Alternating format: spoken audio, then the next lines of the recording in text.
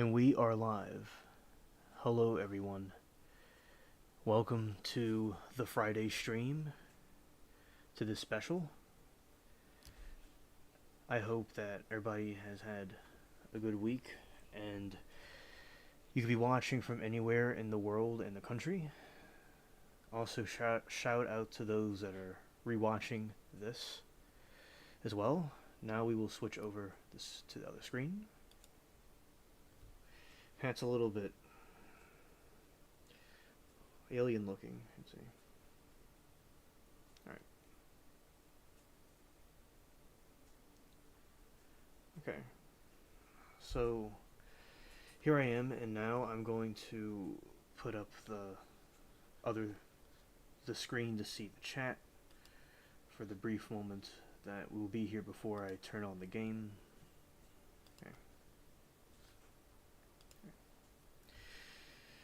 Okay, so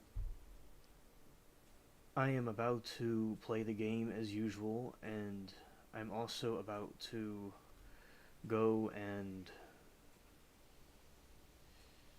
after play the game for a little while, we are going to go and talk about the Lakewood attack and some other news, and have an Eclectic stream and hang out. Okay, so that's what we are going to do. Okay. And now we will begin playing the game.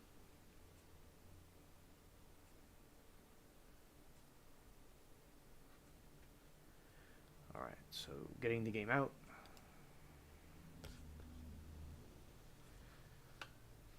Let's go. Alright, so now the game is loading.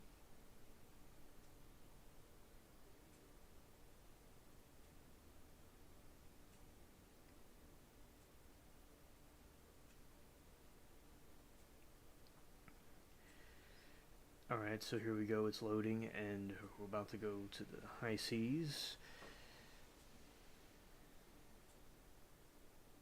And yeah, just we are in some crazy times. There's a lot of different things going on, that a lot of people doing messed up things, and it's good that we're exposing it. Now putting this window down, and going to bring the chat over here.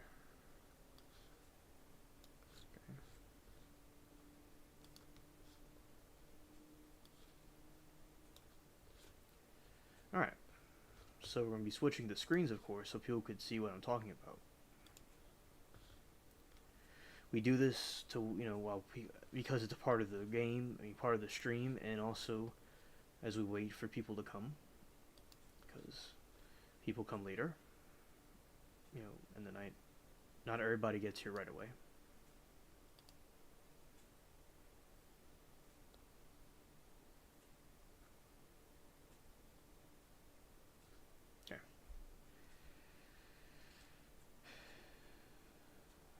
So here we go. We got our pirate, and we're about to do our thing. Here.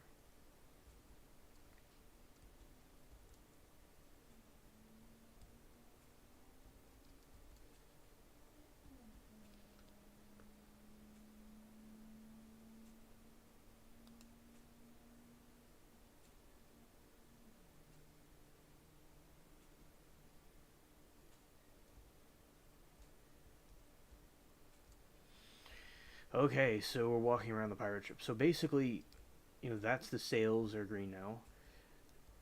I had a good day today, and I've been having a good week.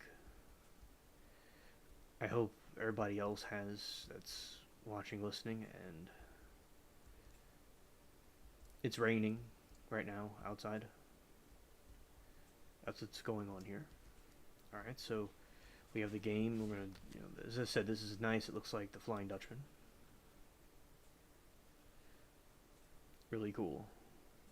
Alright, so we're going to go and attack the ghost ship.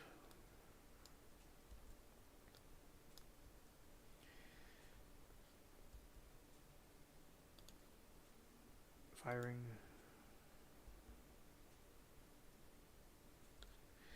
Today I got to talk to different friends, and I was taking care of the cats. That was fun. I got to talk to one of my friends from school.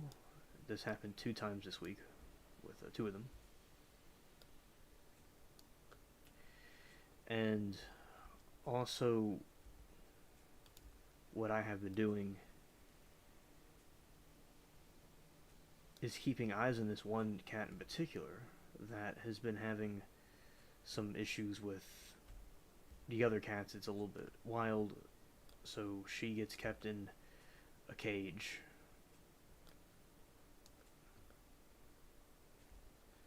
But I let the cat out sometimes with supervision.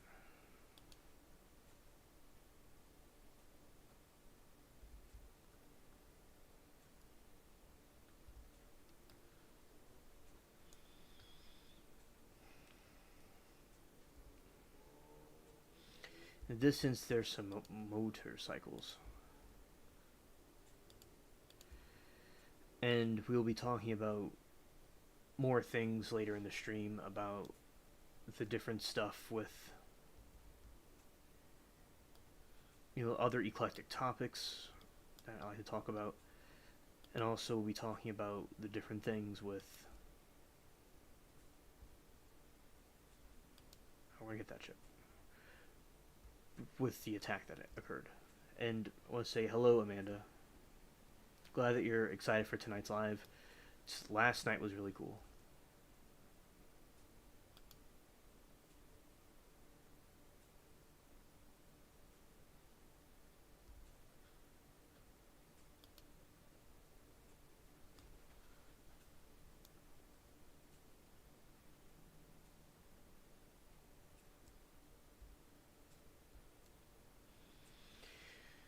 I was just thinking of clocks just now. There's something called the grandfather clock. That clock's really cool.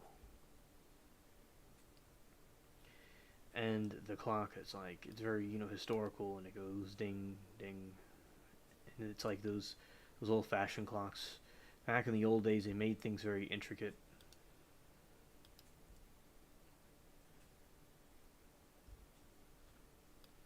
And they need, but now, like, everything being made in China, it's not like it used to be.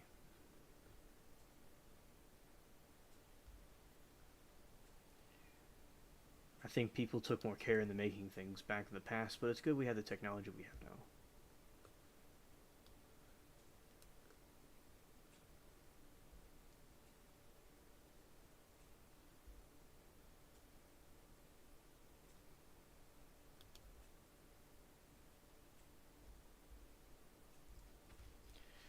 Successfully sunk that one. I want to go after these out here.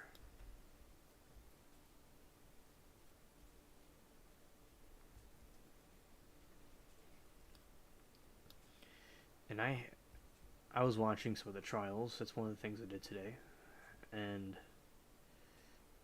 I think it was very interesting how the different ones, and I saw quite a few different ones. It was really interesting. Saw the Trump's prosecutor one. I saw that one. All right, we sunk that. Nice.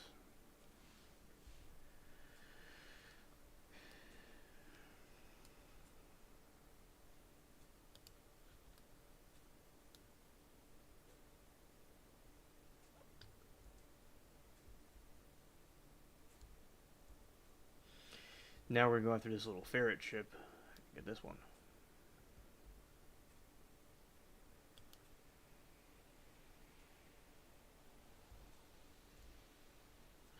And I missed. What?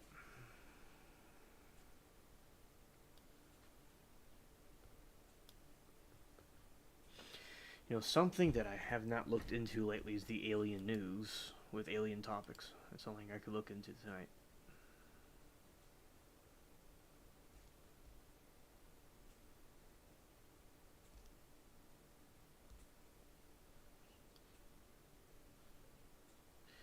I'm going to do an attack with this ship over here.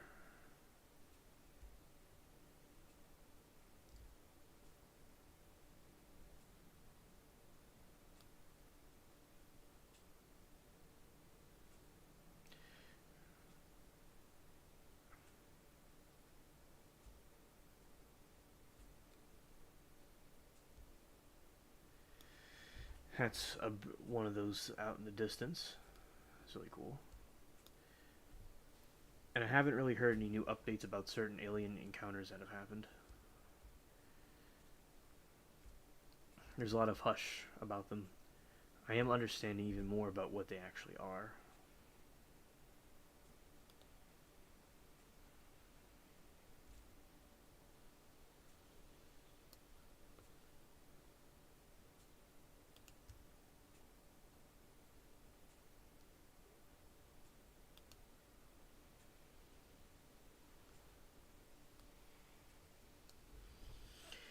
Okay, now we're getting to these other ones.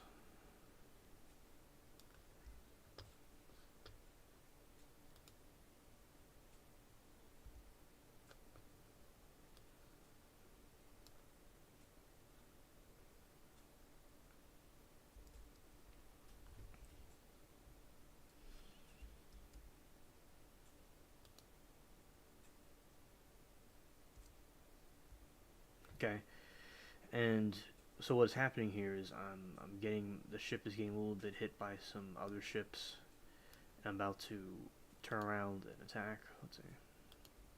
There we go. Pew pew.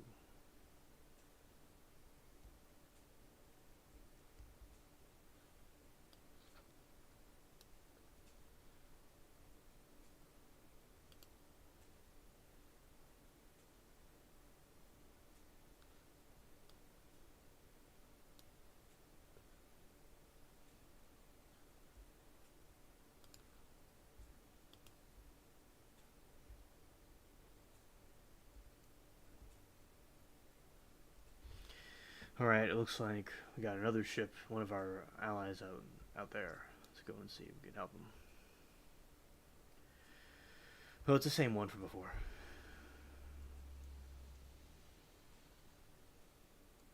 No, it may not be.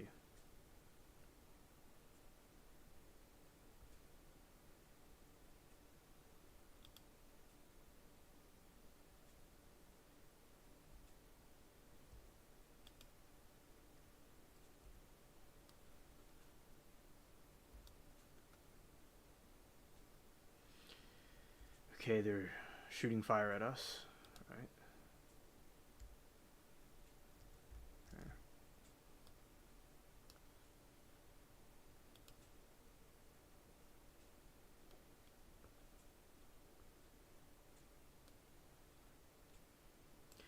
Hello, Mary. I don't see that message either.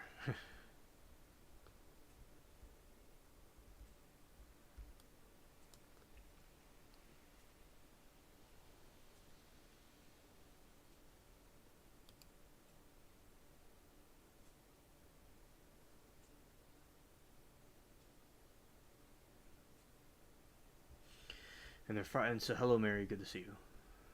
Firing more rockets at us.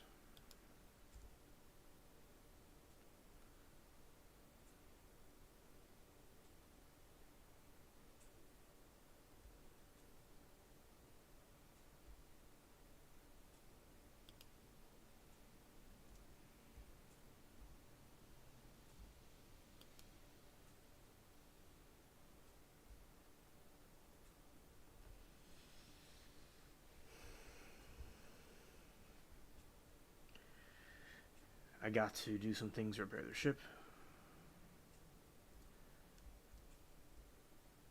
Let's see. Go over to this island, and I'm going to then go back out and then repair it.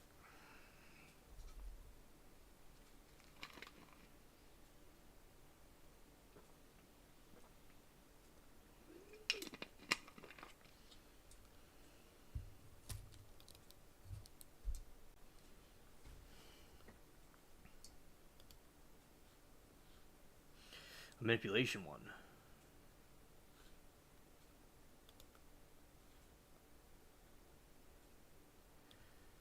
Get rid of this doll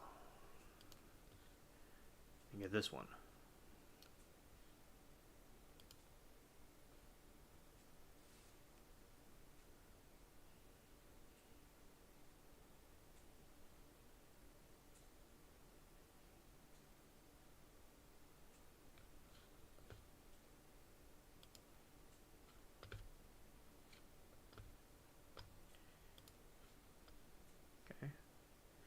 Yeah, bubbles. Shout the bubbles.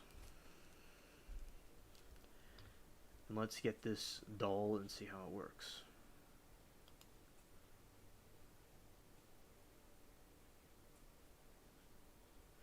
Can't use it yet. Not high enough level. Alright, we need to do more with the dull.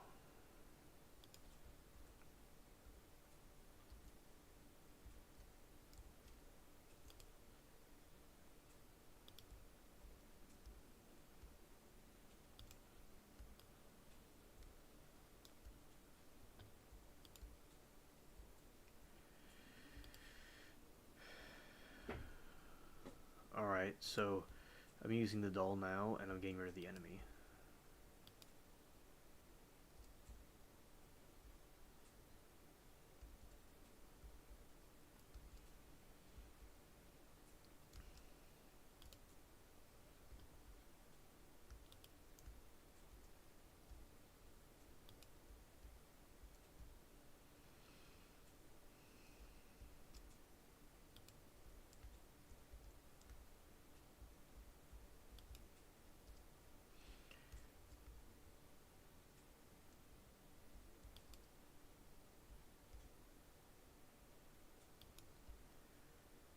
Well, it looks like it attacked me a little bit, but I'm still going.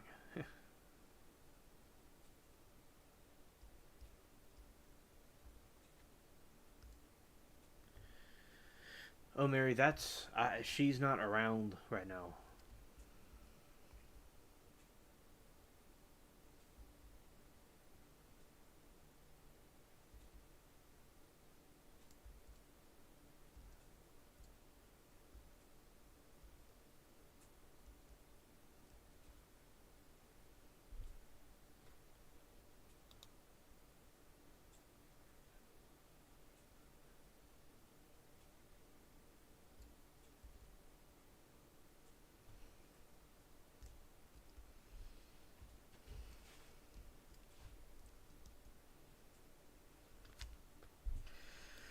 Now what I'm doing is repairing the ship. So basically, it's good that we're finally having more rain. And I... Also, with the Lakewood attack, that was very unfortunate that happened. And may the people... May they have more peace over there and this to not happen again. It to not happen in other places. Because I will retouch back on that later.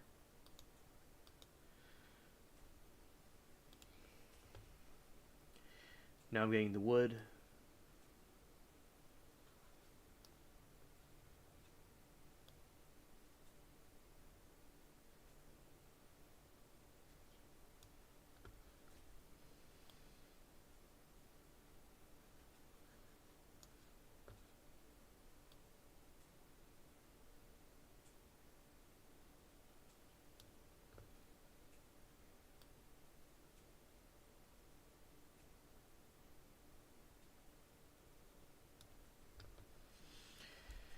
Alright, so now we have... We're going to do some more of the bracing.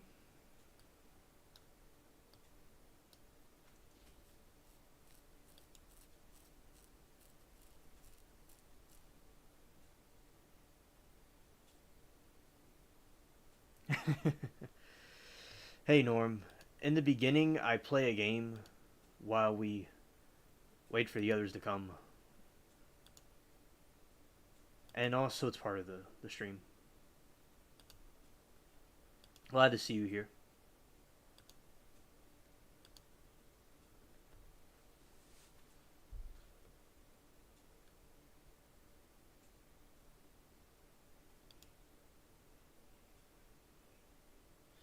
Oh, Mary, I'm talking about the plants. Alright, I gotta get out of this situation.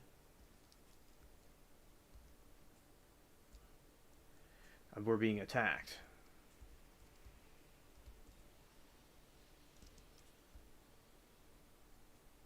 Alright, so one of these ships is attacking. Yes, Norm, I should be making themes of video games. Thank you, that's a nice idea. Yeah, because of my sound effects.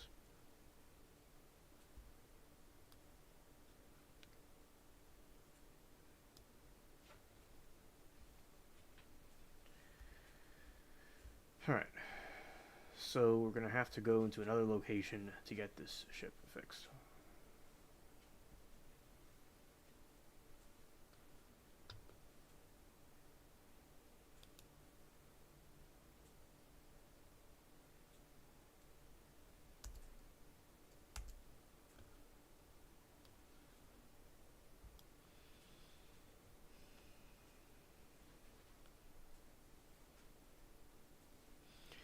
Yeah, it's the side of it's on fire. Yeah.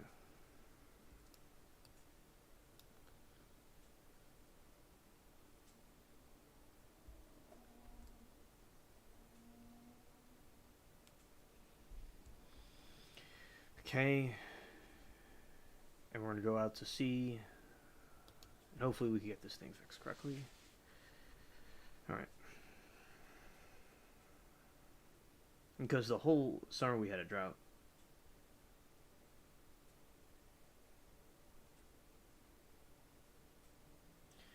Okay, Norm. All right, see you then.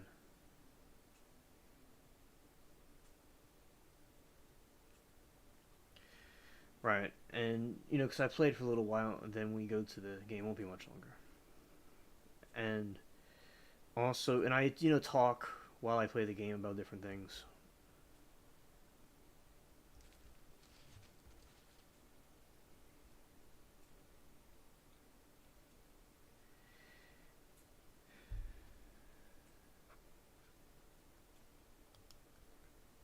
All right, let's see if this does better.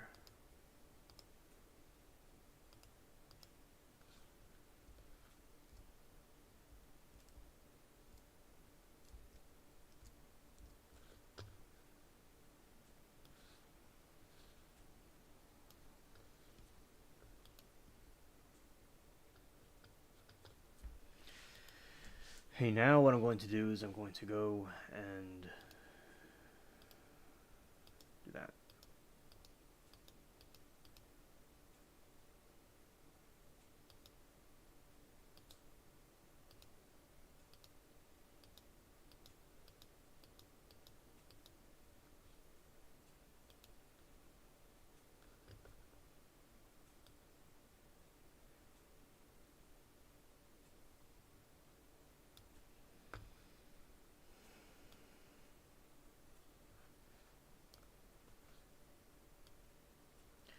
Hey, now I'm sawing the wood.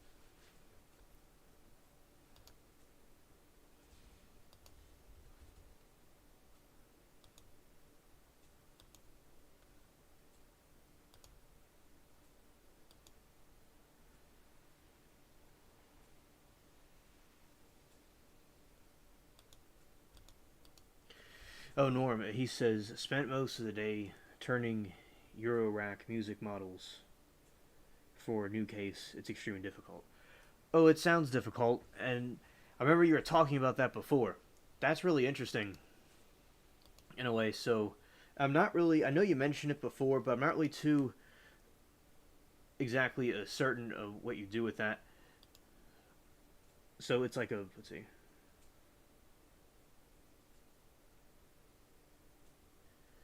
new case. So I don't really quite remember what that does. Does it help generate music or does it like play music like a speaker? Norm, I'm curious.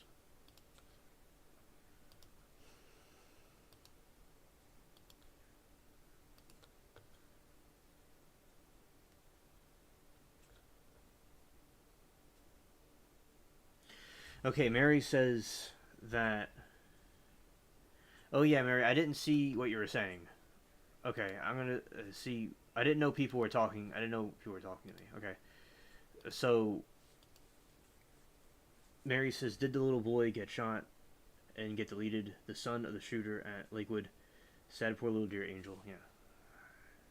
And also, she said she looked it up, and the little boy is still alive, but in critical condition from the Lakewood incident. She thinks she's talking to herself. Well, thank you, Mary, for letting us know.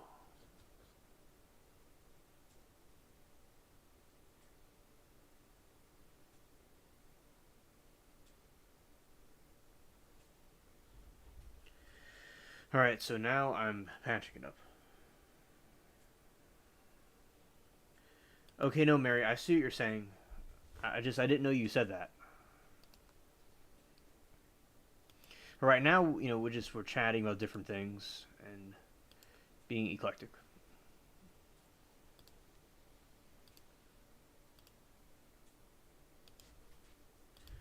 All right, the ship's almost repaired, and because my computer I have built-in stuff that produces the sound effects, and it's really interesting.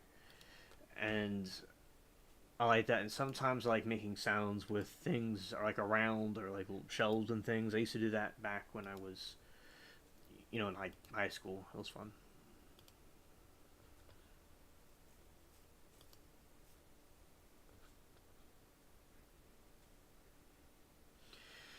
Oh yeah, I don't think we really know that for sure, Mary, but we'll look into it in a little bit about that incident.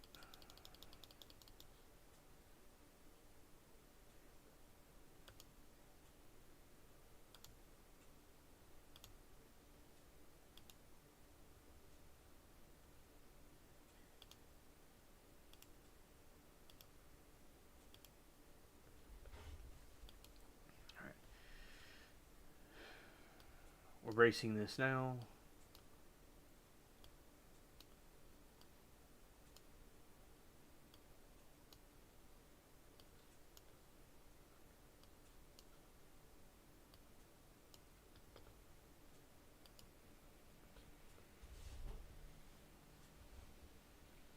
Ah, okay, Norm.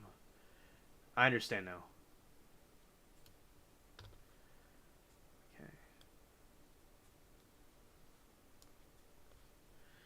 Okay. A modulator music synthesizer for format music models to make music sequence. CV samples can be almost anything. Thanks. Yeah, that's really cool.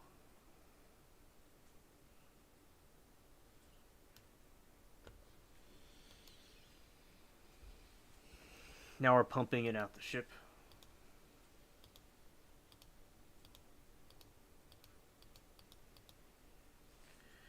Yeah, we got it almost. Pumping the water out.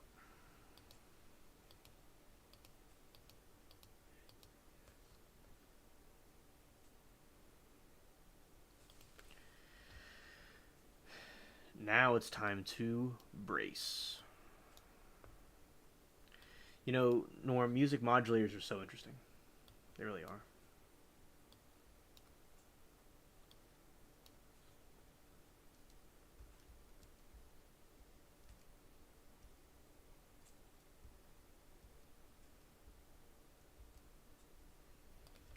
Looking out over the horizon, seeing Raven's Cove.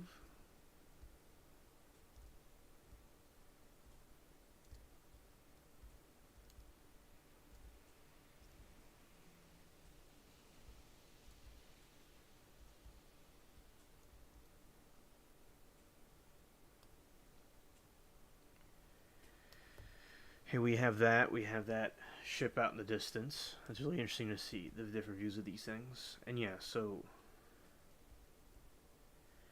as I think with the different, like, my computer has a lot of the stuff built into it with the music stuff. It's very cool.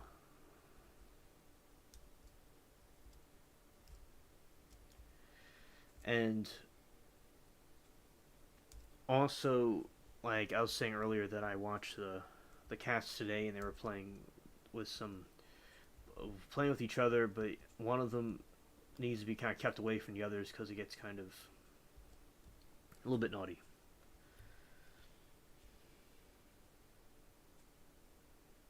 Thank you, Norm, for sharing that with us. The link.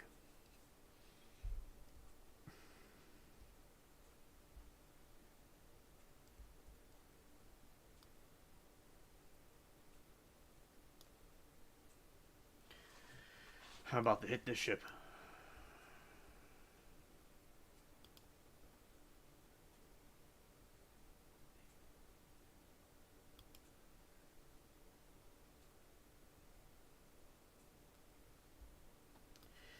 Yeah, and also they're saying about the Lakewood shooting that there is like an AR type weapon, but they don't say.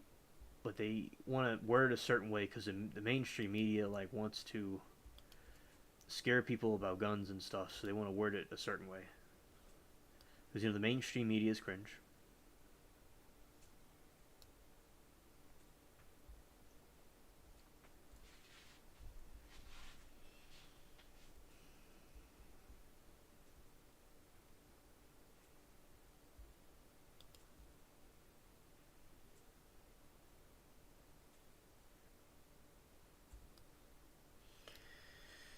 And also, there's different items taken from her home, and that was by the police, the authorities to study about it. And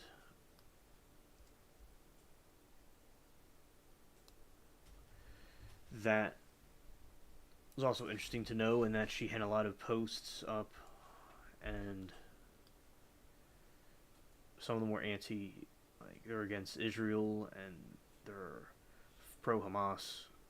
Like, well, yeah, pretty much, in my opinion, because of especially the action she had. But she was like a pro Palestine, but that doesn't mean like everybody that supports the Palestine necessarily wants that to happen. But yeah, she was like a Hamas type person.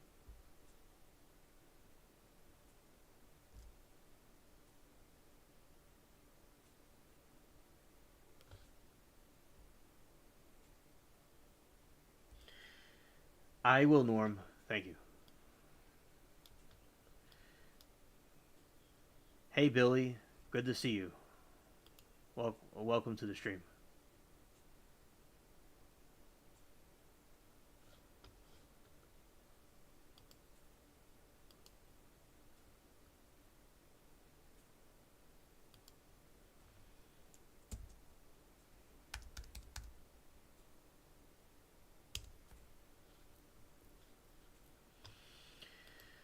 Do new.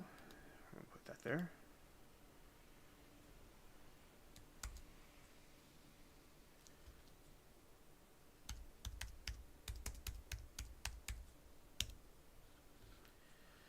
I'll put this over here.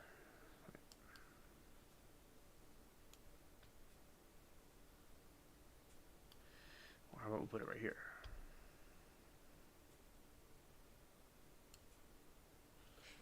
Whatever. Keep that right there. Okay. And Norm, I'll check it out. You know, all right. So it looks like I drifted out very far away. So we're gonna have to go back.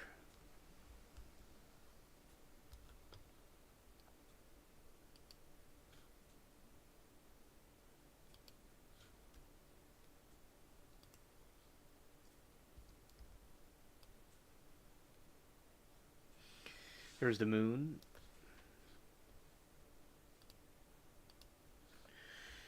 And Billy, how was your day today? Did you do anything? Anything cool happen, or whatever?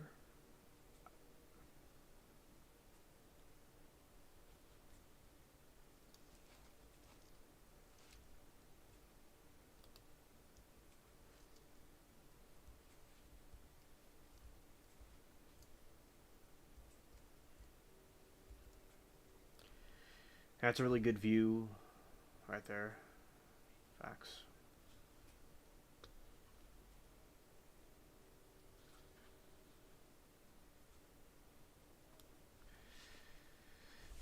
Yeah, and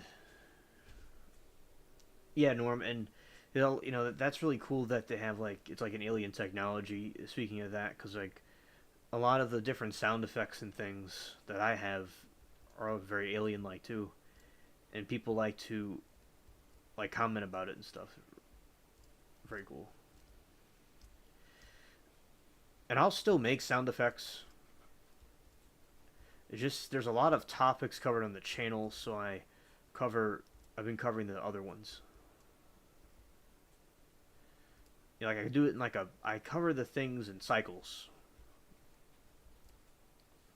Now I've played my own music on streams before, but the YouTube algorithm thought that it was someone else's music when it wasn't even their music. It was clearly something I made on this computer, but the thing gets mixed up, so I don't play the music on the streams anymore.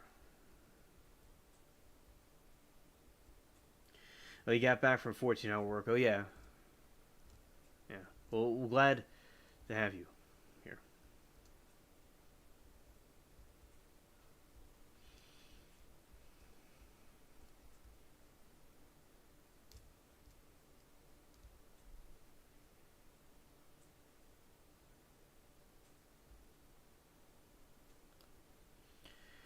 Using FM synthesis.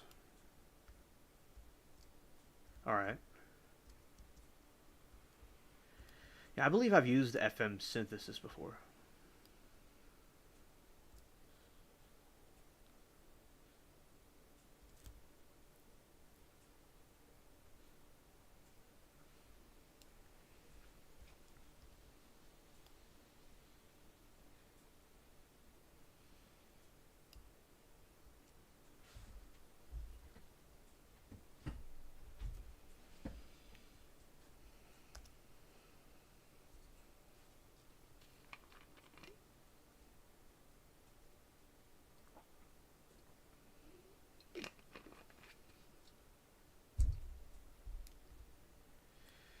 You want to attack these pirate ships over here.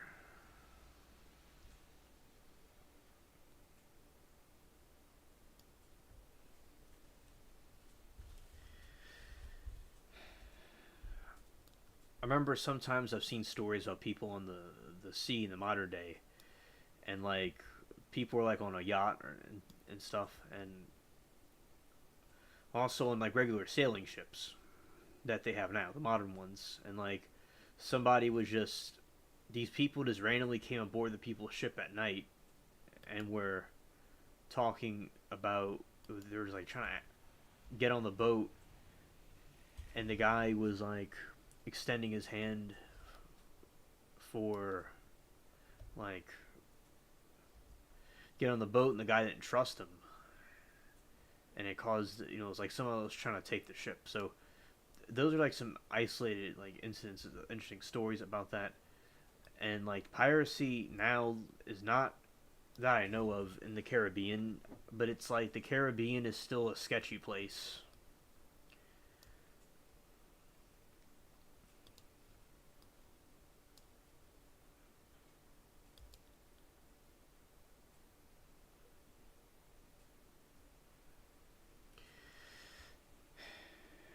And also it being the way it is, like it's not like the pirates, especially the pirates they had back in this time period. They don't exist. That's something I'm going to look up when we get into the other topics about exactly like certain dates of things. So that is like about the Caribbean, but the pirates and there's pirates in like Africa and probably Asia too. That is where the pirates are now, and they're not really like these kind of pirates. They look more like bandits, and they have modern weapons. They'll go after like cargo ships and stuff. I like synth pads. Like speaking of music making, I like the pads, and I like the rhythmic pads that add like a rhythmic sound to it. It's nice to blend the different sounds together.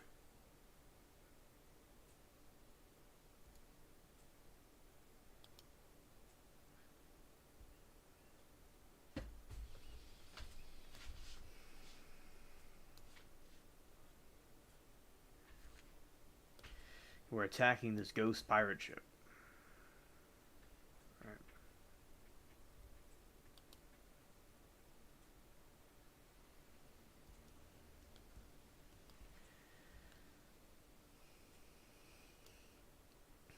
Because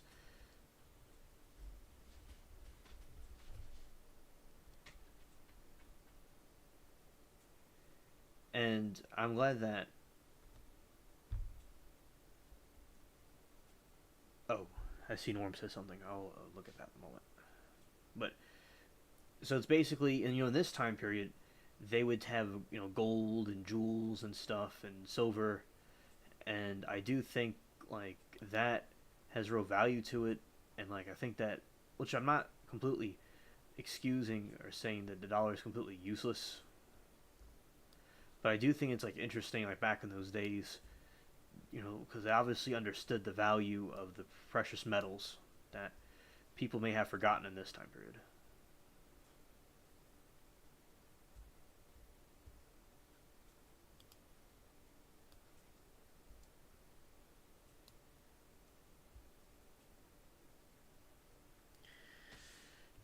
Probably we're using phase modulation. It's much easier to tune. FM synthesis gets wild. Yamaha FM synthesis is actually a phase modulation, which is really good. FM synthesis gets extremely alien. Okay, yeah. Yeah, thanks. And because this is an eclectic stream, so like we talk about multiple things in random order. It's like it's not like a specific thing. It's kind of like a wild card. It's a crazy house, so to speak. Those kind of terms. And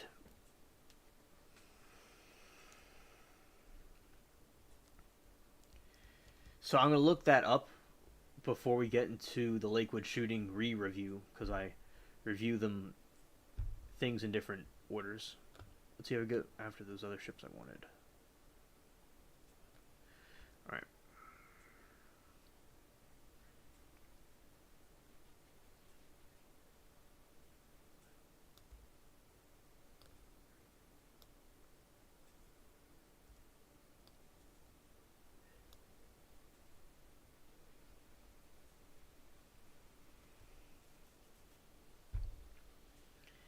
And Tinsel, which is the new fuzzy cat with the new fluffy cat, got to eat today.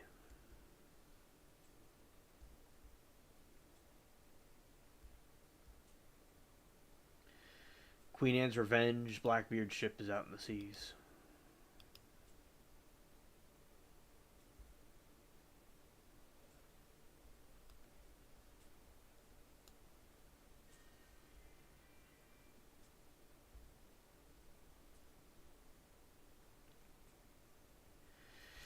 Now attacking the Phantom.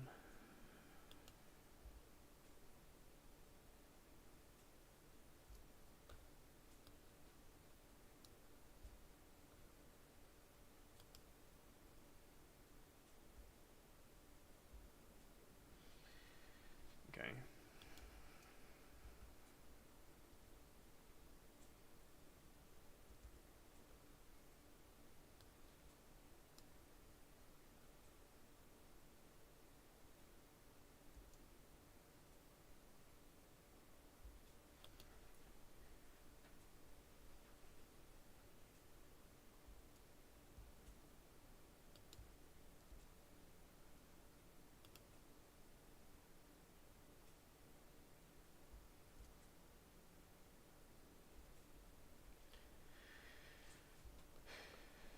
Okay. So basically, as I was saying, and the Norm is saying, the MSM is not giving specific information on the Super Bowl shooting because they were ghetto. Yeah, that's another shooting that occurred. We could also, touch on that too.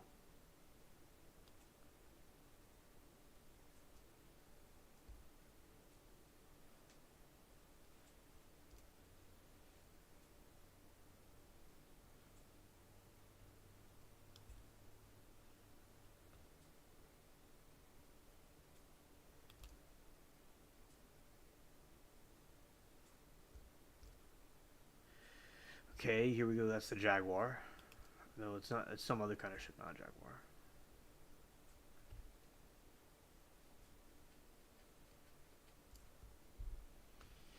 I really like the dark ambience. That's one of my favorite ones with like sound effects wise.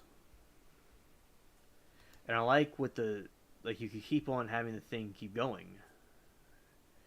It's very fascinating to me about that.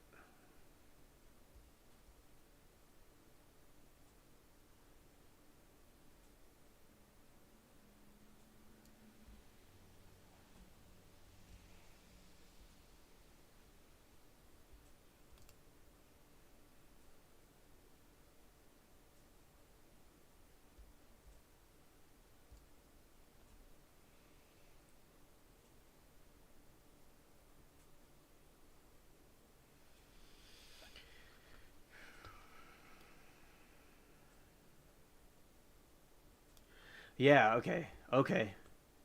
Exactly, Norm. Yeah. If he was white, it would be everywhere. I agree.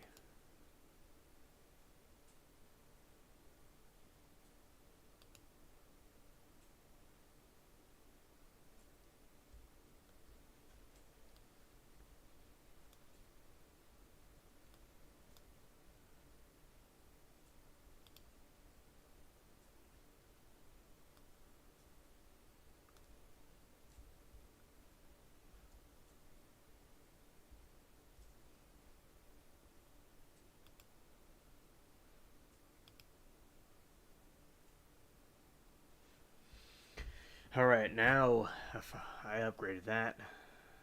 Okay. So now we're gonna go to the shore.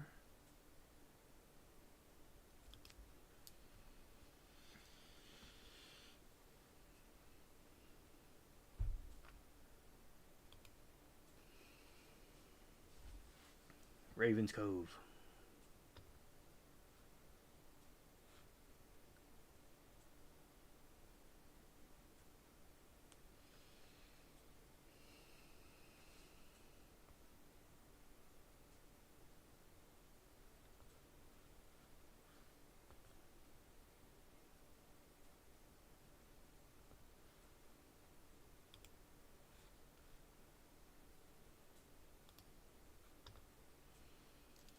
Got someone right here floating. Interesting.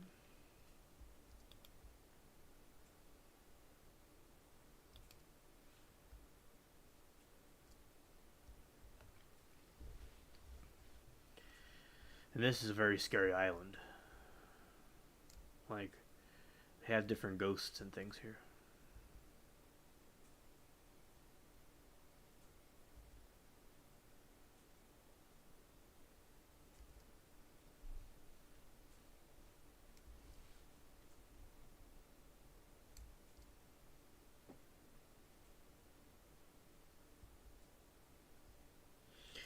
Hey, Gray's Essentials.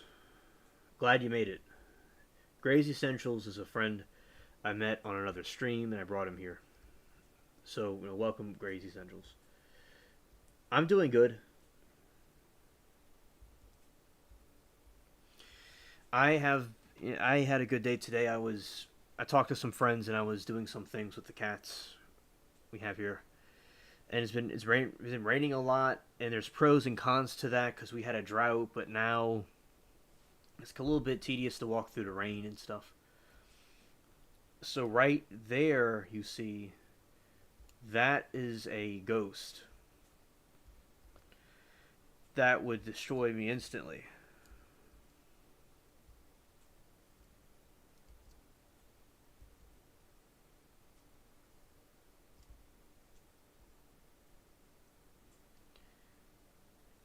Yeah, that red thing.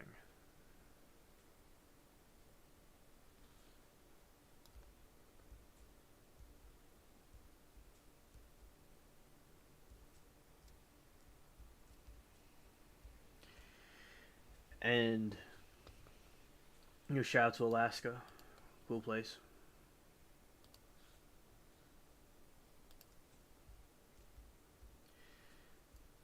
And also, I hope that you have been doing well, Grace. And also, how was your day? I hope it went well. And yeah, so basically, as I was saying with this, and we're gonna get into the other topics shortly. We have like a skeleton over here. We'll kind of like in the beginning, and like I'll demonstrate what I mean.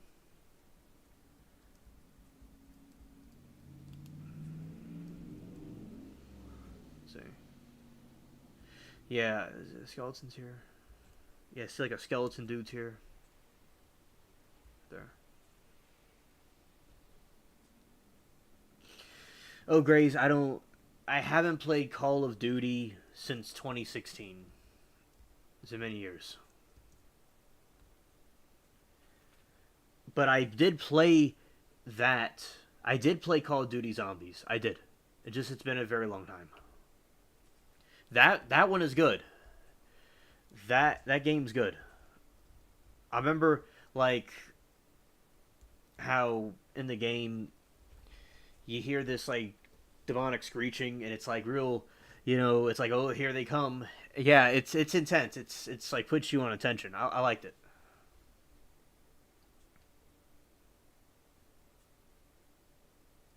Awesome, Grays. Awesome.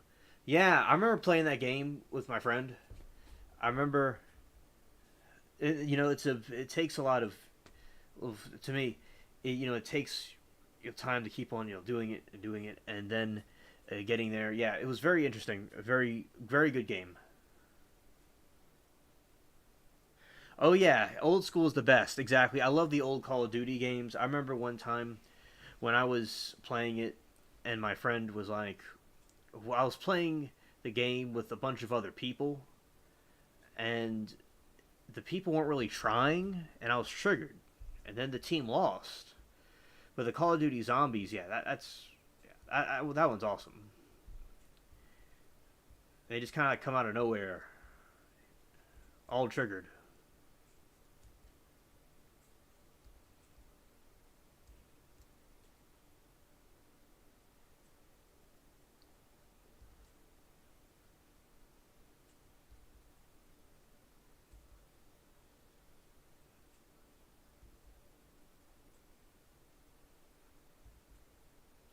Oh yeah, absolutely, I agree. And we right there, that's where the moon is.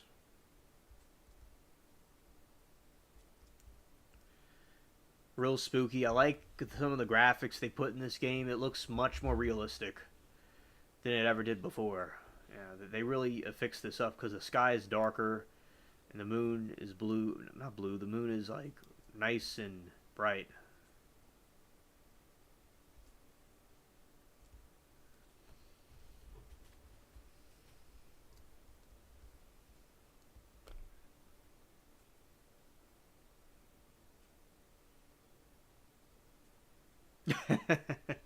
Oh, I understand, Grays. I understand. And they also swarm at you. Yeah, yeah. This is Crazy Ned. This is an NPC.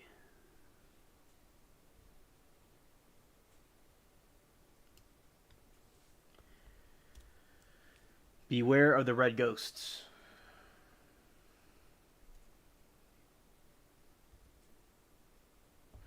The red spirits are after us all.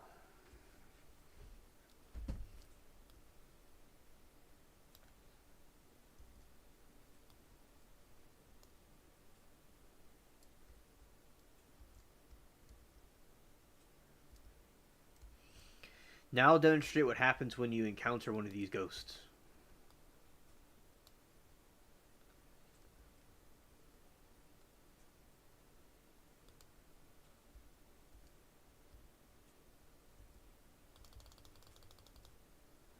See, look, it killed me instantly.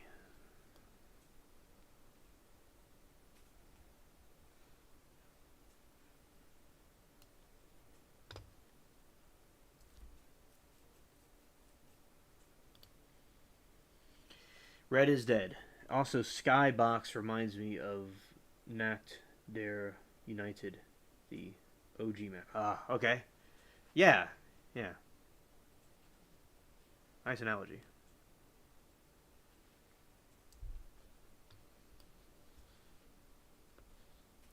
And when you die, you go into this jail, like you get knocked out, right there, right? And that's a dude that's been in here for too long.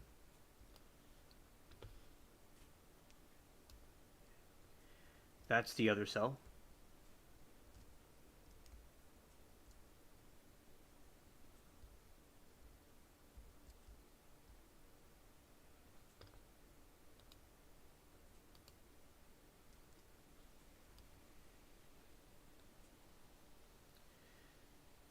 the sky and stuff. They don't really show you too much. They're just a sky background, and that's the prison. That's the skeleton dude.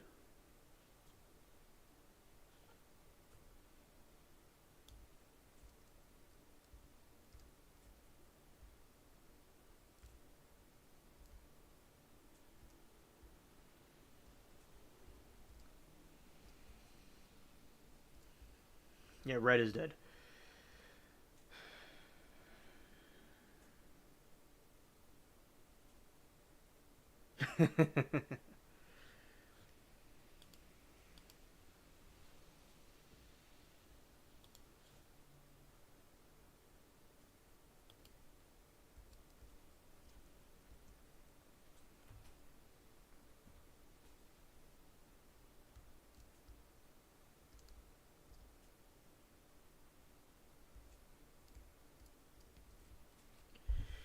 Jesus took your ass down after then Brutus in Mod of Dead.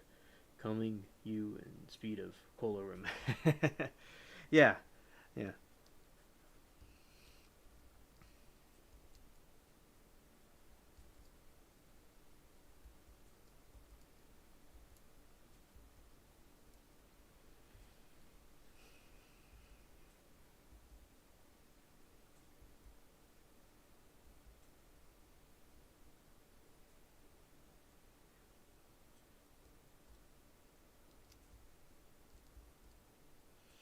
Oh, the zombies are still out here. The ghost is still out here, even during kind of like the daylight. They're supposed to go away at some point. It's like in the early morning.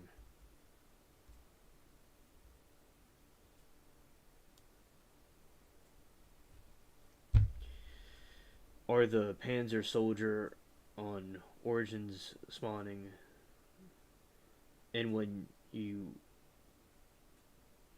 aren't prepared. Yeah, yeah.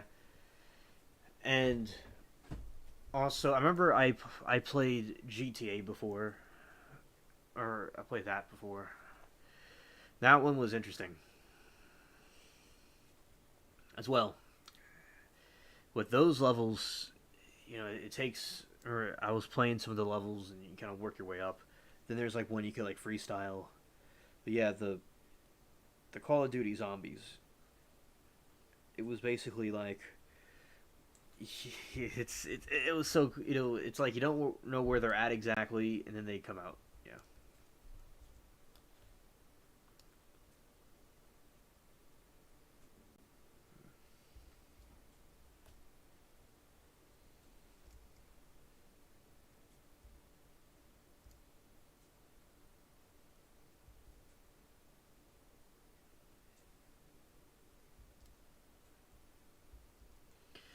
Okay, the ghost left because it's daylight.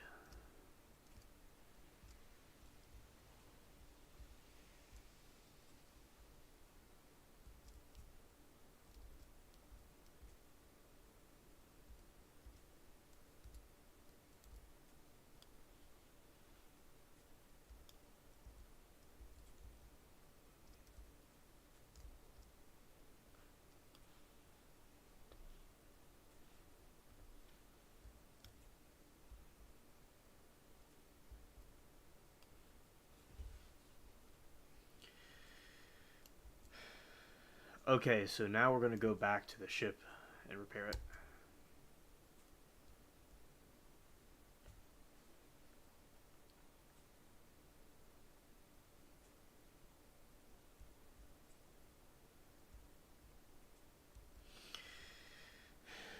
Brutus, the Panzer, and Margua. And most annoying of all, the Thrashers are like John Cena, just smack you down in one hit. It's just ridiculous. Oh yeah, yeah. I remember when I played the wrestling game, those characters certainly, yeah, had difficulty to them. I always did with the wrestling game. I just go in this mode and click all the, I would click the buttons and stuff, and they're pretty good. And yeah, some of the other ones a little bit difficult. Yeah. Now Also, going way back, I played a Game Boy back in the like when I was a kid and a teen. I like Mario. That's a game I like. That's a little bit different than the other ones, the Nintendo. But yeah, just those are some other games I played in conjunction with what you're talking about.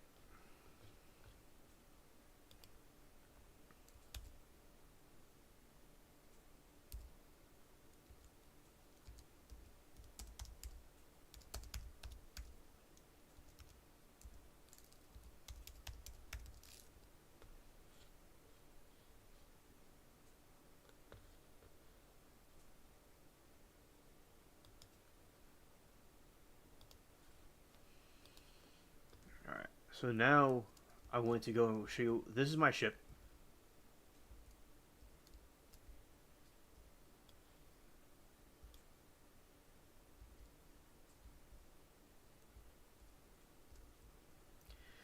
This is the high seas.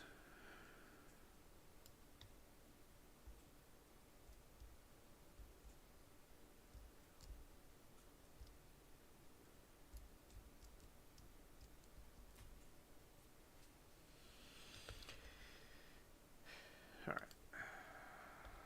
So we're gonna get the hammer and get all this. So we hammer the nails. Sometimes it doesn't always work right, but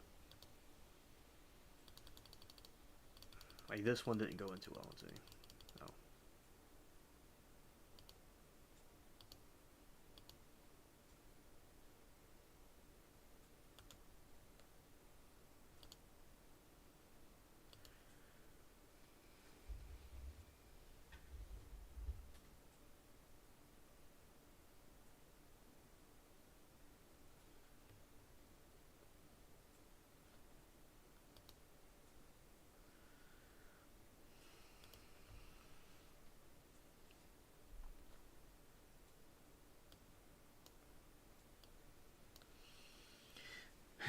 Yeah, Gray's. Yeah.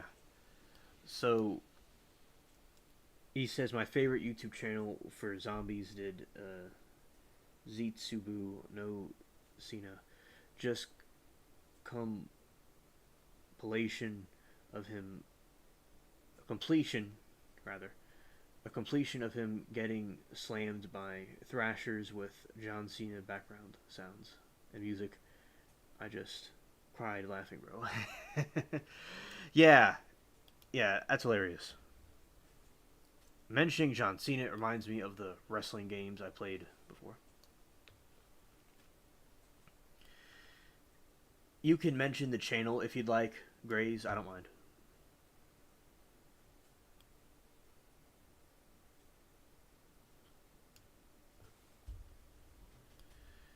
And one of my friends in the game, this pirate game, is here.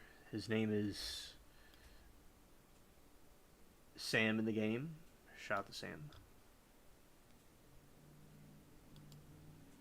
Oh.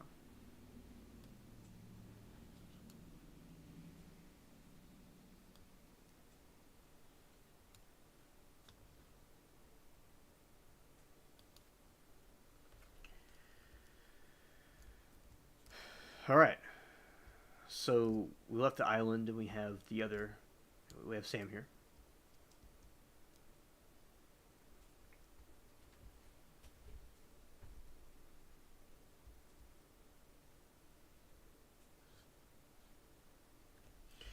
Okay, Grace, thank you.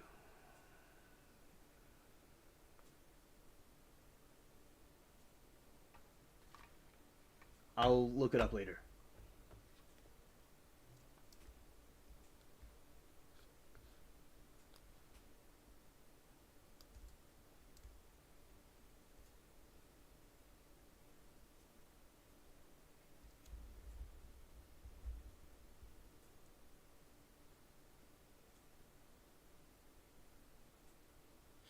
Oh, Sam, he doesn't have. I don't know what his YouTube channel is. He's somebody I play in the game within this pirate game, but like he's not like a YouTuber. He's just a person I met on this game, and he did subscribe to me. But like, yeah, he. I don't think he like has a channel. He's just somebody in the game. But like, if he like gets a channel, I'll put it out there for y'all to subscribe to.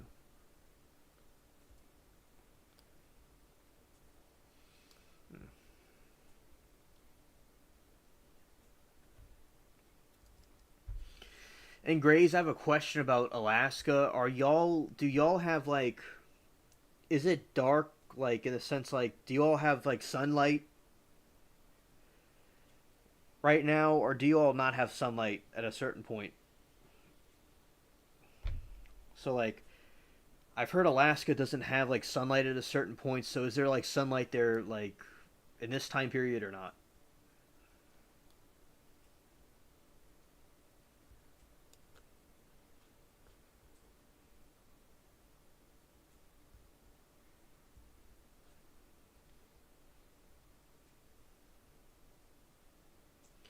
And here we're about to hit a Navy ship.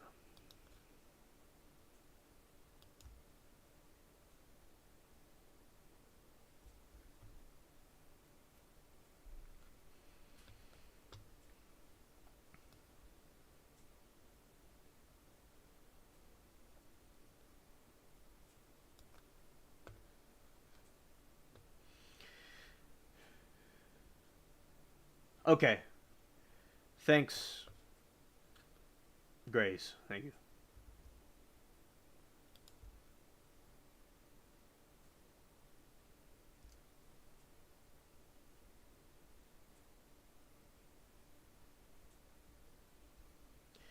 And like in a little bit, we'll talk about the different like new stuff and things like that.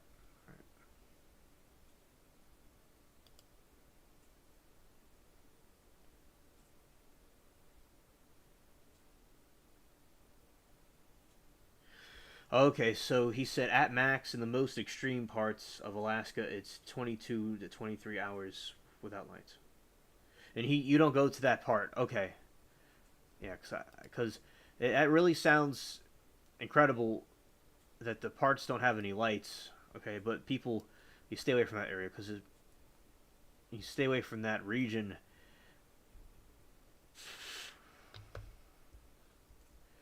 Yeah, I mean, I don't. Yeah, I don't blame you because that's strange to not have the sunlight for a long time.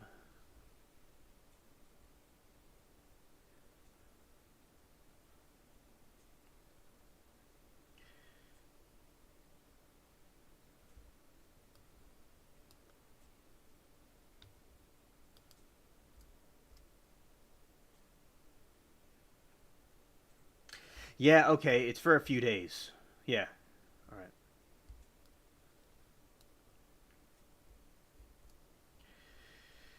So, oh, okay, so it's for a few days, not an extended amounts of time. Okay, because like they'll have us think like it's for a long period of time, and it's kind of hard to like, comprehend that. Hello, Stranded. Good to see you. Glad that you're able to make it.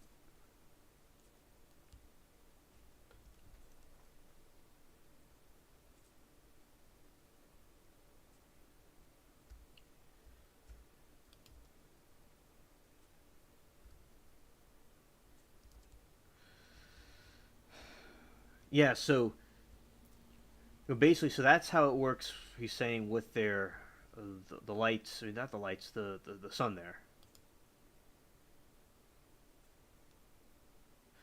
Oh, okay. How you may not know exactly maybe how high the snow is, but so right now insanity is the snow right now. So how like on a door, like how high is the snow on a door? Like if you like by a wall, I'll be interested to know.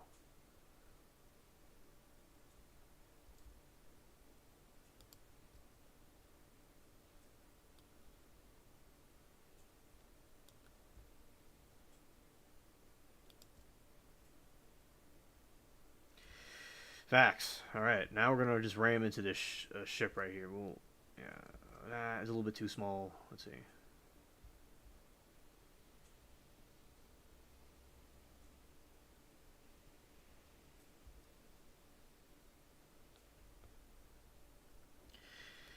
And also, I wonder if because because the snow like down like where I am in New Orleans, it snowed last time in like 2008 or nine, something like that, and that's the last time it snowed here, and it like doesn't like it snowed. Well, technically, it did kind of like snow lightly in the morning recently, but it wasn't like it did nothing. You don't see anything on the ground. Like there was nothing on the ground down here. It was just like on the windshields and stuff of cars. But other parts of the state has snow, like sometimes. And but I live in a very tropical climate, way, way, way in the bottom. Like right where this, like I'm like not far from where this game takes place. It's incredible that the snow comes at all. And I also have heard with Alaska, there's a lot of bears and stuff there as well.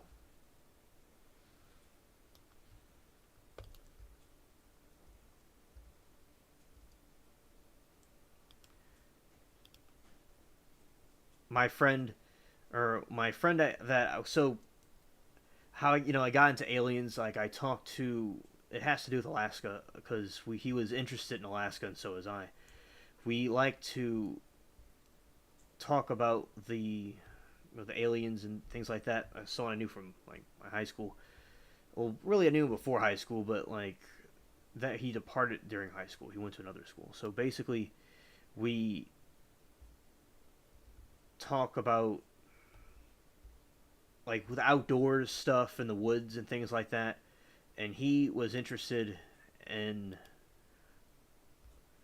slaying a grizzly. It's like having at that time when he was younger, he thought it would be interesting to battle a bear, and he really liked Alaska a lot. And it's also very interesting landscape and things like that. So that's very interesting to the channel. And I see he says it's 105 plus inches of snow. Yeah, that is insane.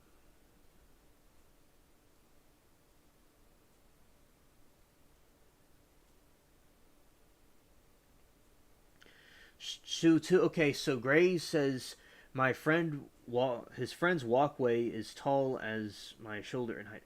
So the snow is like insanely high. And Stranded said it's 3 to 4 inches of snow where she is. Okay, interesting. Thank you all for the information. It's so fascinating because yeah, down here it just looks like it's real wet right now because the same fronts come here, but with the weather it doesn't snow because it's like the Amazon jungle down here, or like a beach or something. I'd say more like a jungle, but like the Vietnam place, or like Asia or somewhere. That's what it's kind of like here.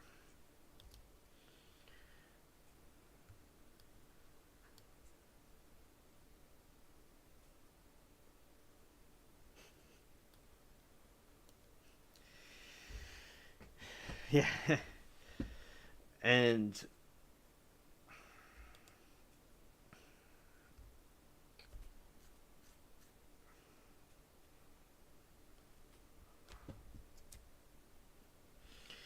yeah. So basically, he said the moose is more likely to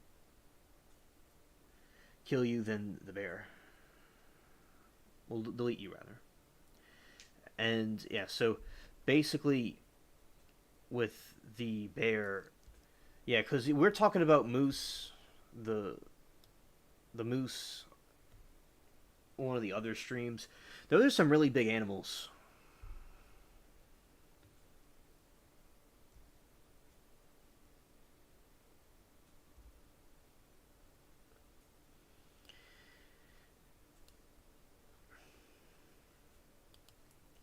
and like And I think like my friend, he said that about the Bears, kind of like as a joking thing. Like he wasn't. I don't think he was being too serious about it. He was saying it in like a in an adventurous way about the bear.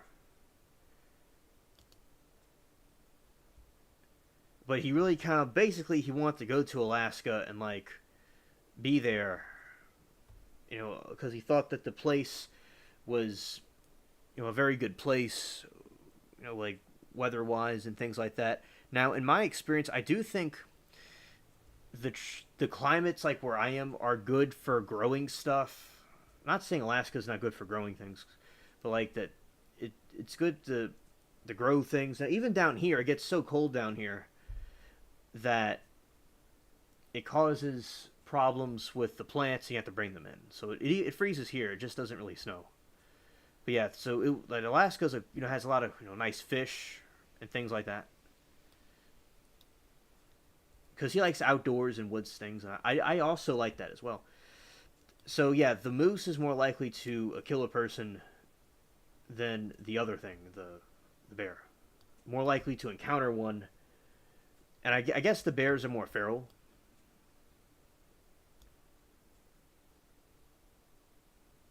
Oh, so the hibernation in this nation. That's why the bears they don't come through. All right, it was a hibernation.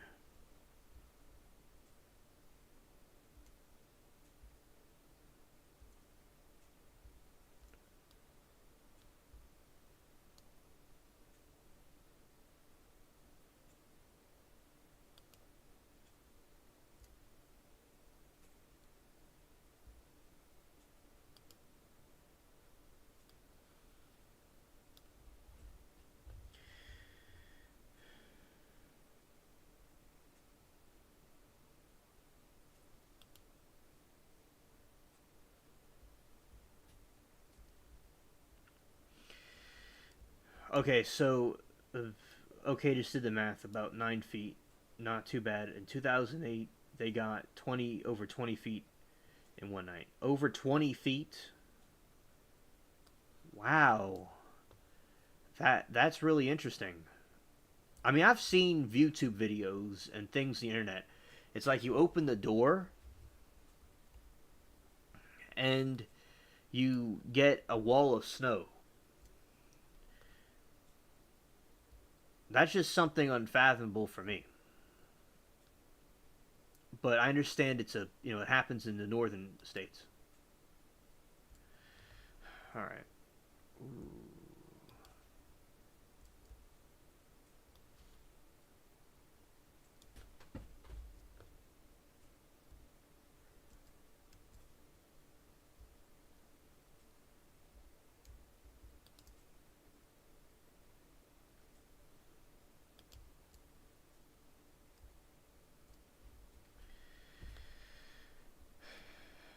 Okay, I catapulted and I sped away.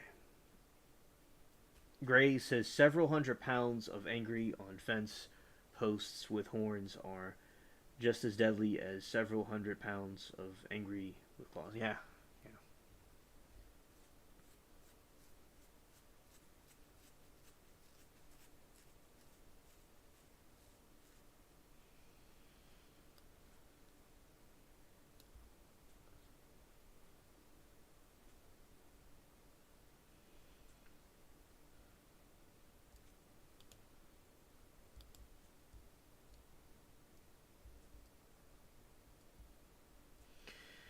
So we have these bounty hunters that come after us at a certain point.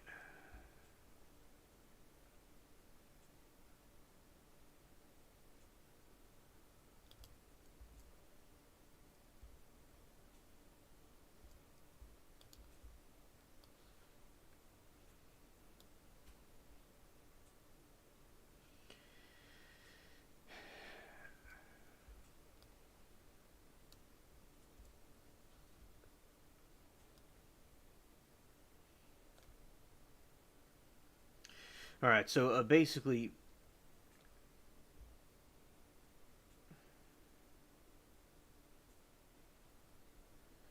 we have that they're kind of going, okay, there's another one coming our way, lol. And Gray says 974.1 inches of snow in Thompson Pass in Alaska in one season as the all-time record. Wow, that's a lot. That's a lot.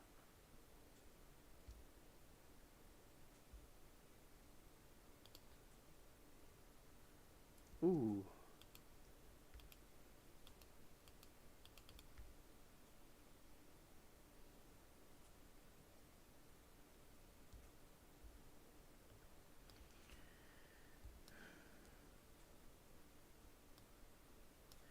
Okay, we're gonna get this bounty hunter.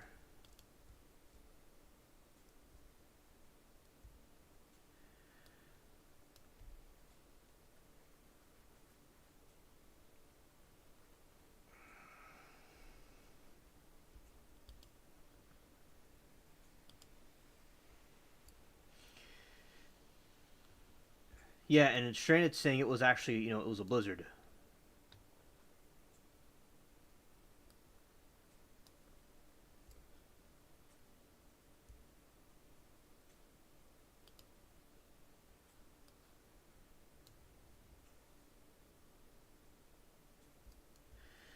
Yeah, she said, yeah, it was a blizzard.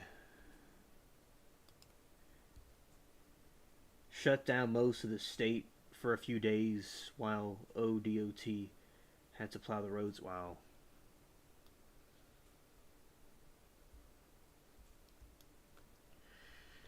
And he says it was in 1952 to 53. 80 feet, yeah. Yeah, that is a lot. It's kind of like being buried. Like, you're going to be buried under snow.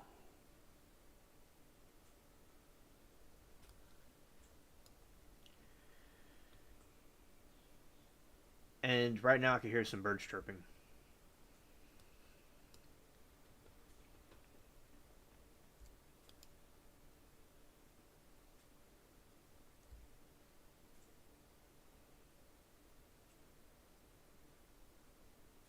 Right now, we upgraded the little pirate thing and we got the full flag. We got Cuba's open.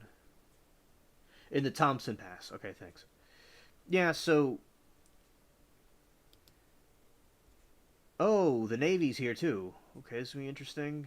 Let's see. I don't want to get sandwiched in. Okay, we're going to kind of go out a little bit so I have more room. This. Oh. Exactly. The snow fort potential, I can only imagine. Yeah, you could build like a whole fortress out of that. Imagine zombies fighting winter zombies in the one of those. That'd be pretty cool.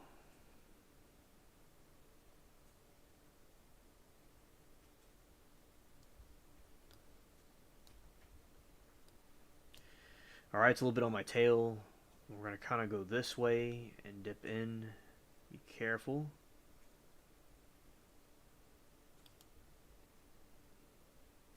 Ooh. Okay, it's gonna take. We're gonna take a little bit of a hit. That was close. That was close. We got to go out a little bit because I'm getting a little bit sandwiched in.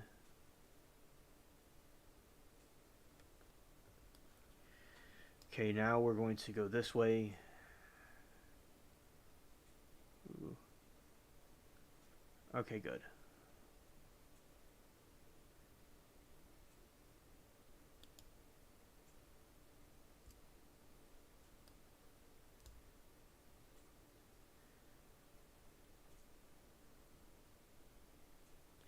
Usually we do it better than this. What happened this time, I got sandwiched in. And it kind of got me in a spot. Let's see. My friend Sam's doing really well with this. Okay. I built a snowman before. It was a very tiny snowman because the snow wasn't a lot of snow that fell.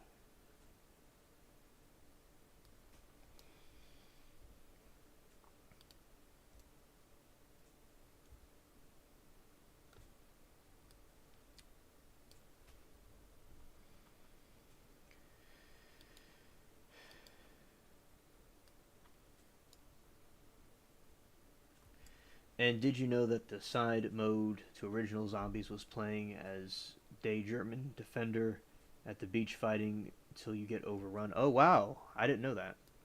I don't think I recall that.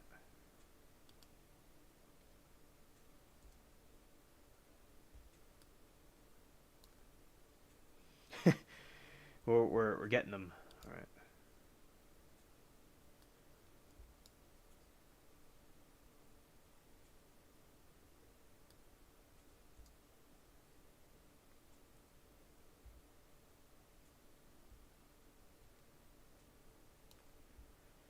A canceled side mode. Side mode. Side mode.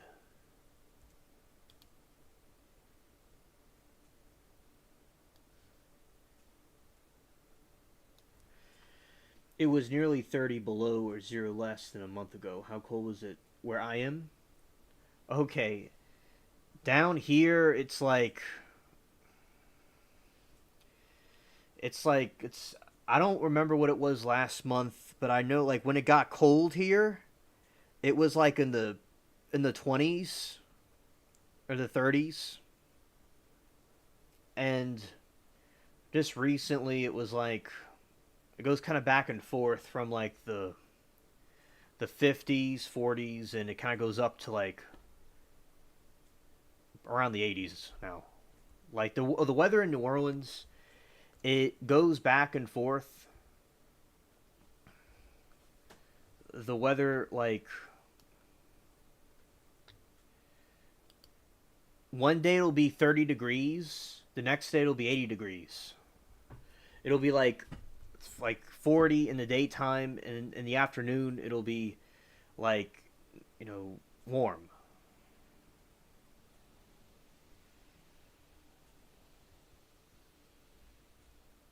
Oh, okay, Grace, thanks. I understand now. Okay. The only thing I remember was the school closed and not allowed to go outside to play because it was too cold. Okay.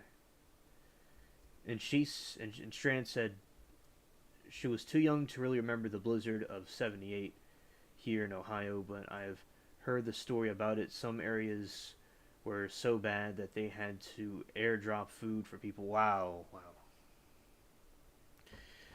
That's spooky. Yeah, that's spooky, all right.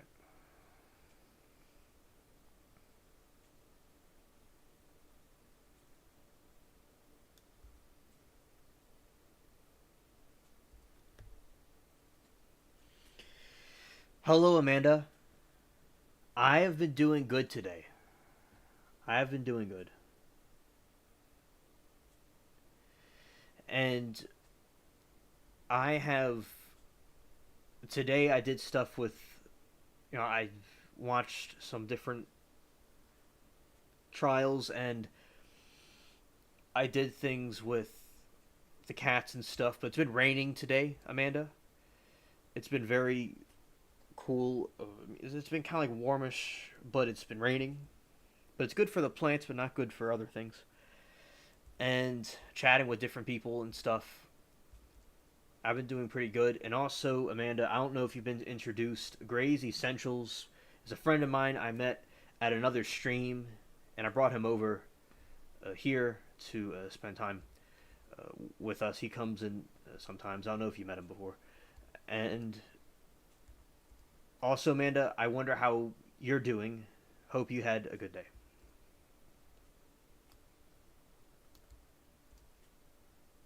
All right, we're ready to fight in the game.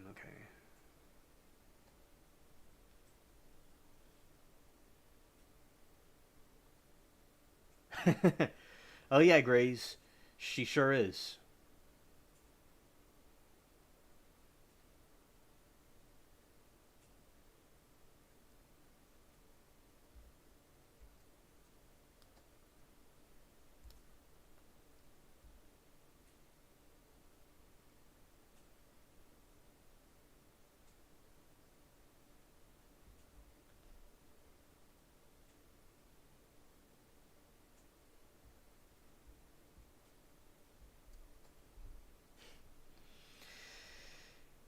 Yeah, we're talking about snow.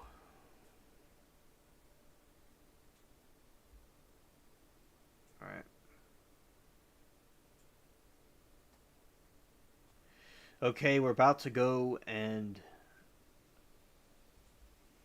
get out the way. Oh, Amanda, you talked to your mom earlier. Okay, that's good. And I hope Ava and Apple are also doing good.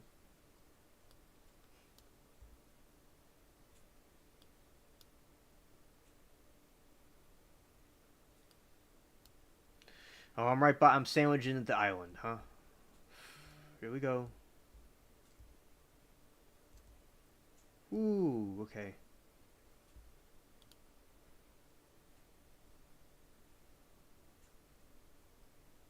This is gonna be tricky because the island sandwiched me in.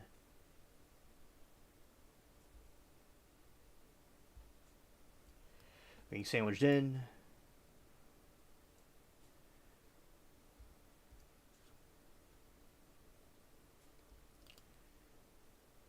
Let's see.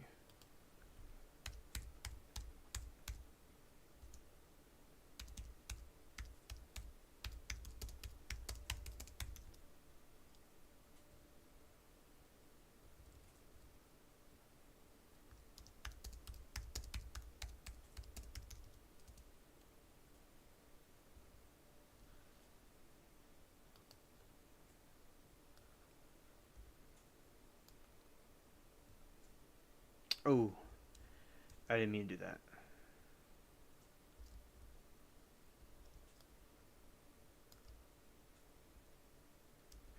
Oh, wrong one. Some more people attacking me. Okay.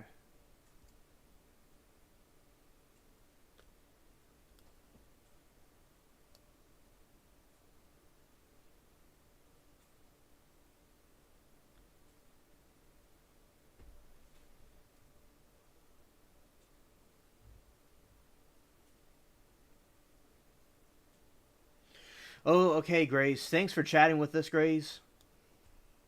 See you on the next one. I know it's late. I also do I do earlier ones. This is just one of the late night specials I've been doing. So good night, Grace. Thank you for coming.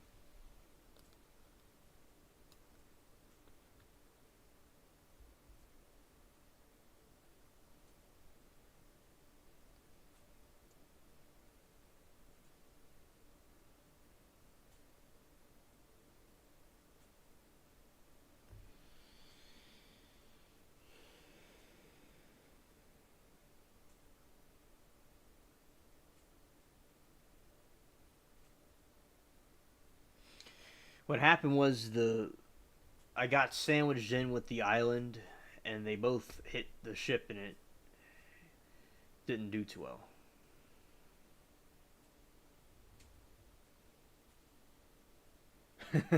I'm not gonna let them, Grace. I'm not gonna let them.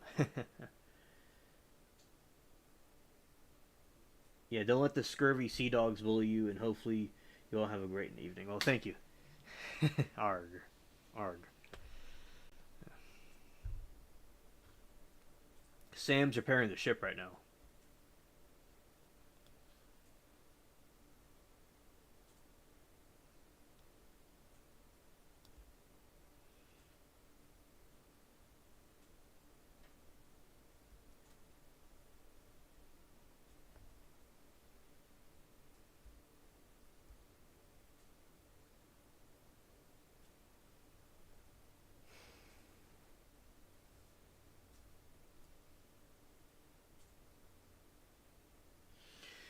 Oh, okay, Stranded. So basically,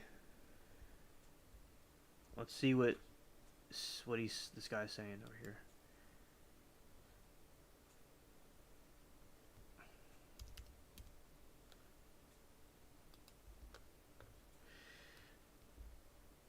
Okay, so Stranded, I do the early chats.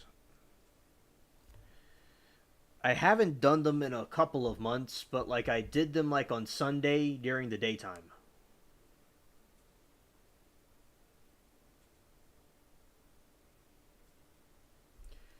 And I may, do it again during the daytime. I will do the daytime ones again. I just things been going on and I haven't gotten around to doing it.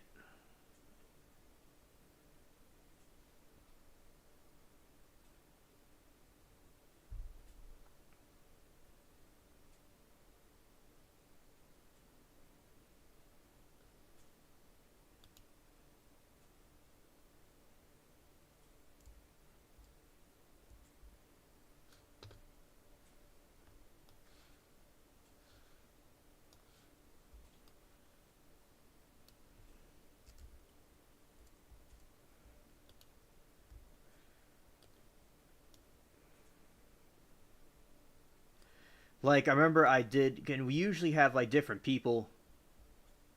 We'll have like more people from the at the other ones, and the friends like they like these nighttime streams because there's like less people here. Yeah, I will. I will strand it. Hopefully this Sunday I'll see about if I can do it.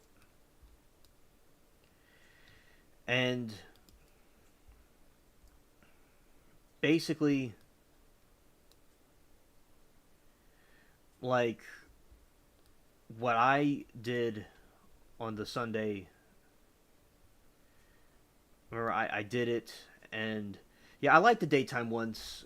And like this, see, this one's a smaller group, and they like the smaller group, like especially like in the summer and stuff.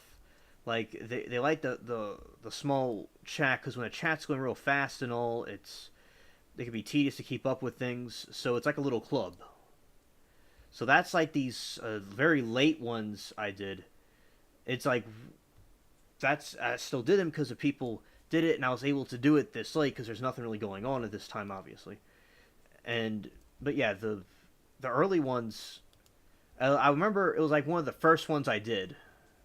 A few of the first ones, like you look way back, like last year, I did them, and there were some issues with I think the connection. Like sometimes the connection works and it doesn't, but I did it, and we had some other people there that don't ever come to these late night ones because it's they're like sleeping for work or something.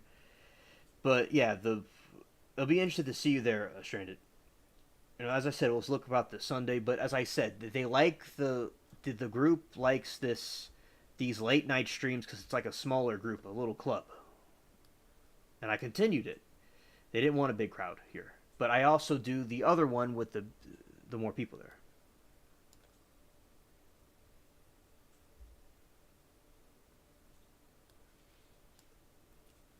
Oh no, I know Stranded. I understand.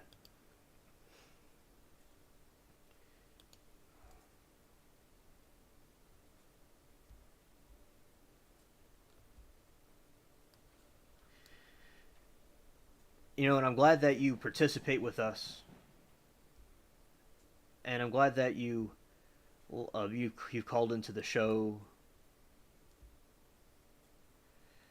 and participated in spite of all that.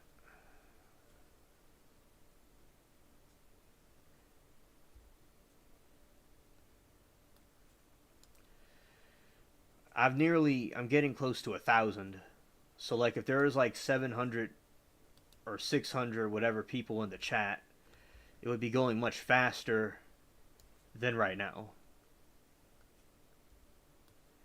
And sometimes a lot of things goes on during the day, and it's very tedious to try to get that done. But as I said, I'll see about this Sunday if I can do it.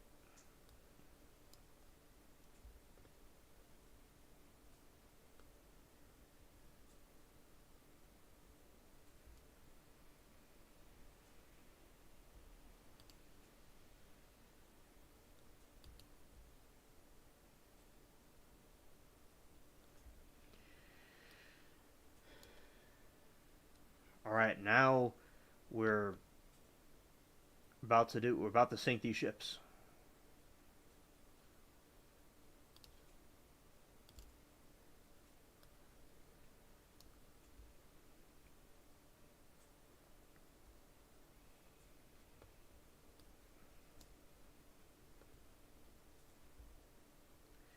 All the call like in the colors like I had were always at the night ones. They seem to do it more at night.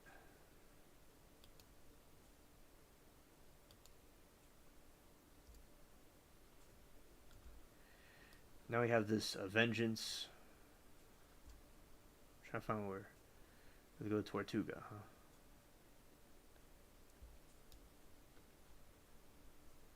Okay.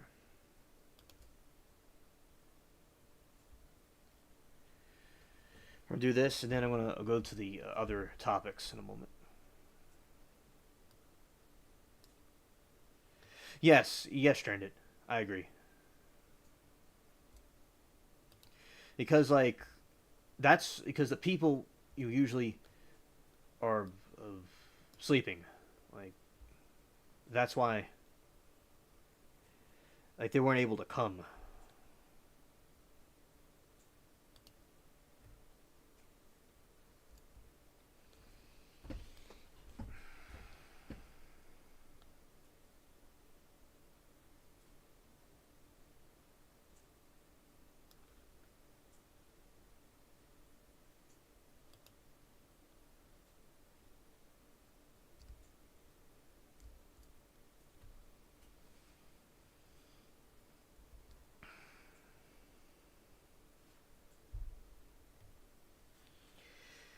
And Stranded, I like, we enjoy your calls on the show.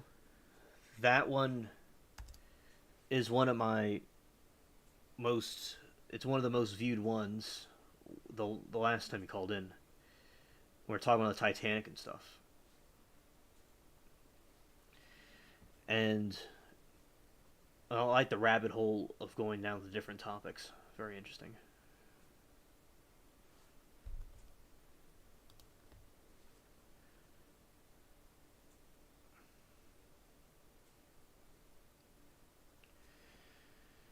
And also Sarah likes these streams because she's all the way in Japan.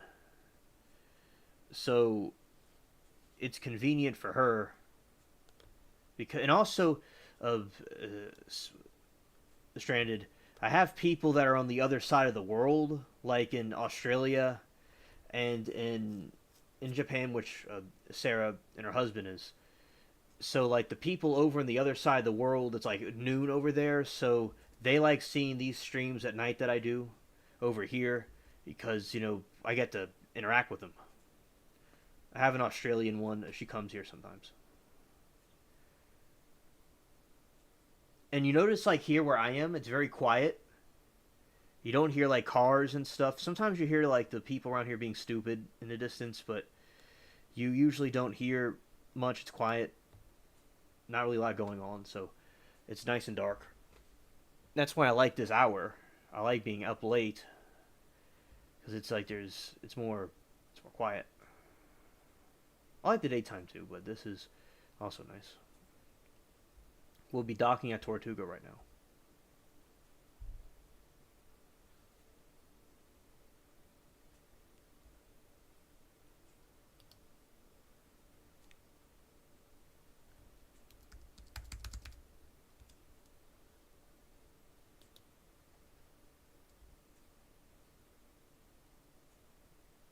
Yeah.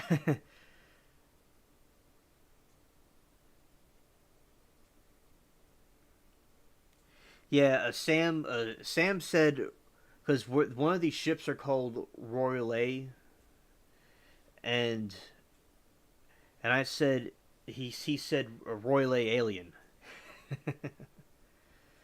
We're gonna be docking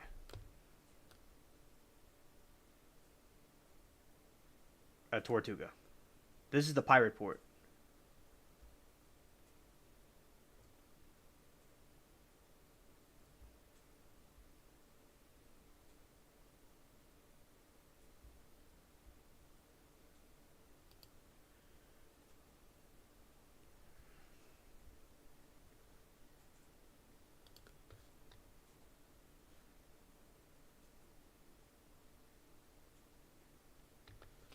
That looks like a cool hat. I'll put it in my garb.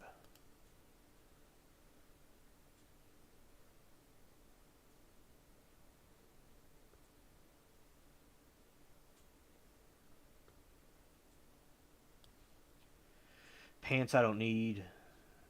I want to throw away.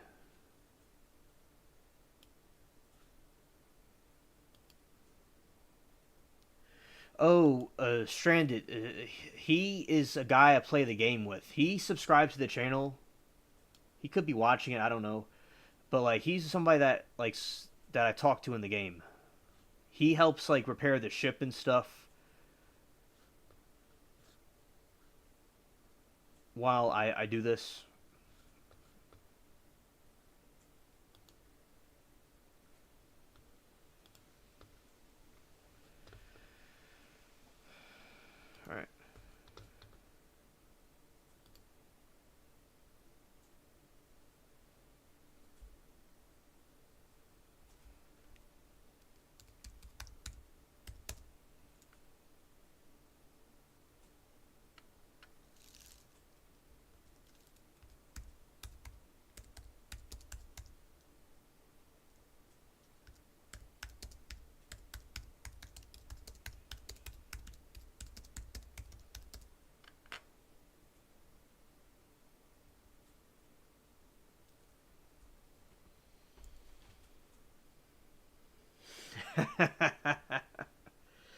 No, we don't, Amanda. None of us do.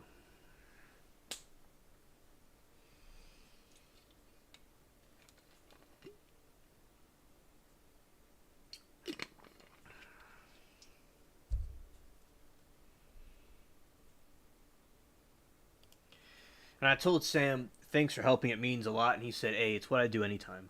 All right, so now I'm going to end the game, and I'm about to get into the other topics. And we'll talk about that for a little while, then it'll be over. Okay.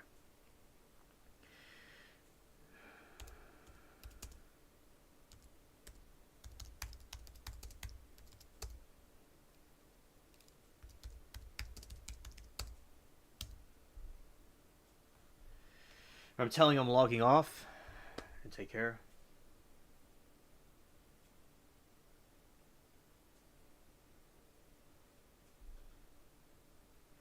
And I'll say that a chat tells him hello.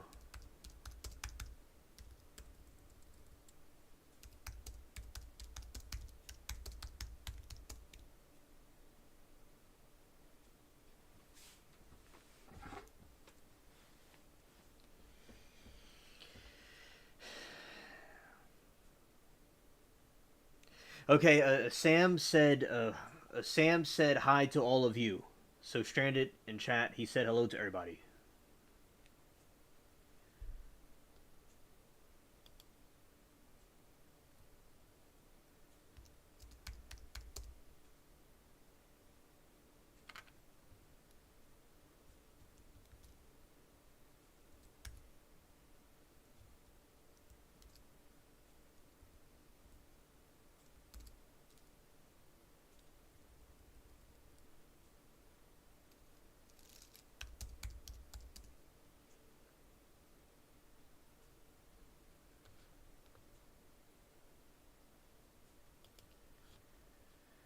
All right.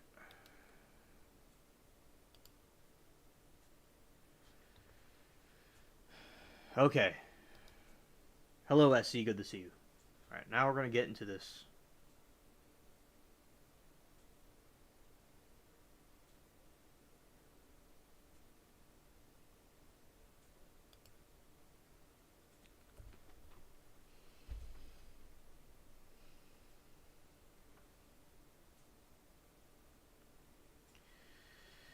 All right.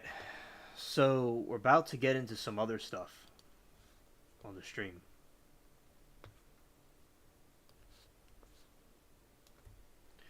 All right, so we're about to get into the other part of the stream where I talk about different things with the news and stuff.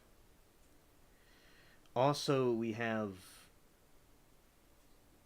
Sam. He is like gonna go off to go to sleep himself. So,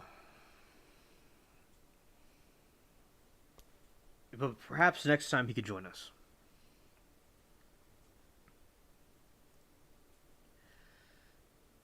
And yeah, shout out to SE. Hello, SE. All right. So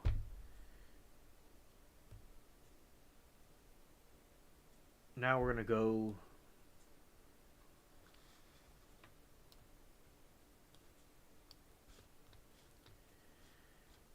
to this. Let's see.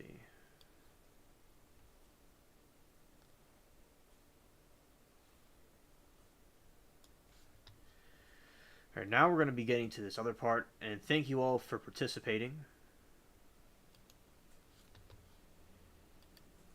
And all the likes and all the participation, I appreciate it. Now we're going to go to Chrome.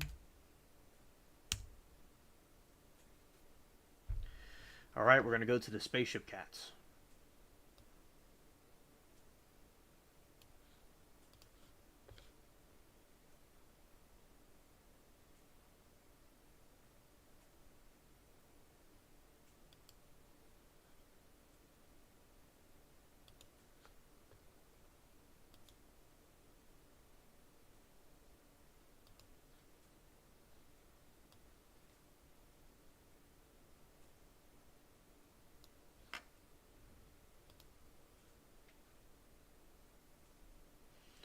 All right, we have the spaceship cats.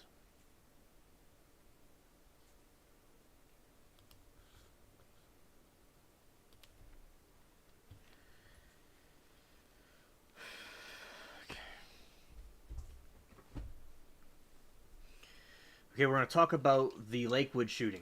All right, Amanda?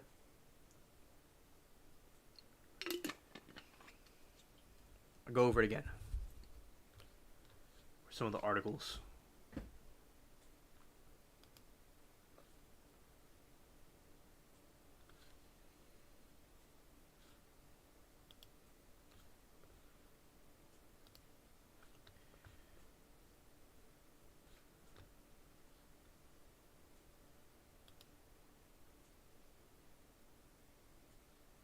Okay, social media post shows Lakewood church shooter holding gun, police described from the shooting. Alright, so Houston in recently discovered social media post Lakewood church shooting suspect Genise Moreno came to be holding a gun that fits the description of the weapon Houston police have said was used on Sunday.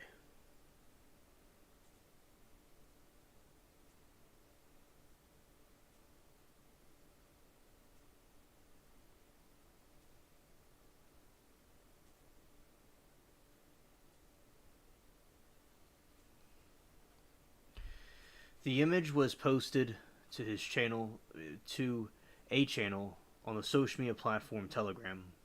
The image features Marino holding a gun with a red Palestine sticker on the buttstock.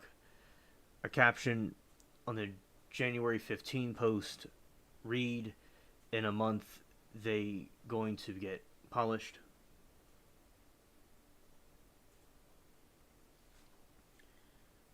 Okay, Stranded. I understand what you mean. And a lot of people still think there's cringe going on over there on that stream. But if he's calmed down, that's good. Hopefully, everything straightens out over there. And glad you enjoyed the coverage on that shooting. Okay. So in the press conference Monday, police described a similar weapon. There were two weapons of hers recovered on the scene, and Anderson Manufacturing AR-15. So Billy and I were like not debating, we are like discussing what this could have been. So it was an Anderson Manufacturing or AR-15. Because some articles say an AR type rifle, so it was kind of confusing. Because they don't call them AR-15s because you have to have a license to call it an AR-15. Yeah, Cat's running the ship. Yeah, yeah. I see. Which was what she utilized to fire at the officers. There was a sticker on the buttstock of the rifle that stated Palestine, said HPD Homicide Division Chief Chris Hassig. Researchers with the Anti-Defamation League ADL discovered the image in the Telegram channel, according to a blog post on the organization's website. KHOU 11 News has independently verified the Telegram post and Marino's accounts on the platform, which posted numerous anti-Semitic messages. In a December 23rd post, Marino wrote about the purpose to do for Islam and Christianity and her desire to delete all Jews. In a January 3rd post, Marino appeared to consider some sort of attack on a pro-Israel rally, asking other Telegram users to invite her to a rally where she would have two surprises. Speaking to KHOU 11 News, the ADL denounced the use of hate speech in Marino's account. In this case in particular, we have seen anti-Semitism conduct itself like this lethal virus that harms not just Jewish people but all people in its wake, said Mark Tubin, ADL Southwest Regional Director. All right. So there's some information about that, and we have this other one I wanted to read if it's... Oh, the page being goofy. Okay. I'll get to it. Let's see, is it here?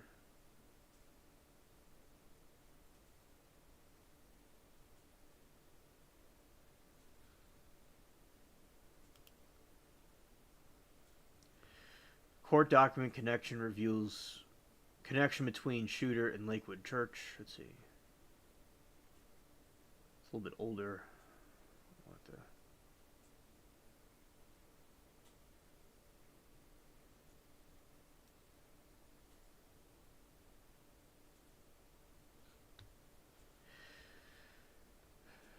Oh, okay. Okay. Oh, alright. So, yeah, that's basically some information about the shooting lady. So let's look a little more about her. Lakewood Church shooting. Who was the shooter?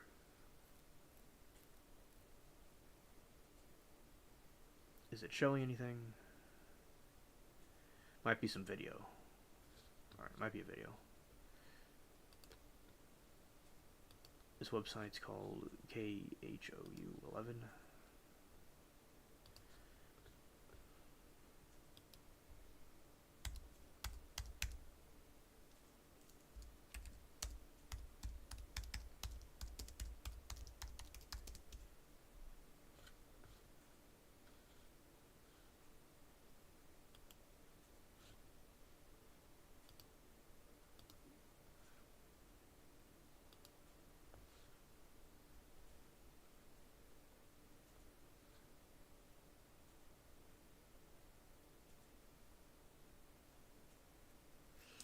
So she posted gun pictures, and she was talking about Palestine. So so this was like a terrorist attack.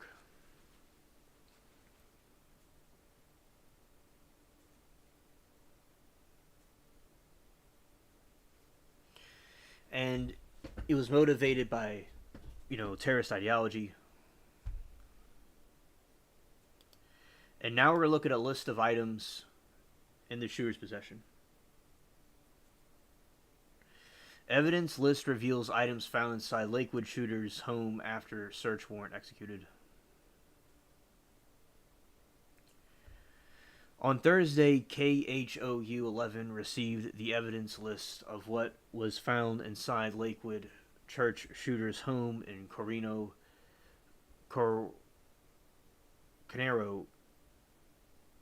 Texas, after a search warrant was executed.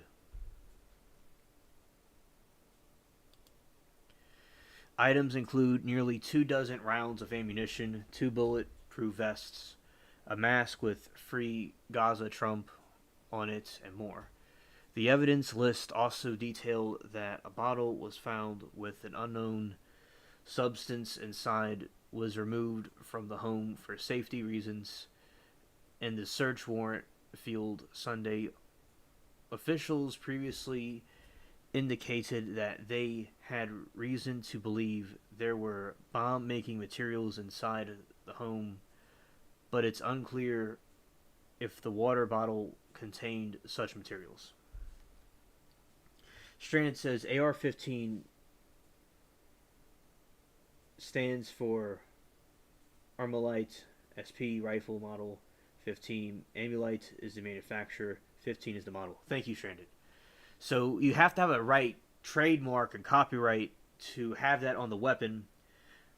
And if it doesn't have that, they have to call it something else. But it's basically the same weapon.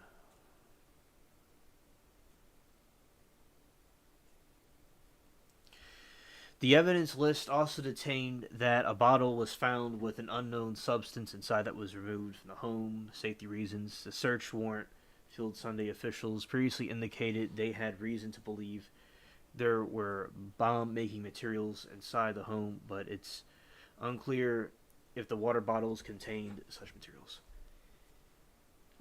Shoo! Alright. Exactly, man. The people are nuts. The warrant was executed on Genise Marino's home on Sunday night, hours after the shooting at Lakewood. Moreno was wearing a trench coat and a backpack when she threatened an unarmed security guard with an AR 15 before entering Lakewood with her 7-year-old son on Sunday afternoon, according to police. She started shooting her AR 15 as soon as she walked inside the church. Two off duty officers, one from HPD and one from TABC, killed Moreno in what police called a shootout.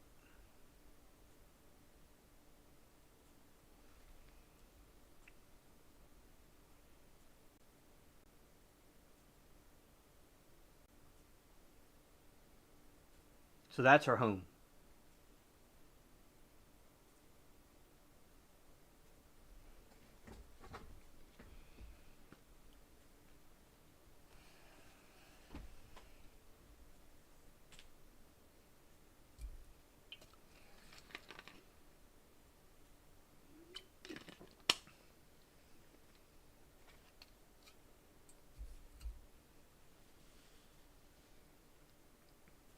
Thanks, guys.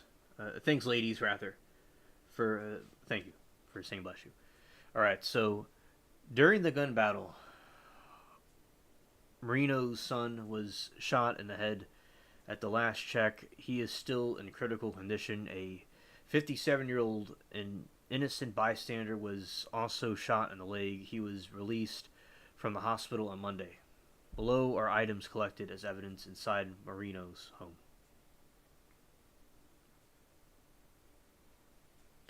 Right, right. Amanda. Below are the items collected as evidence inside Marino's home.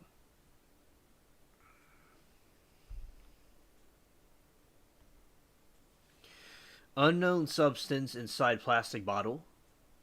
Sample of unknown substance from inside plastic bottle. Thumb drive, Texas driver's license, 5.56 cartridge.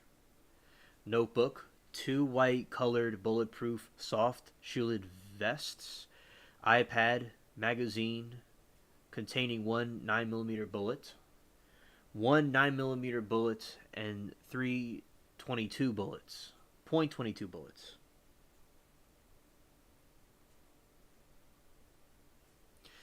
One 9mm bullet, .223 cartridge, Apple cell phone, Hewlett Packard laptop, which also means it's also, an HP laptop, HP printer, green notebook, white mask with Free Gaza Trump, printed text message, notes, one .22 caliber bullet, 2 5.56 cartridges, 7 sheets of handmade poster signs, iPad, book titled All Remainers Are Neo-Nazis, EZ pawn receipt, one 9mm bullet and 11 5.56 cartridges, tablet, one 5.56 cartridge. And this is a message. So like Joel, he made a message about it on his YouTube channel, and like basically saying how, to stay encouraged and to stay faithful, and that they're, in a state of forgiveness and praying for the families and the people involved. And that's like what he said. And Stranded also gives further context to the situation. It's like Smith and Wesson. It's a revolver, but not all revolvers are a S&W. Ah, okay.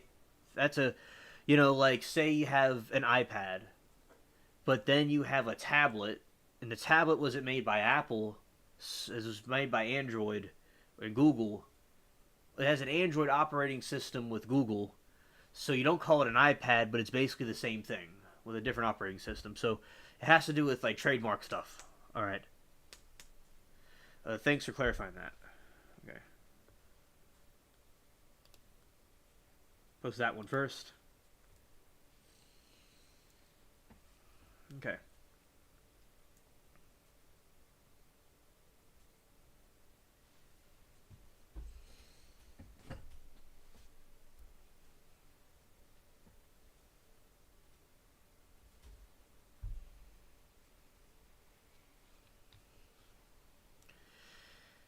And I'll tell you all that I watch their live streams that do this church does, and like it didn't happen during the 11 a.m. service, obviously, but there was an incident one time when an abortion protester was at the church and was hollering during the service and with their shirt off, and like Joel's funny. He'll be like, oh, God's a good God.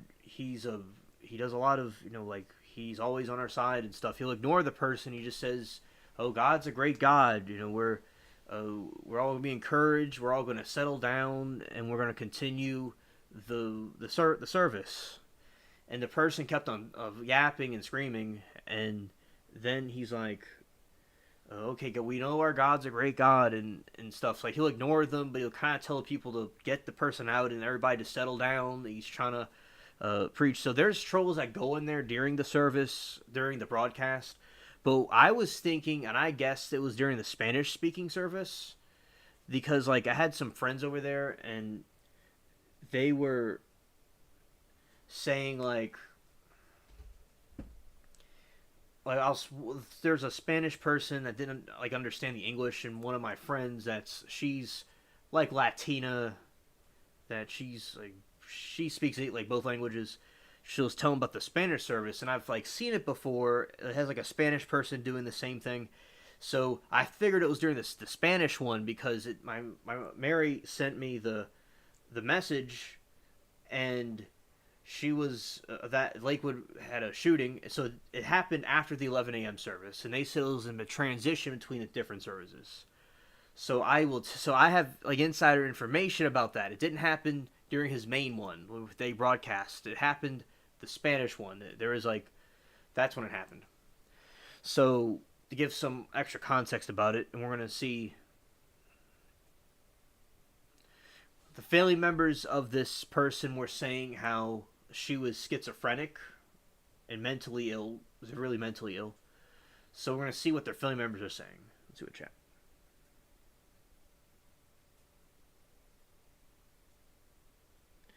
Stranded when you're good question. I thought the same thing. SC and Stranded. I wondered the same thing. And also, basically, she was saying like, well, I got a little bit sidetracked for a second. So with the whatever this person is, it was saying how the Free Palestine Trump thing. I wondered about that myself. Maybe it's giving a message to Trump to free Palestine or to support the Palestinians. That's what I think. And I wondered, is she trying to support Trump and say Trump, free Palestine, or is it a demand to Trump to support Palestine because Trump is a big supporter of Israel because of his, and also he married his daughter to a Kushner. So, and who really knows what for sure? The schizophrenic person, it probably doesn't make any sense, because there could not be. We're not dealing with a logical person here. We're dealing with somebody that's in another dimension somewhere. So there could be no logic behind it, or it's a message to Trump to support the Palestinian movement instead, in my opinion. But I would like to, see other people's thoughts about that as well. That's just my theory about it. All right, let's see what the family members are saying. We asked for help. The Lakewood shooter's former mother-in-law says woman had a history of mental illness.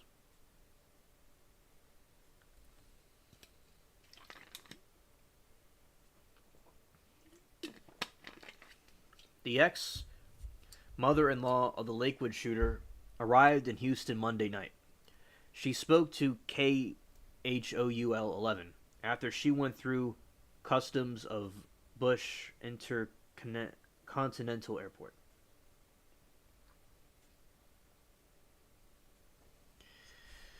She said there were warning signs that could have prevented what happened in the megachurch on Sunday afternoon.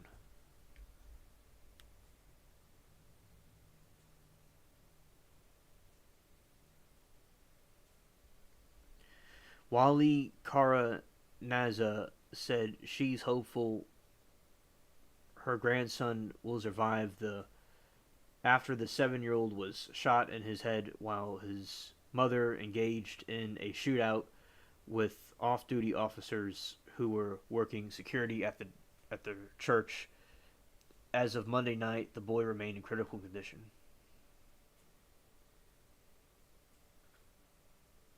And you really got some evil people out there. Ganise Moreno, 36, was killed by those off-duty officers after she opened fire with the AR-15 inside the church. Kara Anza said that when she heard the news, she had a feeling it could be her former daughter-in-law. Her suspicions were correct. The fact that she wasn't able to kill anyone else was a blessing, Kara Anza said.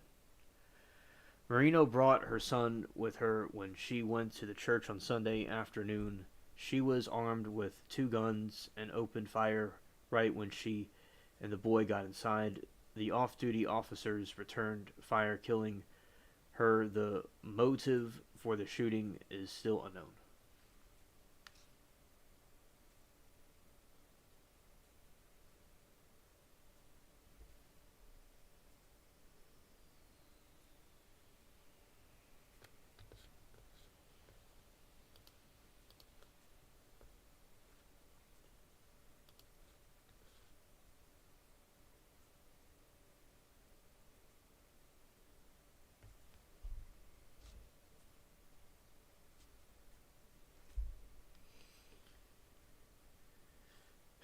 Karen Kara Anza said Marino had a history of mental illness and her family had raised red flags for years. She had a particular kind of schizophrenia that caused her to become violent, she said. She threatened her husband, her own son, and we still couldn't get intervention.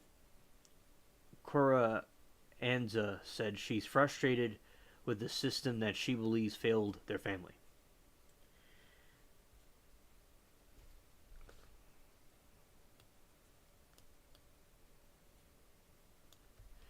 Stranded says Trump isn't president yet, so either way, there's nothing he can do about it.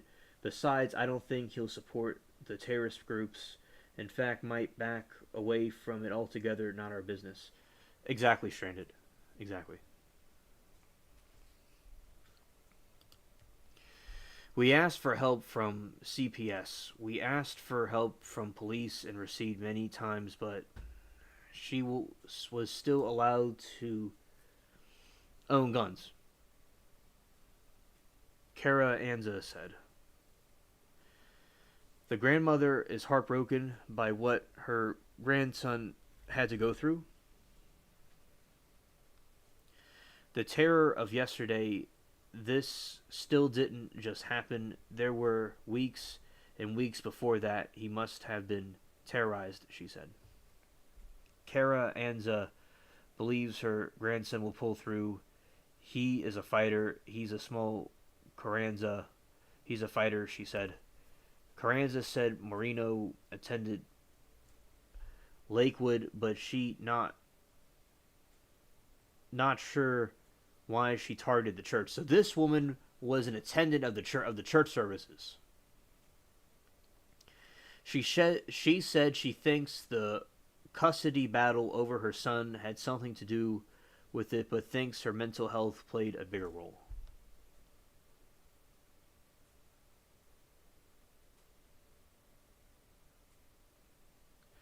Alright, so there's some additional information about it. And now I'm going to read the Wikipedia article about the situation.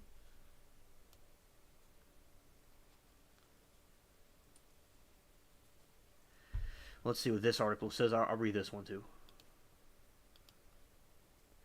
Here's what the investigators were looking for at Lakewood Church shooter's Corino home. Let's see, did we already look at that? We might have already read a variation of this.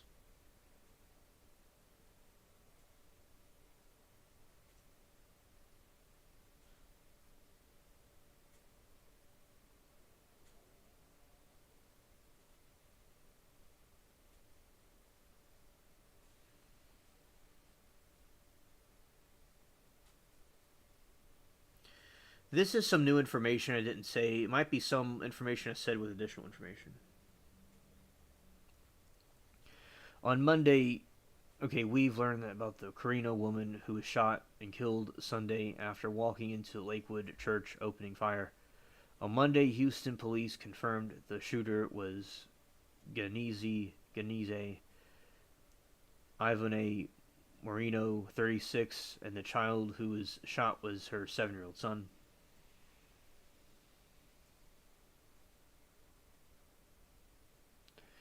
Moreno was wearing a trench coat and a backpack when she threatened unarmed security guard with an AR-15 before entering Lakewood. With the child, she immediately opened fire in West Side hallway and got into a shootout with 2 law enforcement officers working security at the church. The TABC agent and HPD officer shot and killed Moreno during the gun battle. The little boy was shot in the head. He was still in critical condition and fighting for his life when we checked on him Monday afternoon. 57-year-old man, an innocent bystander, was shot in the leg and he's been released from the hospital. Houston Police Chief Troy Finner said Monday. That's the picture of the person.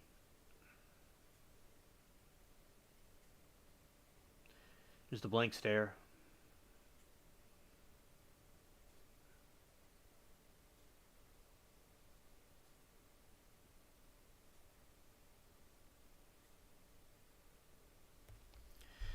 A new video obtained by this news agency, you hear the gunshots and see the chaos inside the church in Greenway Plaza area, but 6 miles from downtown Houston. Finner said they're still working to determine how Moreno got the weapons since she had a long rap sheet and mental health history. This is what they know. Armed with AR-15 with Palestine sticker on it. Long arrest history dating back to 2005. Mental health history according to HPD. Child who was shot at Lakewood was her son. Prior links to Lakewood. We are still working to learn why Moreno chose Lakewood, but court documents uncovered by KHOU 11 News shows she was once attended the megachurch and so did her mother. Lakewood staff may have also been questioned about Moreno during contentious divorce proceedings. Moreno's ex-mother-in-law, Rabbi Wally Caranaza, accused Moreno and her mother of keeping Moreno's child away from the father in 2022. Divorced and custody proceedings. During a new conference Monday, HPD said Moreno had Palestine sticker on her AR-15, and they also found anti-Semitic writings that also may be linked to her ex-husband's family.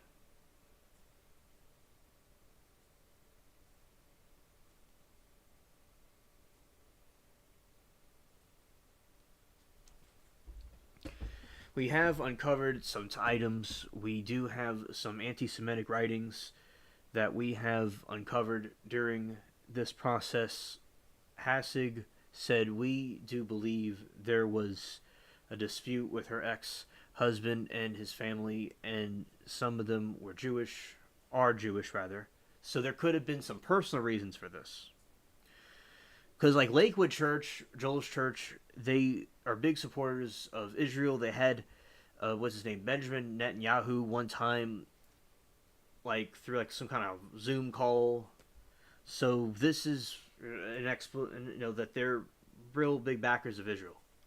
So this would make sense for a terrorist group, to attack that because they're obviously against Israel. The extremists, not all the people, but just the extremists are doing this. We have uncovered some items. We do have some anti-Semitic writings that we have uncovered during this process. Hassick said, we do believe there was a dispute with her ex-husband and family. Some of them are Jewish. Moreno had a long criminal history dating back to 2005 that included arrests for assault of a public servant, assault causing bodily injury, forgery, possession of marijuana, theft, evading arrest, and unlawful carrying weapons.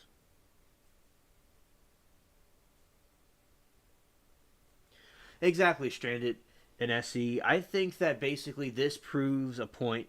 If they took guns away from people or any kind of other weapons for self defense, whatever it is, people like her are still going to get their lying, no good, scummy hands on it. That's what these people are going to do. And you would leave the people defenseless. So I think it's good for people to bear arms because these people will get it anyway. All right? And as you all saying, they're sending weapons and stuff to the Far East to in different wars and stuff in Europe. So I do think there's a large hypocrisy here. There should be ways to these people to not have weapons if possible, but there's things I learned there's things you can control and can't control. We live in a fallen world. I mean, so I think it's best to be prepared for something. So I think y'all have a very good point in chat. Thank you all for sharing your thoughts about this.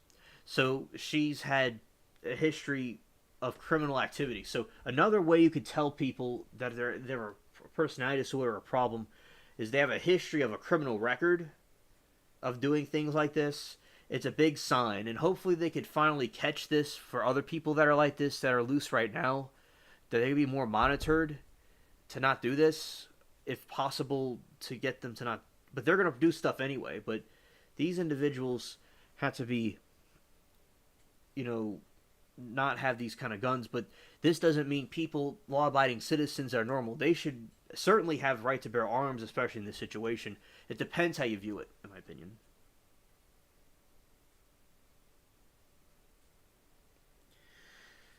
Oh, right. And Stranded says, I think we're going to see more of this stuff, and media will spin them as Trump supporters. Right, right. And, also, as he says, they don't even know where they're going either. Right. So these are some of the mugshots of the lady.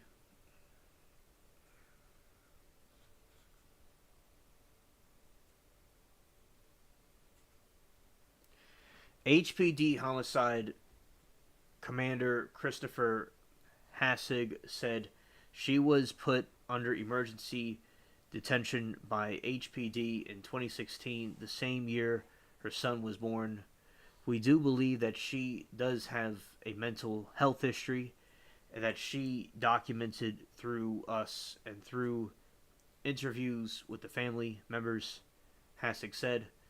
Despite the mental health issue and criminal background, Moreno was able to buy the AR-15 in December. She also was armed with a .22 caliber rifle, but she didn't fire it. Moreno had used multiple aliases, including Jeffrey S. Colente, according to Texas Department of Public Health and Safety records. They haven't found any evidence that she identified as anything but female, but she had a male identity for some reason.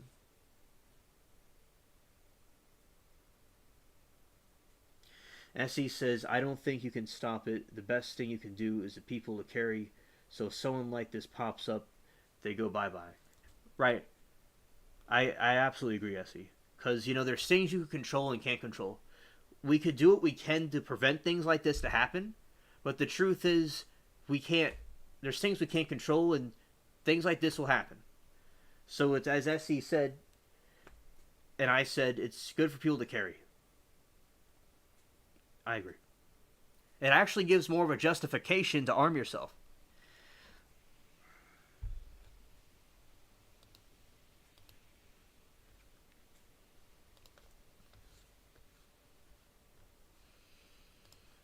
In Stoic philosophy I studied, I learned there's things you can control and there's things you can't control. You can only control your reaction to something.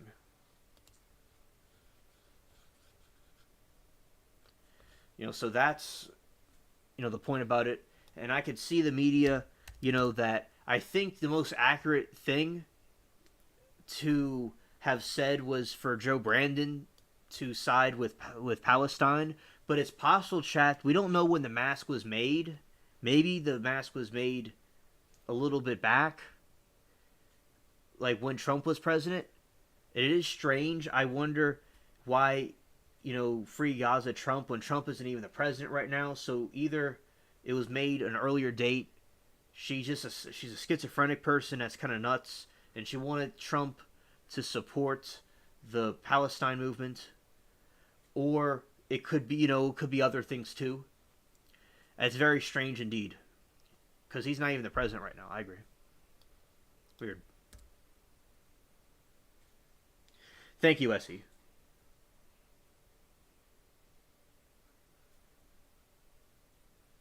Hey, Stranded, there you go. This is the same thing with 9/11. We've talked about 9/11 here before. We had SC had some interesting points about it. And basically with this, like, they talk about the terrorists from 9/11, that the FBI was watching them when they're in Cambodia or Thailand. It was Thailand, nearly a decade before it happened. They know everything about them. They know what Muhammad Atta ate with his companions before doing the attack the next day. They went to, what's it called, Pizza Hut, and they were staying at an inn, and then he went to the George Washington house. I mean, they're like hanging out with them, basically, it seems. Like, and you're right, Stranded, they always say they're on their list, but they didn't do anything to stop it. It's like, sometimes, in my opinion, maybe there's further agendas for allowing things to happen, because in the midst of chaos, there's also an opportunity, So, we gotta be, watchful about what's going on and be aware. Yeah.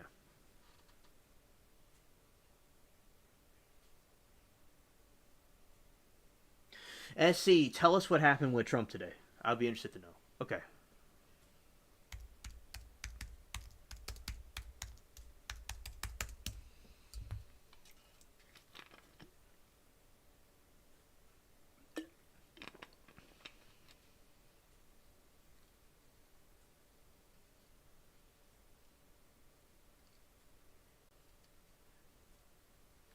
Yeah.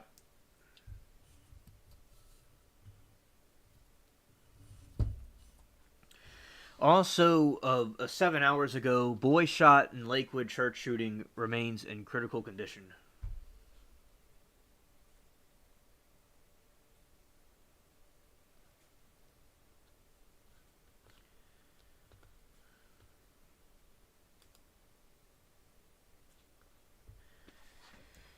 All right.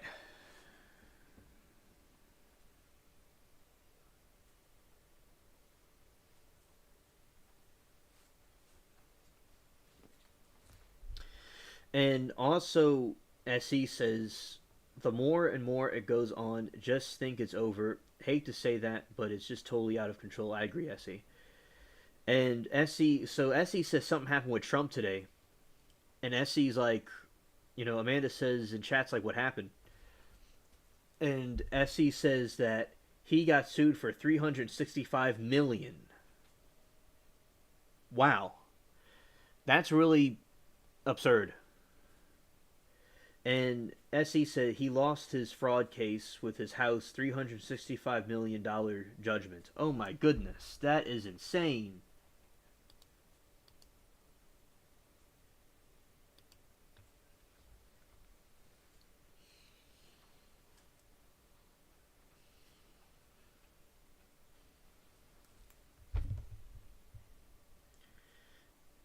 He said it's BS, and Strand said that she saw that. It's a bunch of BS, and he said it's insane. Justice is no more for this country. Blind justice. Yep. And Amanda said, "OMG, Essie." And from here on out, I'm just doing survival videos. I'm serious. Okay, Essie. Understood. I do like those survival videos you do, and it is best to be careful. I agree. It's best to be careful.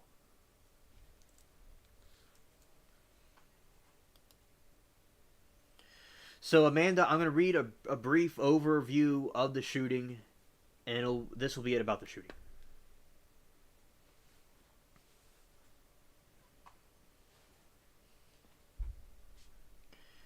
On February 11th, 2024, a shooting occurred at Lakewood Church in Houston, Texas, perpetrated by 36-year-old Genise Marino. So it happened February 11th, like September 11th.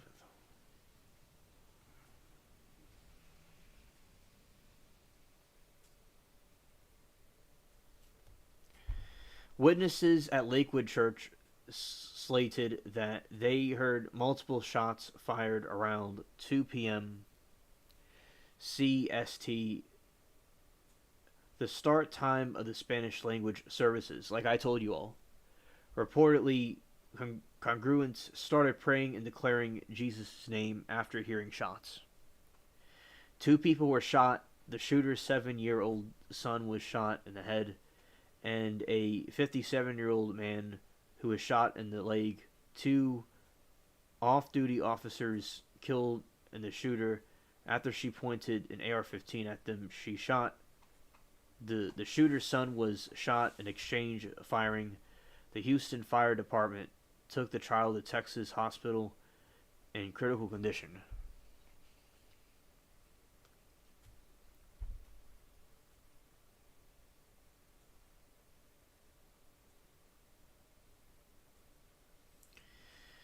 The shooter claimed to have a bomb in her backpack, but no bomb was subsequently found. She also sprayed some type of substance in the ground. 2 off-duty officers serving as security of the church killed the shooter. A Houston police officer and an agent with Texas Alcoholic Beverage Commission, Marino, was pronounced dead 14 minutes after entering the church. Reports of a second shooter caused some among Houston residents, leading the police to evacuate the business and commercial district. People confirmed there was no second shooter.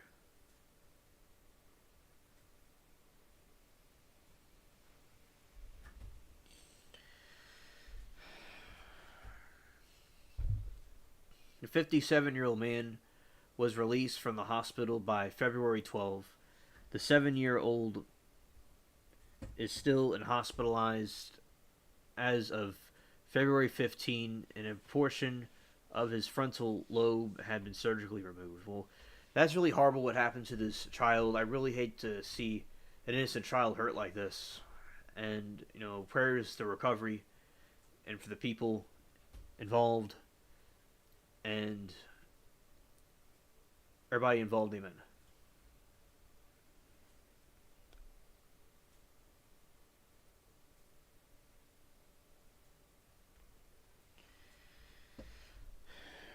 Okay, perpetrator. Police confirmed the following day they identified the shooter as 36-year-old Genise Ivane Marino. Marino had both criminal record and documented mental health issues. Her mother-in-law said that she had schizophrenia. Police confirmed that her AR-15 style rifle had Palestine sticker on it and claimed that anti-Semitic writings had been discovered. She legally obtained her weapon. Marino's motive is unknown. Far-right media outlets spread misinformation claiming that the shooter was a transgender woman. This is what the article says. That's not me saying it. That's what they're saying. They're saying that the far-right media outlets said that we spread misinformation claiming that the shooter was a transgender woman. Right-wing politicians, including Ted Cruz and Donald Trump Jr., promoted the claim, arguing it was part of a larger trend. Response. Lakewood Church asked people to pray for Lakewood and our community. Joel Osteen, its pastor, said, "Of course, we're devastated. We don't understand why things happen. We're going to pray for the 5-year-old little boy, the lady who is deceased, and the other gentleman. We're going to stay strong and continue to move forward." So that was his statement. Amen. Yeah. Amen, Amanda. Yeah. All right, so I'll read y'all's little chats. All right.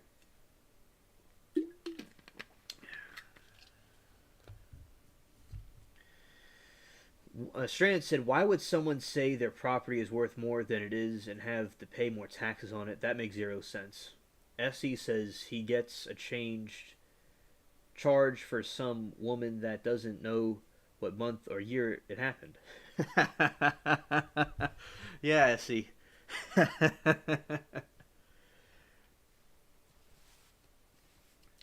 SE said that was for 83.3 million. Now this is for 365 million or whatever. That you know how much money that is? That is so much money. Okay? I imagine the cost to go and get the attorney, this court proceeding. Something I learned from the Johnny Depp trial is that they'll try to get people to go through endless court cycles to drain them of their money. And also, SE says, life form, it's all BS. Amanda said, SE, can you appeal it? SE says he can. To Amanda. Excuse me. Amanda says, SE, thank God. Stranded also says, when you know you can't win against an opponent, you defame, bankrupt, and imprison your opponent. Exactly. Exactly. SE says, who knows what will happen, though. They act like he is the Antichrist or something. Is nuts. Look how he is being treated. Exactly. So I was watching a podcast of this online influencer that, like, an entrepreneur from a long time ago, like the guy in the car, Ty Lopez. So he kind of resurfaced and out of nowhere, and he was talking about, like, if you know the different levels. And basically what they do is, if you're like a king or an emperor, they're going to have a lot of haters. They're going to try to tear you down. And he was saying, in his opinion, Trump is like an emperor. And, like, look what happened to Caesar and kings of the past. Well, look what happened to Jesus Christ. I mean, somebody's going to want your spot. So the higher up you go, there are going to be more people to tear you down. And, like, say, like, being in a jungle. Like, SC likes camping. I'm in a, like, an Asian jungle where I live, pretty much. There's all kinds of wild things. So, basically, there's all kinds of things that attack you. So there's pros and cons to it, but they want to tear him down because he's at the top. That's another reason. Like, say, with Andrew Tate was controversial.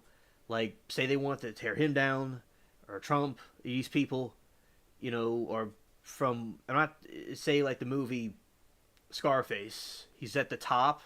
This is, like, metaphorical. He's at the top, and everybody at the bottom's trying to kill him and bring him down, and I'm sure you all have seen the movie already.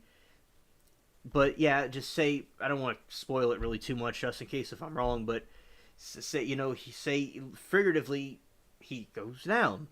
Literally. And so that's just an example. The risks, we have to understand that situation. And chat further says, SC says, it's ridiculous, exactly. Alien, cost of fortune for the lawyers, yep. And Amanda says, correct, Alien, and they don't want him to focus on the election distraction. Exactly, because there's an election coming up. I was talking to some of my older relatives, and they were saying, like, we're talking about a couple of months ago about Trump being on trial for so much stuff, and they were just like, there's an election coming up. You know, and they're just so disappointed with this country and what it's turned into from, like, the 40s and the 50s and 60s and what it's now. Because you never had presidents act like this. Now, not everybody that I'm related to is a big fan about how Trump, like, presents himself. But, like, basically on how with the specifically I'm talking about the courts and stuff. Like people didn't do that back in the old days. Say when JFK was around, like they didn't have all these trials to put a former president on trials and different things like that. It's like it's absurd what the political climate has turned into after all this time. It's like, so older generations are disgusted by the situation as well, and they want to distract him from the elections. And Amanda says, Alien, these people are messed up in the head. Absolutely, I agree. SE said he is being charged for everything Dark Brandon is doing. Amen, SE. Facts. Facts.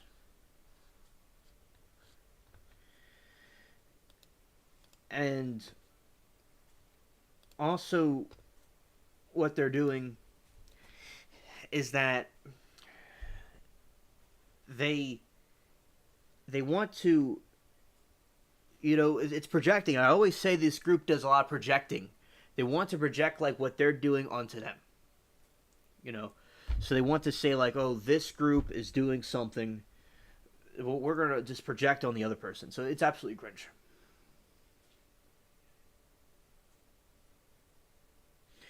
SE says, all I know is Trump was an outsider. He's the only one being treated like this in this history of presidents. SE, I remember like in the early days, I liked Trump.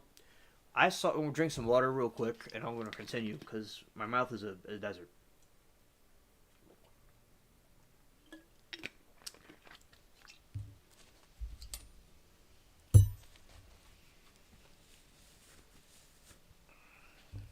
Okay. So I remember in like 2008, it was around Christmas time, and right over in that corner there was a colorful Christmas tree, a real one. I like the real ones. I like the fake ones too, but also the real one was pretty cool. So basically, what happened was the situation where I saw Trump on I think it was called The Apprentice. I don't remember what the show was called, but he was a judge, and he would say like, "You're fired," and that was like his motto. And I thought he was pretty cool. And then I saw him on the Home Alone movies, and he was on all kinds of things. Especially, I was a little little baby, little infant in the late '90s, right? But in the '90s, in that time before '80s and stuff, he was all over the place. He was on Oprah. He was on all kinds of talk shows and things. He was everywhere, and he was an outsider.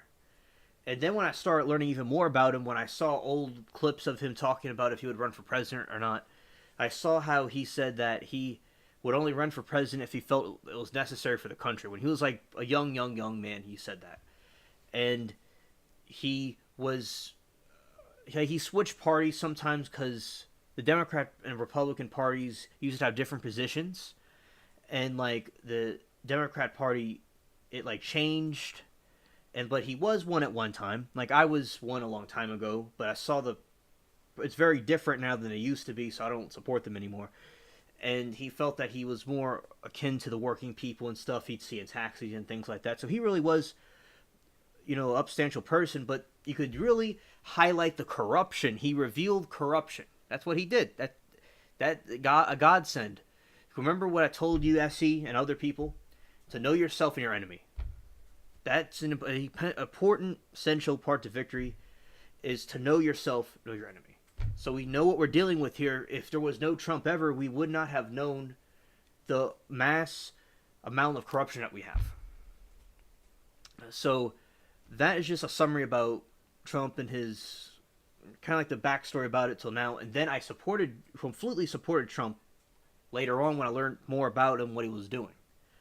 At first I wasn't too sure like what was going on, because I remember I saw he could be pretty, which is good. He could be brutish, which is good. But I thought, is he going to be a warmonger? But no, learning more about him, he kept us out of war. He kept us out of bad problems. So that's why later on he used his skills he has to protect and defend the country. So that's in my opinion. So that is pretty good. That he didn't do what the other side's doing. Now I'm going to read y'all's chat messages because I went on a long, epic rant dropping bars.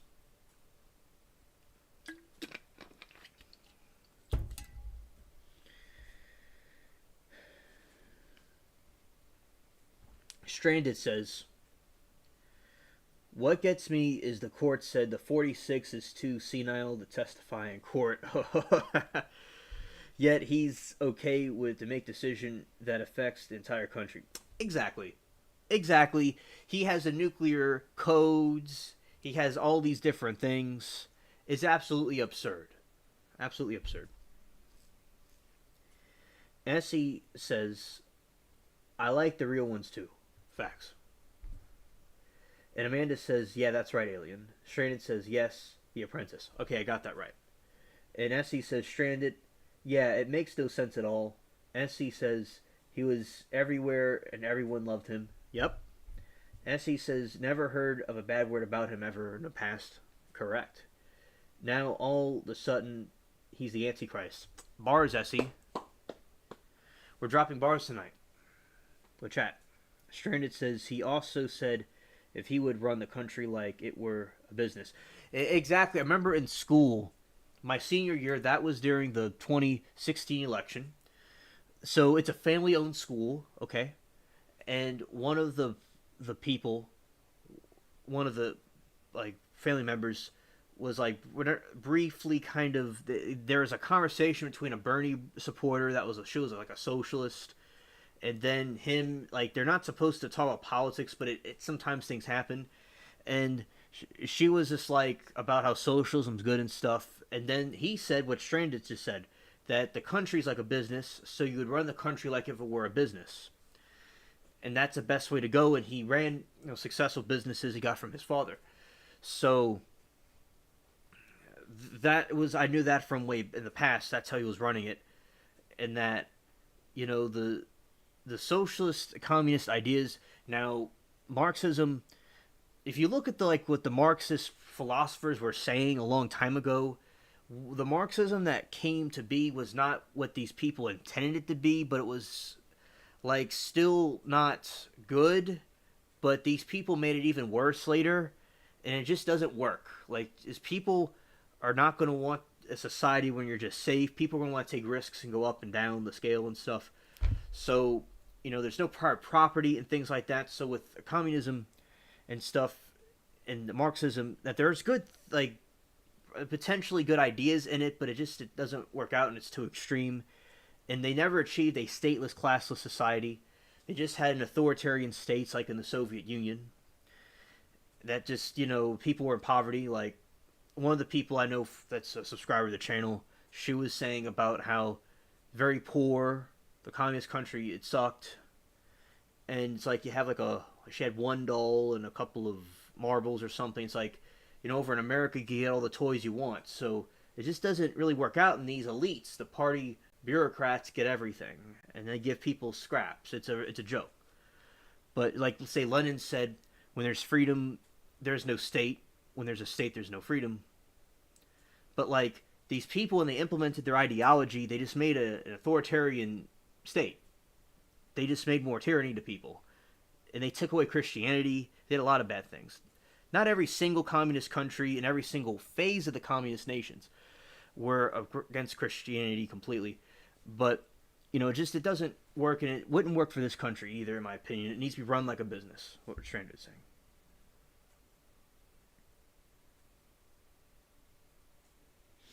Amanda says, Alien, the show was about people competing for a job. That's why Trump would say, you're fired. A lot at the end, he took the winner. You're hired. I love watching that show. Yeah, Amanda, what I'm saying is, like, in Eastern Europe, the people were in poverty where the communism was, but America, people have a potential of a better life in America. There is poverty in America. There's rich and poor people, but there's chances people can get out of those situations. But in communism, it's all stuck.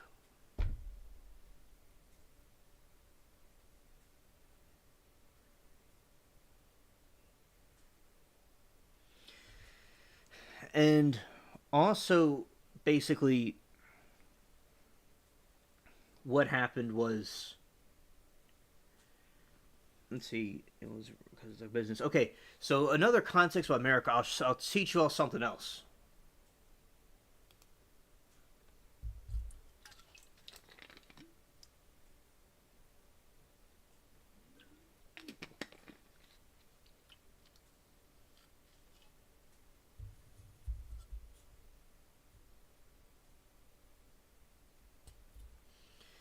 Let's look up East India Trading Company.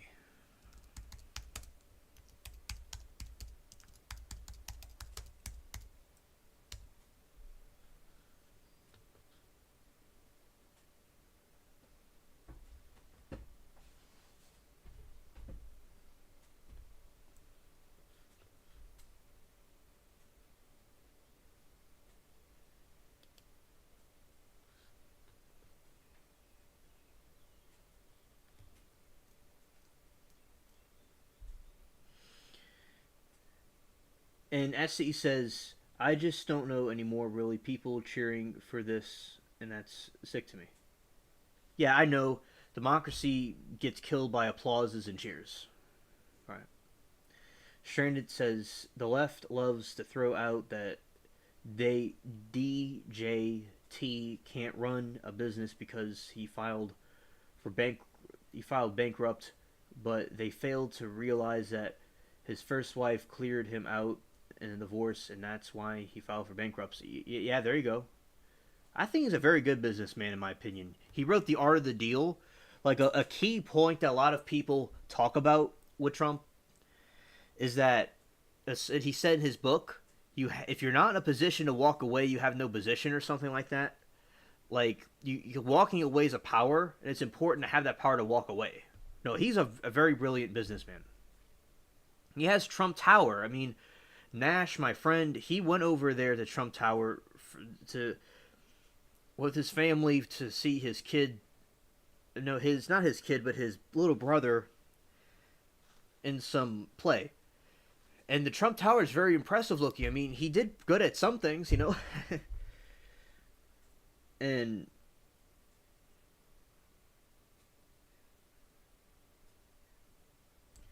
also, SE says, so I wish everybody luck. I really do. I really do not want to. I really don't want to see nothing bad happen to anyone. But this is out of control. SE says, and it's like we're on a sinking ship to me. Yeah, we're like on the Titanic, right? The East India Company was initially created in 1600 to serve as a trading body for English merchants, specifically to participate in the East Indian spice trade. It later added such items as cotton, silk, indigo, salt pepper, saltpeter, tea, opium to its wares, and also participated in the slave trade.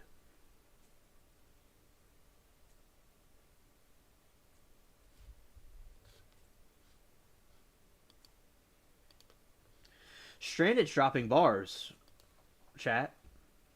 That's a brilliant quote.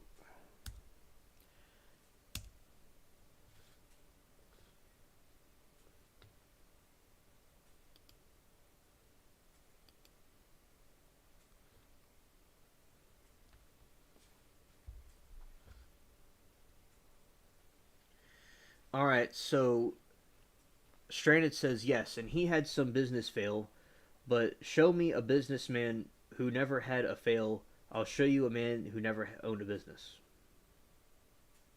Facts. Oh, and Steve Jobs, he had a lot of failures. Trump had failures. I've had failures. It's like basically with like failure is the greatest teacher. Like the biggest like Mark Zuckerberg, which is controversial, he said like the biggest risk is taking none. And like you when you fail at something, you learn from it. Like a lot of these entrepreneurs, I've seen them talk and stuff. They make a lot of failures, but the thing is that they don't stop trying. Like Steve Jobs said that. Like you don't stop trying. You just keep going and keep going. Like when I was teaching myself about coding, I made a lot of failures. Absolutely. But I eventually learned it, and over time I got the hang of it. And I built little web apps, like little practice ones, and this didn't go well, that didn't go well, but I created them, and then I learned, and I kept on applying myself, and then now I'm very good at it now. You practice makes perfect. Like say you're riding a bike, you're gonna fall sometimes. But the difference between a person that's good at riding a bike and someone that's not good at riding a bike is the person that's good at it doesn't give up. So it's a strawman argument to say that he is not good at business because he failed one time. I mean, he's a billionaire. I mean, that didn't come from the sky. Like, look at Trump. We're gonna look at Trump Tower in a minute. Like, come on. It's like, who cares if he failed at something? Like,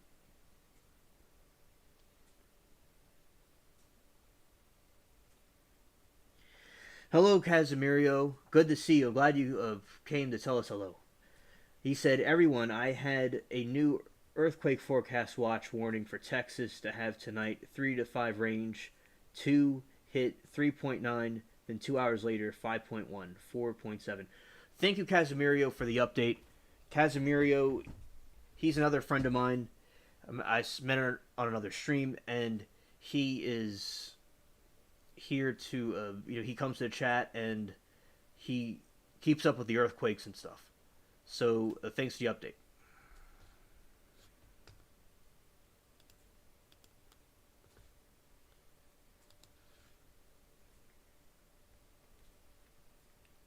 So, does this flag look familiar, chat?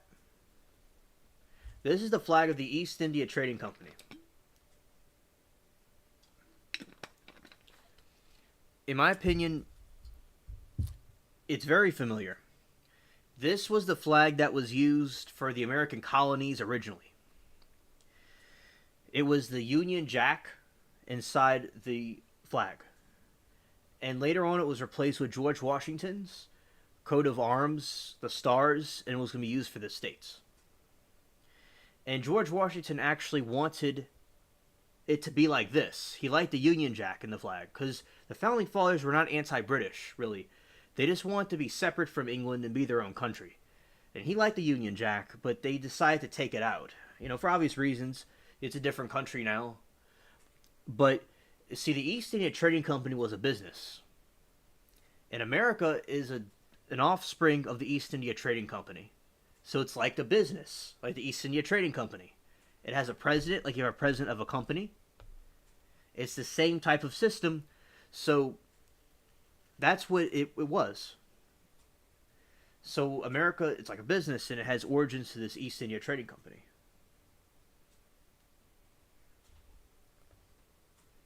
And the East India Trading Company was dissolved.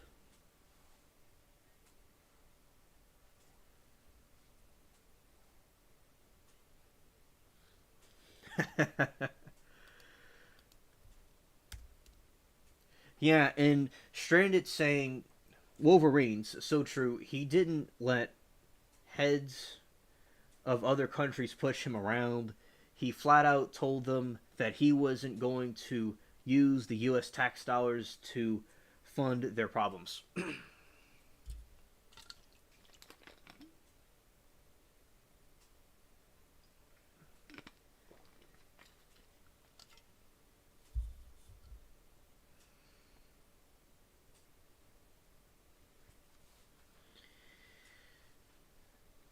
And also, so basically we have this situation here where Stranded says Wolverine, so true, he didn't let the heads of other countries. I read that. Okay.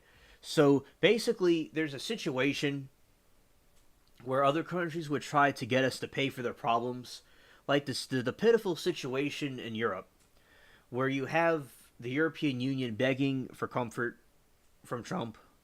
And Trump was like, he would be glad if the other countries invaded them. Like, they're going to have to pay up and not let America push them around. Like the Vietnam War. So many Americans died over a French colony. It was a French colony, like the East India Company, the French and the Spanish. They all had their own versions of companies and colonies. And, like, it was a French colony, but the French didn't even fight for it. America did. So it's like America was the only one fighting. So it's like the European Union, the NATO, they're going to have to, and Trump didn't get pushed around by those people, and that's why they don't like Trump, because he's not a pushover. He doesn't let the people mess with him like that. And basically, and he met the North Korean president, Kim Jong-un. he was trying to have peaceful relations with Putin, and he didn't want us to be taken advantage of.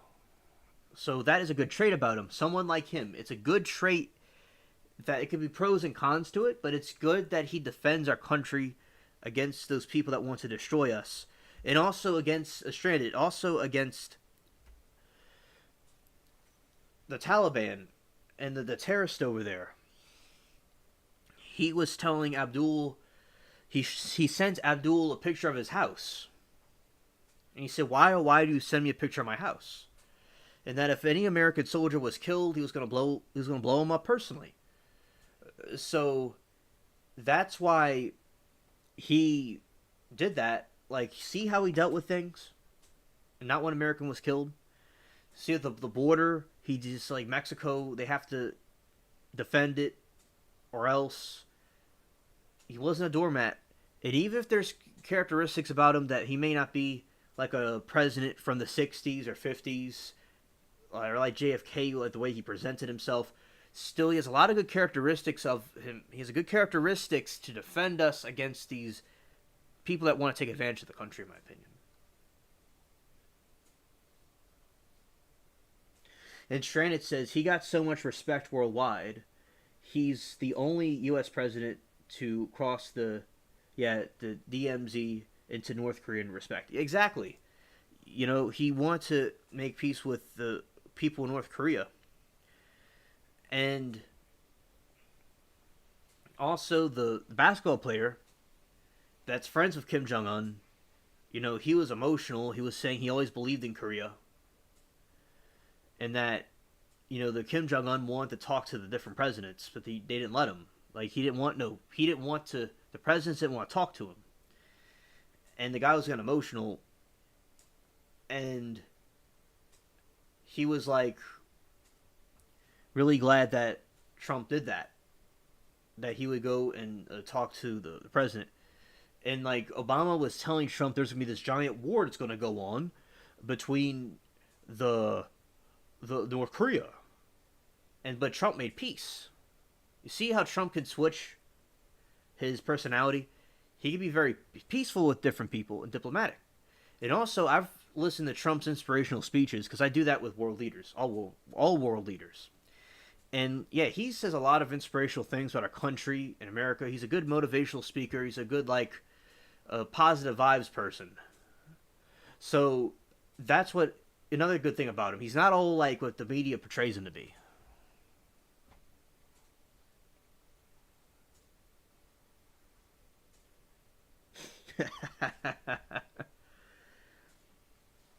Stranded said, "Yep, he had a good exit plan for Afghanistan, but 46 bleeped it up and got people deleted." Yeah, exactly.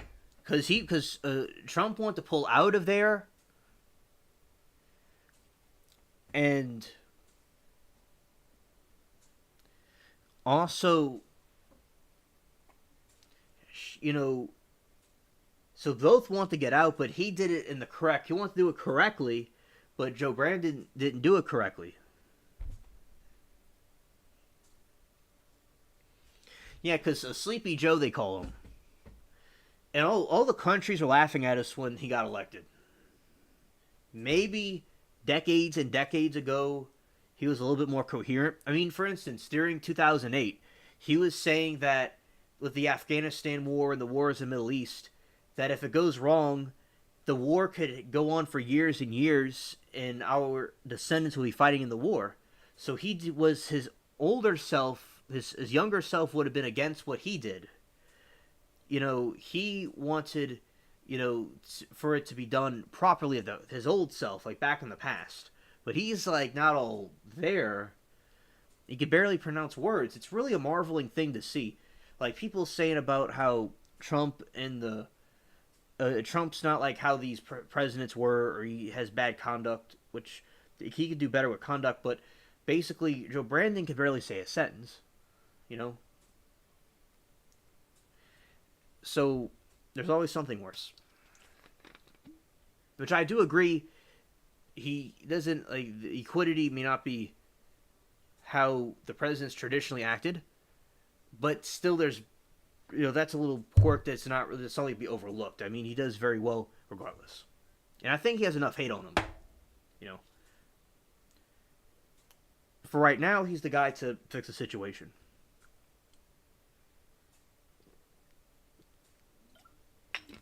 Like, I don't blindly follow Trump. I don't agree with everything. Maybe like how he does this or that, but overall, I'd say he's pretty cool. Especially in these times.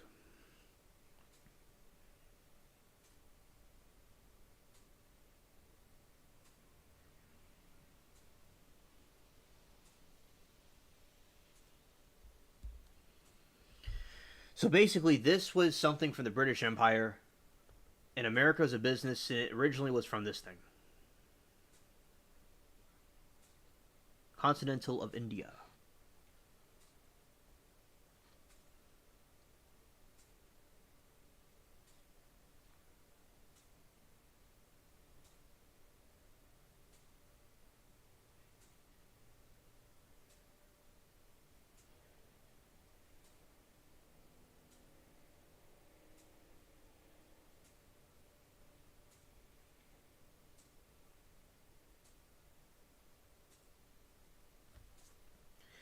Casimirio says exactly. Stranded says Wolverine so true. I've seen videos.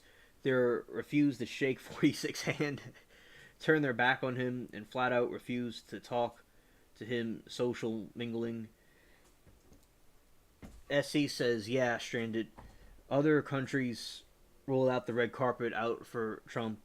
They won't even take Joe Brandon's phone calls. And SC says because other countries respect Trump, they know he isn't a pushover. Yep. Because that's like what I'm saying. Like, say like with women, they like a guy that is like that's confident, that's secure, that's not a pushover, right? And you don't have to be like an evil jerk or a bad person to be like that. But a lot of bad people are not pushovers and are confident and secure. Nothing to do with Trump. So like Trump's a cool guy. He's nice, but he's also confident and secure, pushover. Right. So like that is basically the logic behind these things. Like I'll see like relationship talk, like they'll go, "Oh, the woman likes a jerk," but like they like characteristics, but they would probably rather somebody that would be better. They don't want to be abused. It just they want people with certain characteristics because there's some people that are too nice, like we're seeing right now, that they're going to be a pushover because they don't want to be not nice. They're going to be not confident. They're going to have a lot of problems because they're too nice. You can't be too nice, nor should you be too evil either. Everything's to a balance. Like when I turn a spaceship on and there's too much combustion in it and it backfires and I go backwards. It's the spaceship being balanced, I go off into space. So you can even apply this logic to anything because if you see the way broadly, you could see it in anything.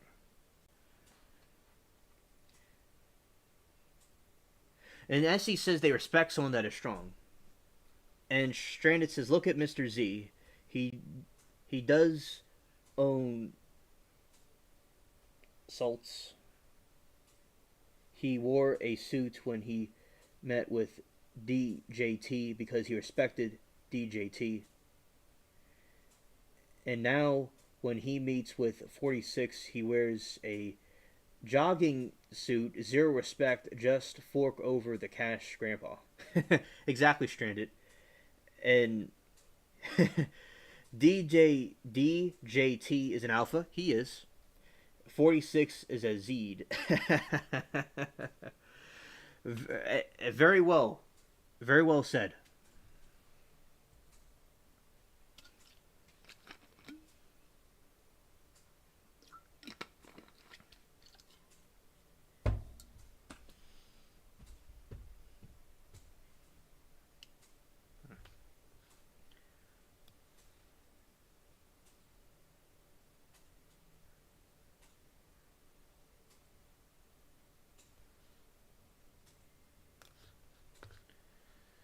Like as a not talking about soy food specifically, but like just the character, the joke, the soy boy. Like Trump's not a soy boy. And Casemiro said he's an alpha sigma male. Facts. That's good, Casemiro. Facts. And SC says Z has had the same sweater on since the war started.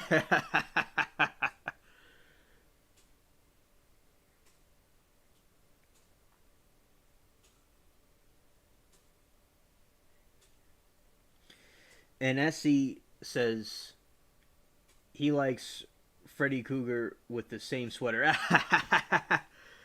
Yeah, exactly. Exactly. With the Mr. Z up in there. Yeah, he wore a suit, but he wears like the same stupid outfit every single time. And also, basically, speaking of grandpa, I saw my grandpa the other day. It's been a while since I've talked to him. We had a good conversation for a little while. I saw him upstairs. I brought a big package that he's getting to do some repairs on one of the vehicles he's selling. And basically, like, I told him like what I do on YouTube again, and kind of like I'm doing these live streams and I'm talking about different things to different people. And we talked about some of the political things that are going on, and it was a good conversation. But that's a good point. It's a lack of respect. I mean, they go to over there and they ask him like for the money. That's what they do with Joe Brandon. And basically these countries, they want comfort, and Joe Biden gives them too much comfort. Like Trump says, no, we're not going to do this or do that. I remember he said they could do whatever they want. Yeah.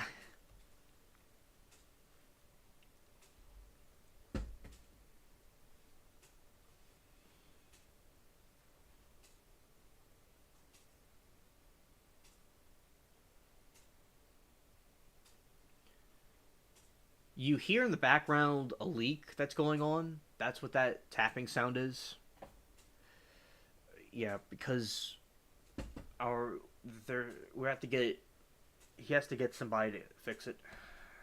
And anyway, so basically, as I was saying, with the just it's lack of respect that's going on in this country, and it makes us look foolish. Like we're gonna go and we're gonna look at something real quick. We got the alien, we got the cats in the spaceship. Shout out to the cats in the spaceship.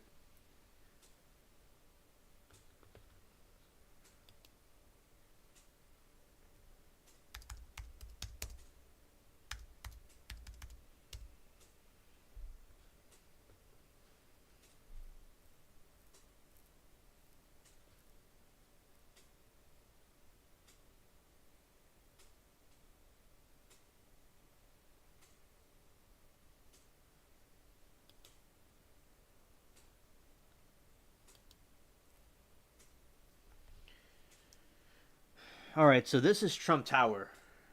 So we're talking about people in business failing and stuff. Look what he made. Look at this giant tower he owns.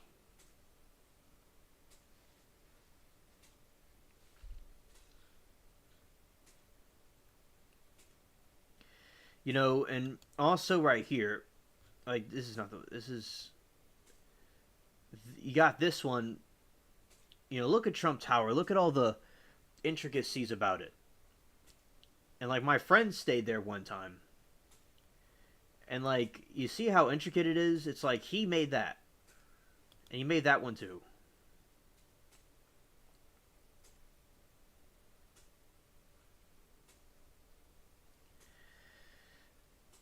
And we have so Trump was able to do this, so he may have had failures, but like he was able to create this stuff too.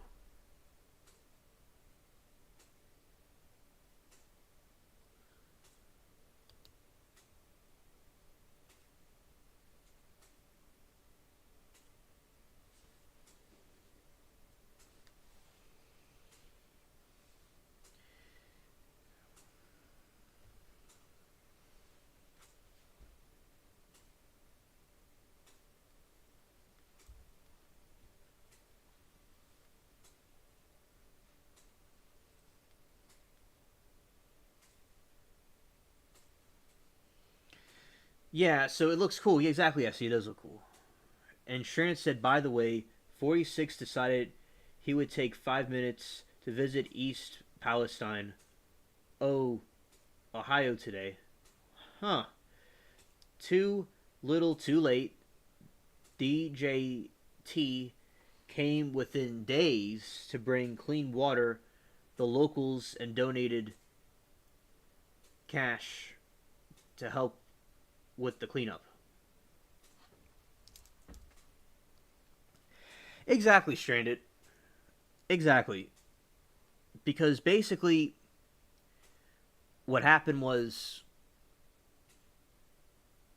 yeah, I remember that. He went there and he donated and he did all kinds of great things for the people over there. And the sleepy over there, he didn't go there until now. Cringe. And as he says, DJT signed a executive order to make new government buildings architecture look more beautiful, and Brandon comes and cancels it out. Oh, you see modern architecture? We're gonna see this.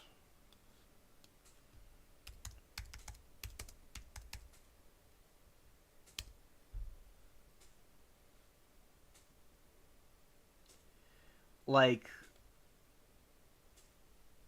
like with modern architecture, it's not the same as it was back then. Let's say building.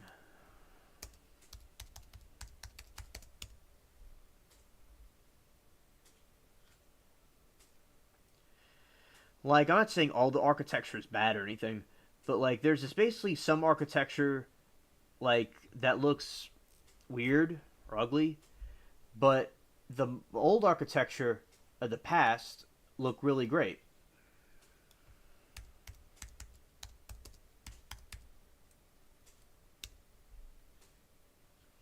Like this is like some classic architecture you got right here, and we're gonna look at building.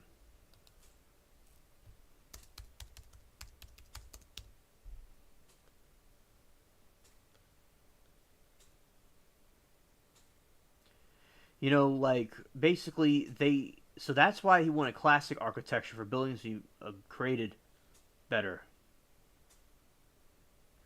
And also, as he says, Trump signed an executive order to make the new government buildings architecture look more beautiful. I read that.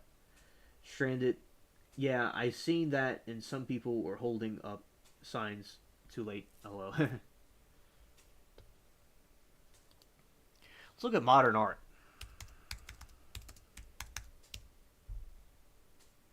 Um, cringe warning. Cringe warning. Cringe warning. Like, look at this chat.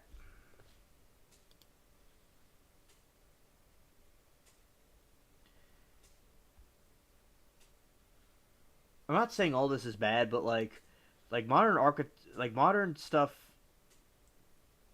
is like different than the old art they used to have.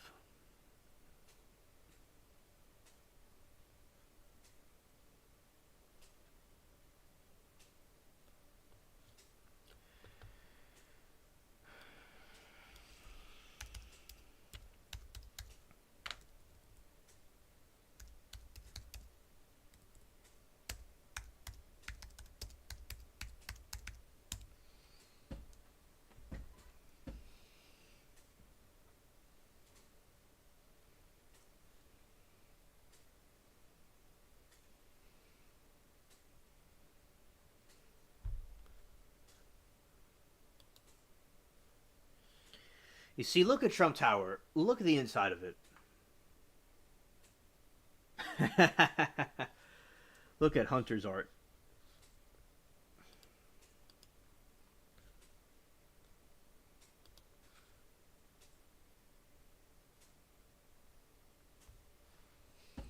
Yeah, you see, look at this. It's like, look at the architecture of that room. Yeah, it's probably like, you know, a trail of white dust.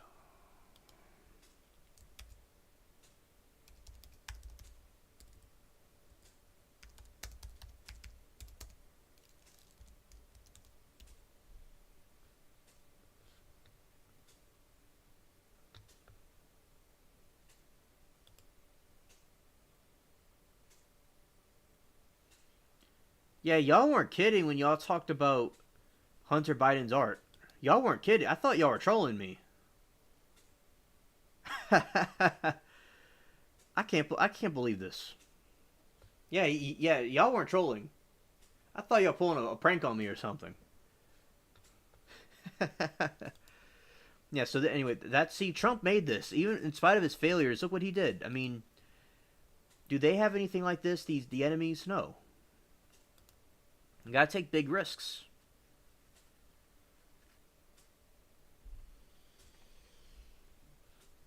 I was showing the screen what they were talking about. Everybody.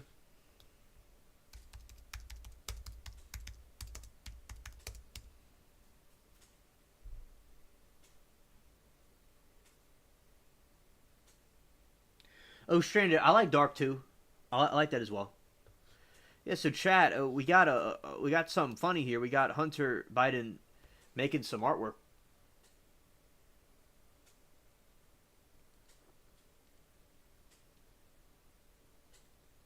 with his paintbrush.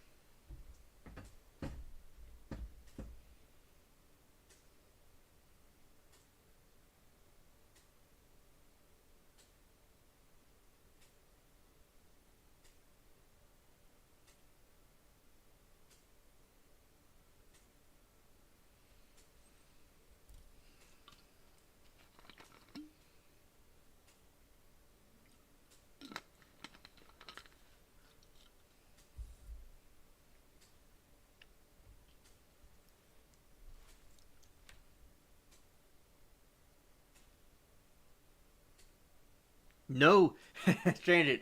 I did not know about his artwork. I did not know.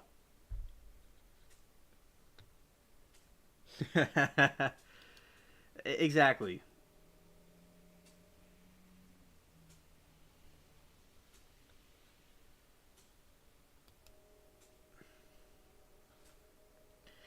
There is a new artist in town. The name is Biden.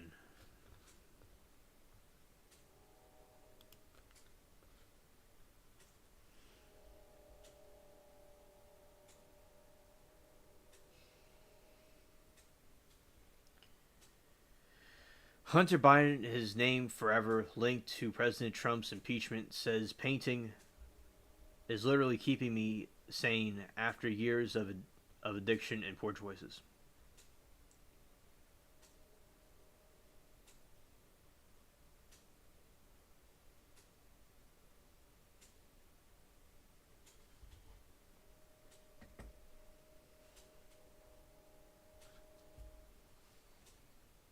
I love that train.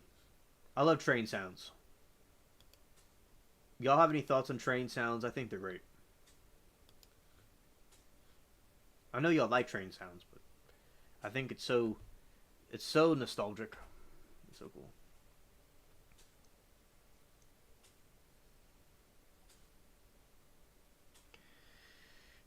So dressed in Oxford boots, jeans, and long sleeves, T-shirt, Hunter Biden ushered a reporter down a stone walkway into a pool house turned art studio in the Hollywood Hills. It was filled with colorful works of decorative abstraction, psychedelic florals, and ethereal patterns that, like nature viewed through a microscope, leaning toward the surreal. There were nearly 100 of them, all by his own hand. Some were signed R.H. Biden for Robert Hunter Biden, the 50-year-old son of the former vice president.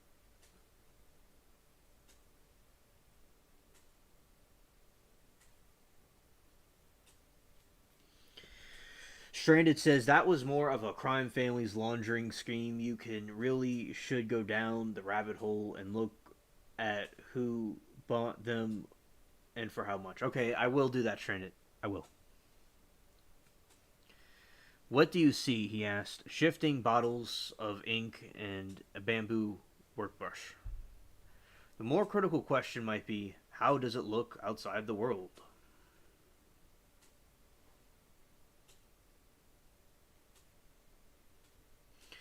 For an unknown artist, his name is very well known for all the wrong reasons. President Trump's request to foreign help to investigate Mr. Biden's role with the Ukrainian gas company.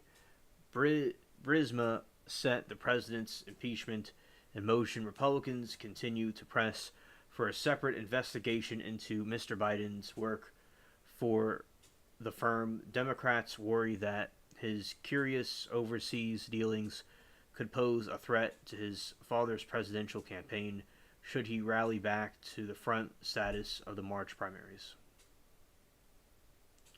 So this is the artwork that we're talking about, chat.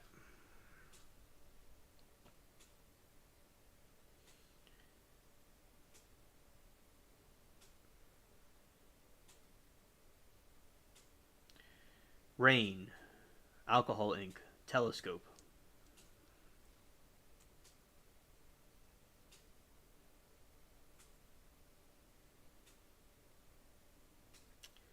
And that's him with the paintbrush.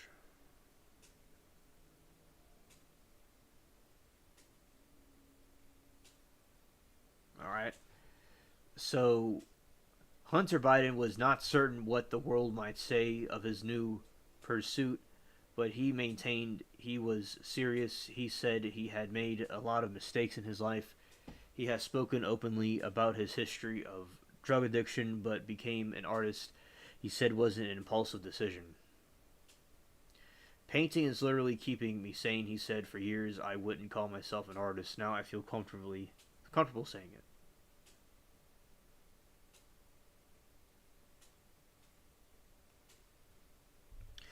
Waiting for doors to open.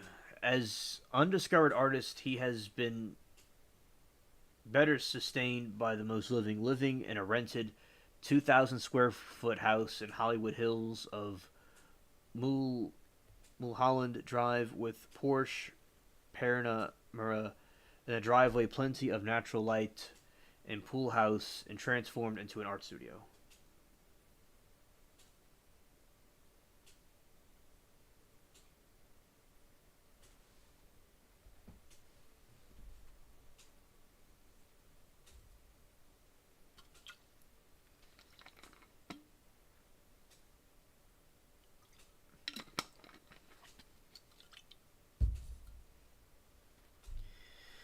And chat is saying, yes. SC says, yes, I used to live right by railroad tracks, right on the other side of my backyard, and loved when the train come by. Comforting to me. I like it. Facts, SC.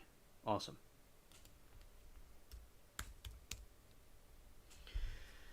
Stranded says, when I was a kid, there was an RR tracks behind my grandma's house that went to the grain mill. Read that again. That sounds really cool. When I was a kid, there was RR tracks behind my grandma's house that went to the grain mill. It was cool to see the train going by. The mill closed and they took the tracks out. Well, that's really cool. You got to experience that. That's a piece of history right there.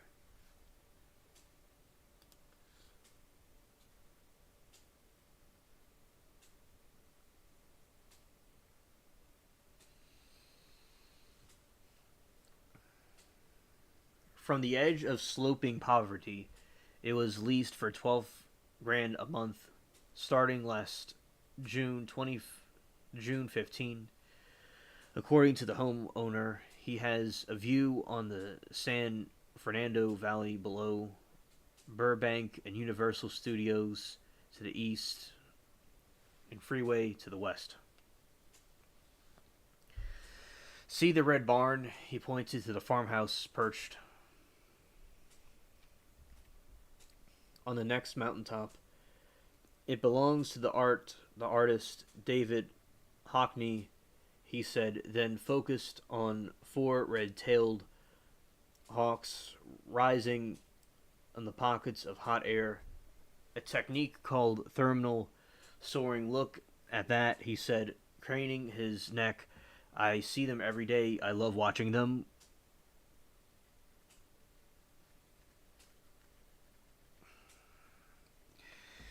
In the early morning, he paints in silence. in the studio with a TV that does not get cable news. At midday, I have a rough idea of finished products. I take a break and blast country music right now. A lot of Strugrill Simpson sound and furry, he said during a reporter's visit last fall.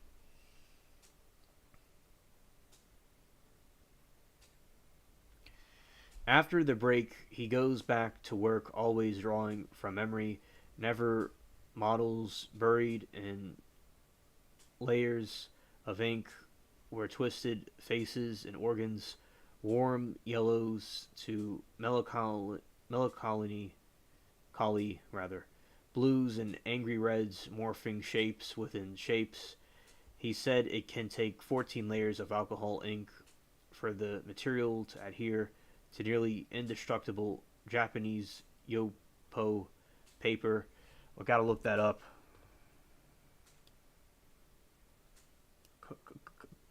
Come on, highlight it.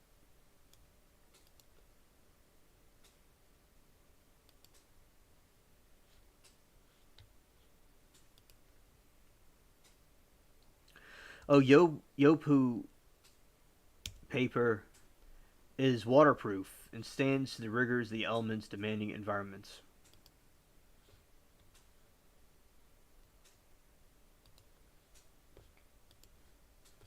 Used in his canvases, he blows the ink with metal straw. It is fast draining. He says natural progression, and you have to really be focused in order to be able to alter it your own imagination, he said. Interesting. I've not heard of that before.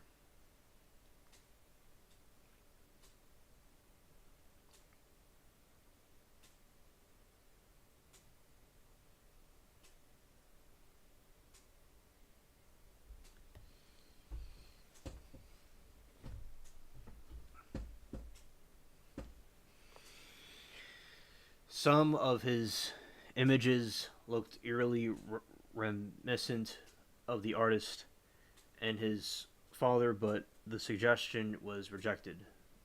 They're no one.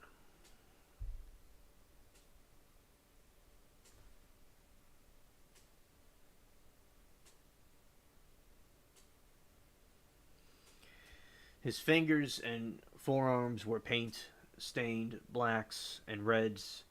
Deep under his nails, flecks on his jeans and boots. Something his wife, Melissa Cohen, whom he married in May, after a week long courtship, can't stand. I always get my pants dirty, he said. I don't even notice it, but Melissa hates it. Miss Cohen, who is pregnant with the couple's first child, is a South African born filmmaker in her early 30s who lived in Israel several years. The day after their first date, Mr. Biden tattooed the Hebrew word shalom for peace on his left bicep, giving the couple matching tattoos. He also tattooed New York's Finger Lakes region in his back because his mother grew up there. It's very abstract, sometimes very dark, Miss Cohen said of her husband's art. It draws a lot from nature.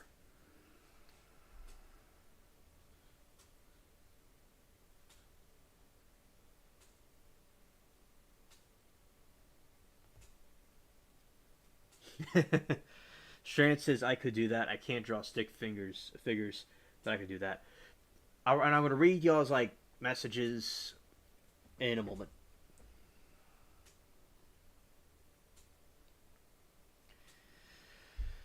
Mr. Biden set out late last year to find gallery representation with the help of Lynette Phillips, who is not typical artist agent. She's a video producer who ran a management company with clients including Quentin Tarantino and Darren Aronofsky, longtime Biden family friend. She hosted a Star Sutton fundraiser for the former vice president last November at Pacific Palisades' home. She shares with Rick Lynch, a painter in the entertainment marketing firm. Mr. Biden did not sign with the gallery. Miss Phillips said that this week that she is no longer advising him, but Mr. Biden is still setting his sights on exhibiting his work.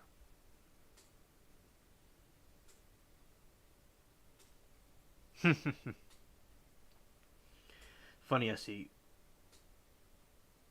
Normally, the artwork is fine place to make the right friends, attend the right parties, a venue more forgiving than Washington D.C. But Mr. Biden could have a challenge convincing the public that the word artist belongs to his CV, coming after his career as a lawyer, lobbyist, and director of private equity firms.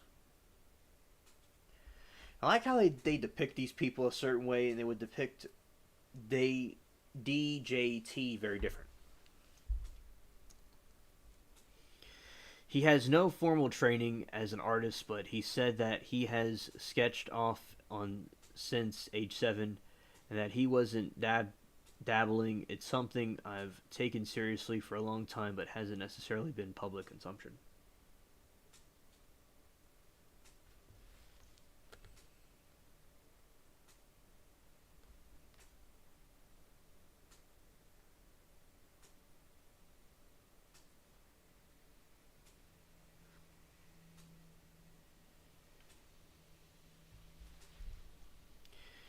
Will the Biden name turn the artwork off or make it more interest? Probably both, said the collector. Beth Rudin D. Woody, the president of Rudin Family Foundations and board members of the Whitney Museum of America Art and Hammer Museum. Miss D. Woody had not seen Mr. Biden's paintings, but she said she loves the idea of this unknown jumping. There's probably going to be a lot of curiosity, she said, if he turns out to be a great artist. Michael Cohen, who owns Los Angeles Gallery, wasn't so sure. Too much baggage, he said, compared to Mr. Biden's actors like Sylvester Stallone or Michael York, tried to cross over but failed to achieve the critical success. Transition. All right. So we got Stranded saying that the train by him was a cargo train and an arm track train, so they went by a lot, probably like 10 to 15 times a day. That's really cool.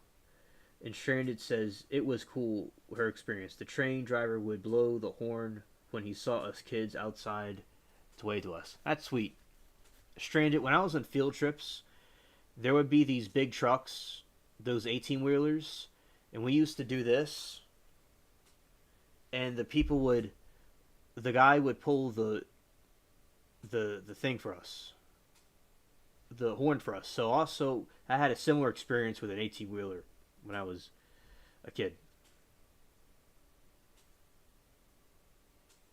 Yeah, the train's very cool.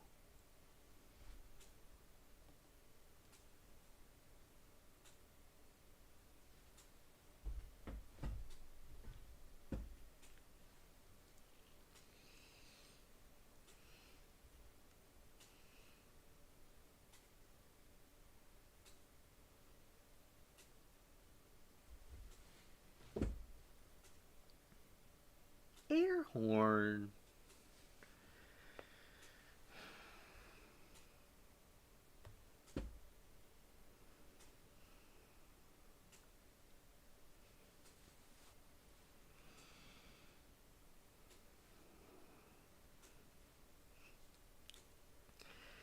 Painting as therapy. For years, vodka and cocaine were constant consumptions. Mr. Biden has talked often of facing the twin demons of addiction and personal loss. His mother, Nelia, and his sister, Naomi, died in a 72 car wreck, which a 2-year old Hunter suffered a severe head injury.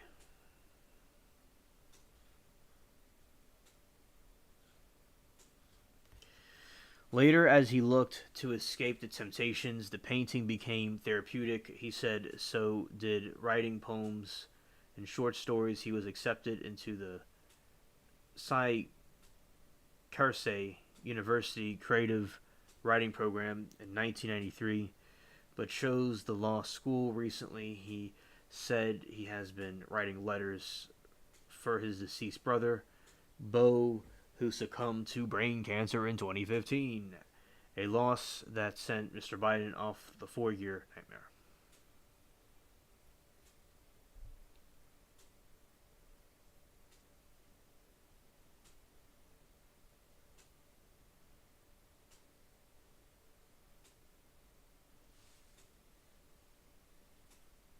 Y'all did that too with truck drivers.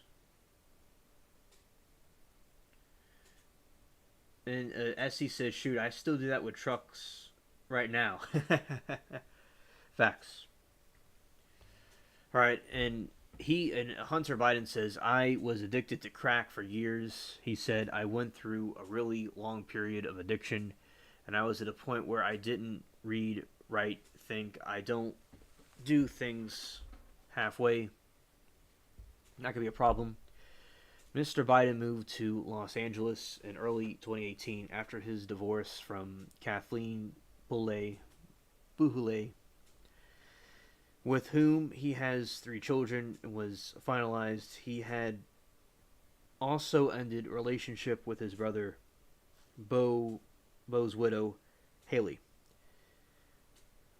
This past November, a paternity, I said that wrong, suit revealed he was the father of a toddler. He had met the child's mother in Washington on a Wednesday. A judge ordered Mr. Biden to come to Arkansas, where the mother lives, for a March deposition. The mother's lawyer said that, among other things, he wanted to know whether Mr. Biden was making money from his art. Okay, Estrada does not think it was an accident in her opinion. Okay. Understood.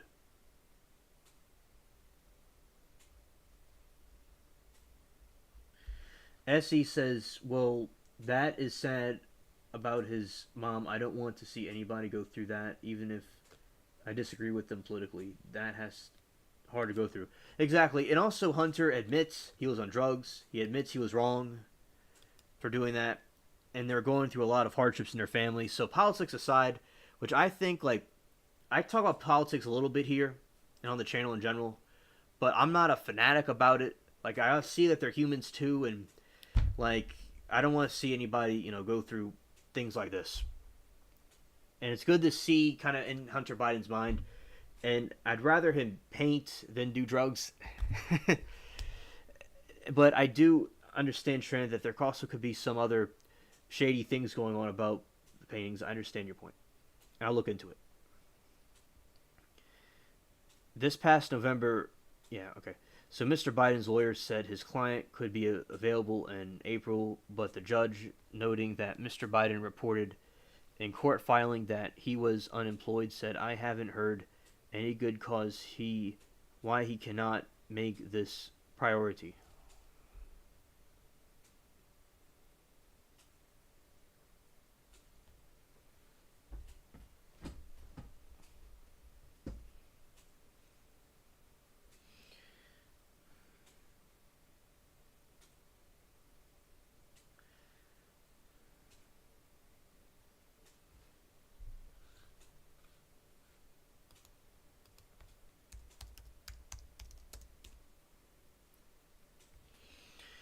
There has been no proof of any wrongdoing by Mr. Biden related to his business dealings in Ukraine. He declined to answer questions about them, although in an October interview with ABC, he admitted to poor judgment in accepting the role with Bruzma, the Ukrainian energy company, in 2014, around the same time his father, as vice president, was leading the Obama administration efforts to root the corruption in Ukrainian energy industry. Mr. Biden, who was reportedly paid $50,000 a month by Burisma, remained on the board until April 2019, when his term expired. In 2015, he began working for a Romanian oligarch, Gabriel Isui. I butchered that, everybody. Who was facing corruption charges. This fall, he stepped down from the board of Chinese firm and stating he would not work for or with any foreign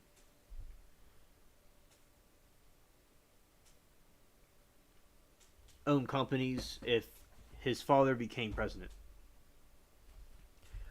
But the perception rules, even if no laws were broken by him. Mr. Biden has made questionable choices at his studio. Mr. Biden talked about his work while puffing an e-cigarette and starting into distance.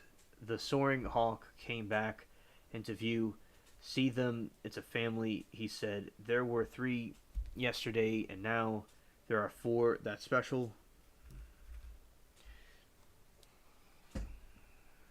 Painting puts my energy toward something positive, he added. Speaking with a short of recovery wisdom, he's been to rehabilitation facilities 7 or 8 times. He said it keeps me away from the people and places where I shouldn't be. I want to protect his place. He said, the only thing I have left is my art. It's the only thing they can't take away from me or conflate with anything else.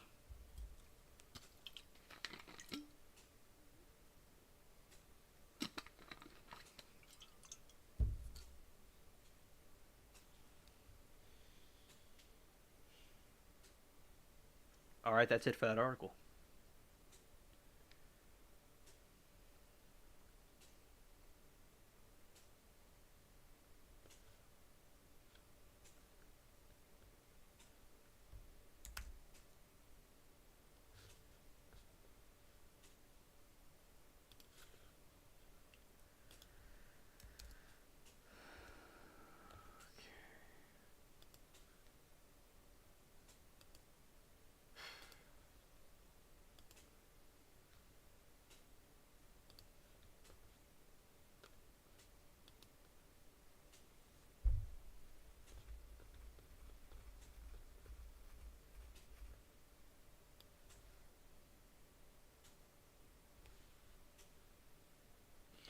We're gonna look up some things about trains, like a picture of a train, really quick.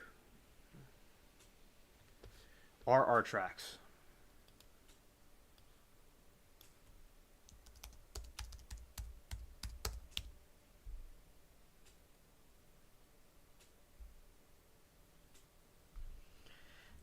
Nice.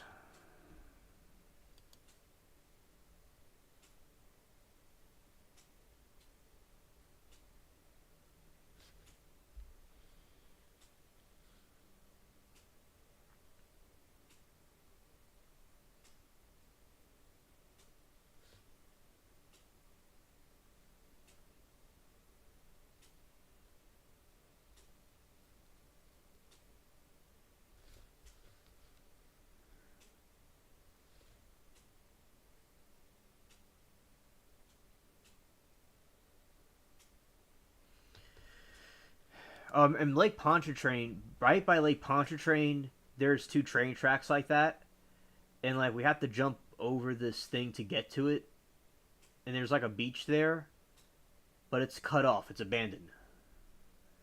But like I've been to the beach, and I have all kinds of weird plants there. That's pretty cool. And oh, in Lake Pontchartrain, they went to a part of the Lake Pontchartrain that has not been touched since like segregation, and the water over there is beautiful and blue, and it's like untouched by humans, and it looks gorgeous over there. And they're just gonna keep it that way because a lot of Lake Pontchartrain is disgusting. and because humans were there, so that's really cool that they had that.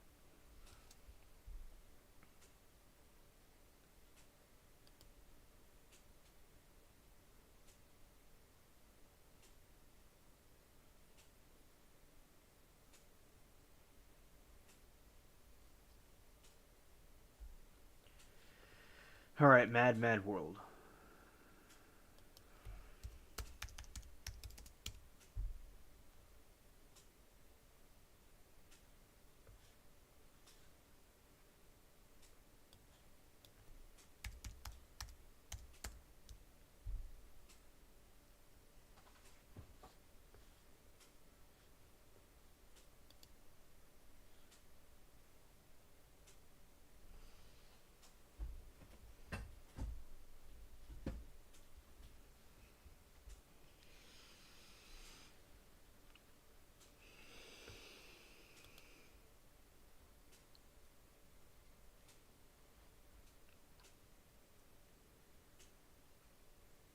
All right, so that's the cargo train. Really cool.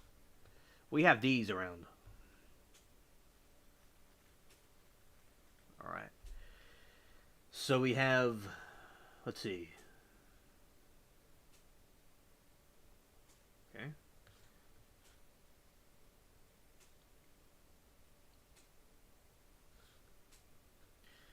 Grain mill.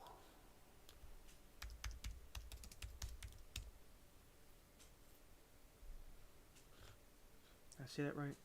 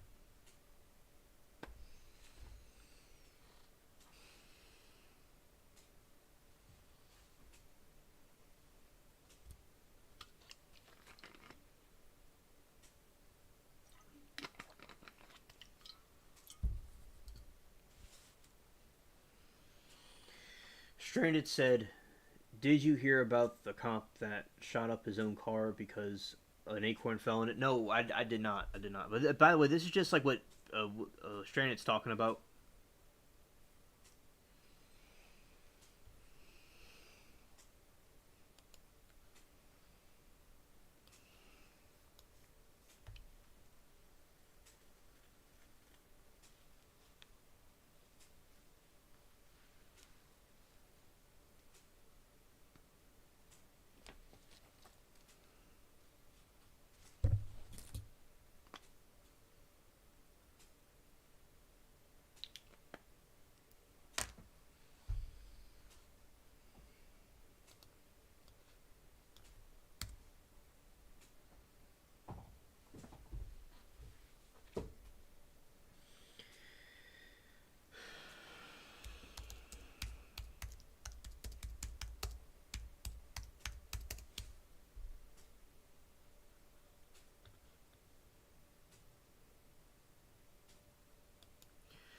All right, we're about to read this from Stranded.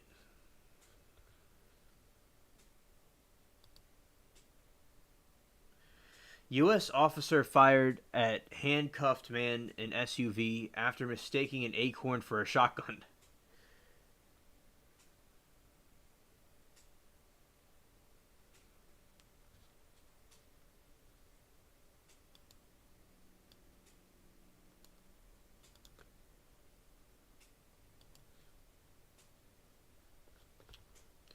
Wrong window. Okay. Oh, that's not the wrong window. Okay. Copy for comfort. Okay. And we're going to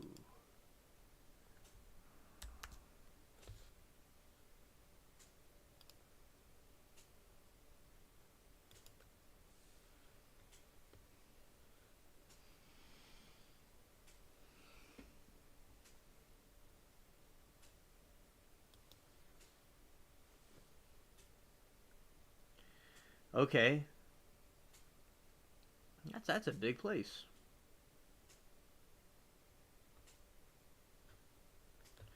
1978. Oh, so it looks like it just we're gonna go with this one.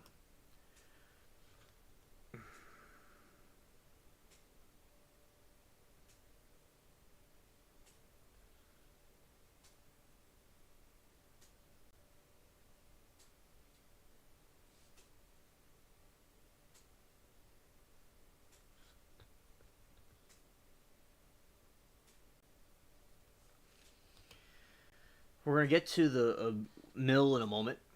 All right. So, U.S. officer fired at handcuffed man in SUV after mistaking acorn for shotgun. My bad. U.S. officer fired at handcuffed man in SUV after mistaking acorn for gunshot. Florida deputy Jesse Hernandez resigned after opening fire when he thought sound of an acorn hitting a police cruiser was a shot from a gun. A Florida sheriff deputy mistook the sound of an acorn hitting his patrol cruiser for a gunshot and fired multiple times at the SUV where a handcuffed black man was sitting in the back seat, officials said. The man who was being questioned about stealing his girlfriend's car was not injured during the November 12th shooting. He was taken into custody but released without being charged. The officer who initiated the shooting resigned. The Okaloosa County Sheriff Office released the body camera video. An international affair report this week addressing the acorn for the first time. Investigators viewing the video from the deputy Jesse Hernandez body camera saw an acorn falling just before shots were fired.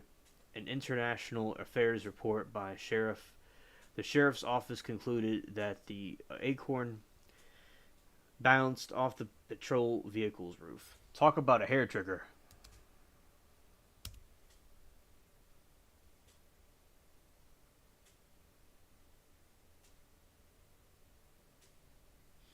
Okay, Stranded. I'll look that up.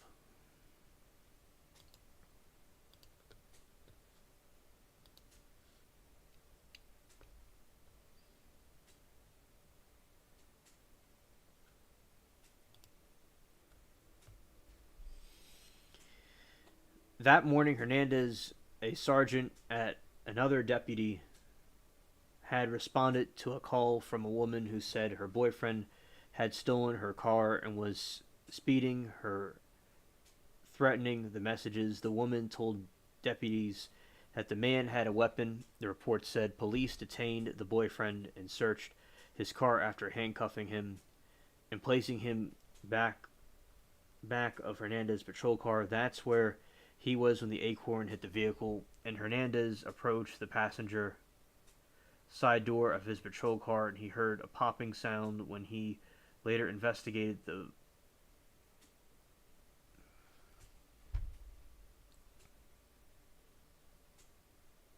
popping sound, which later told investigators he perceived it to be a gunshot, and he said he believed he had been hit. He began yelling shots fired multiple times, falling to the ground and rolling. The sheriff said he fired into the patrol car. Sergeant Beth Roberts heard the gunfire and Hernandez screams and began firing into the car as well, the reporter said. Although the county state attorney office found no probable cause for criminal charges, the sheriff's international affair investigation determined Hernandez's use of force was not objectively reasonable. Hernandez resigned on December 4 December. The sheriff office said Roberts used a deadly force and was found to be reasonable, and she was exonerated. Report found the Okaloosa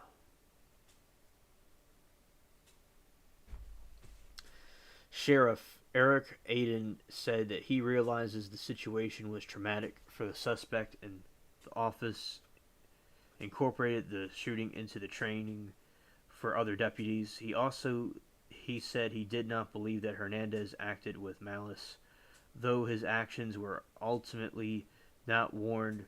We do not believe he felt life was an immediate peril,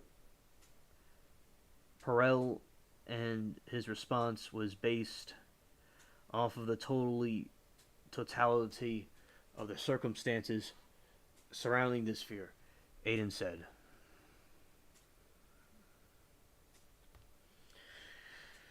The reviews of the case by the Sheriff's Criminal Investigations Division in the county's state attorney office found no probable cause for criminal charges for Hernandez, who started with the agency in January 2022.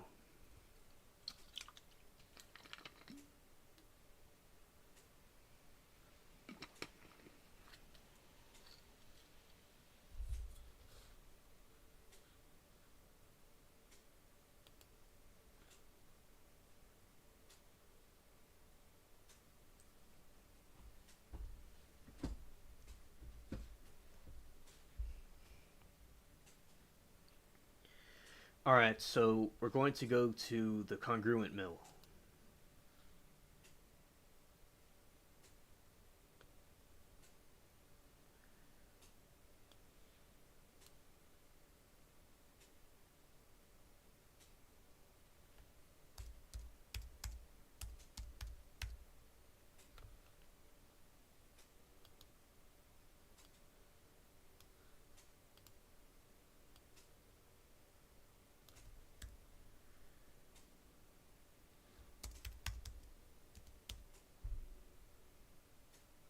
All right.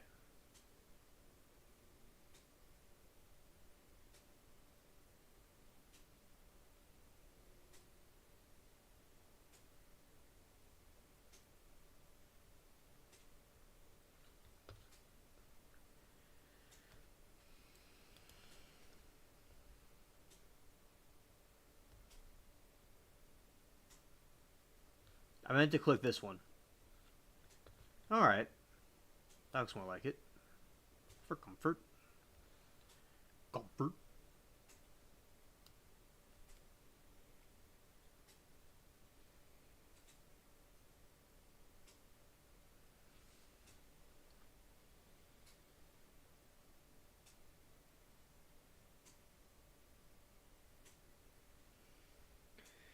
As he says in response, if you look when he was on the slide walk, the sidewalk rather, I could have seen. I saw blood. I'm going to watch it again. I saw blood in a couple of spots. Saw blood in a couple of spots.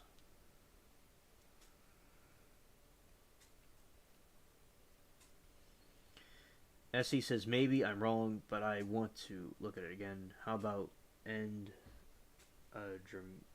Germant?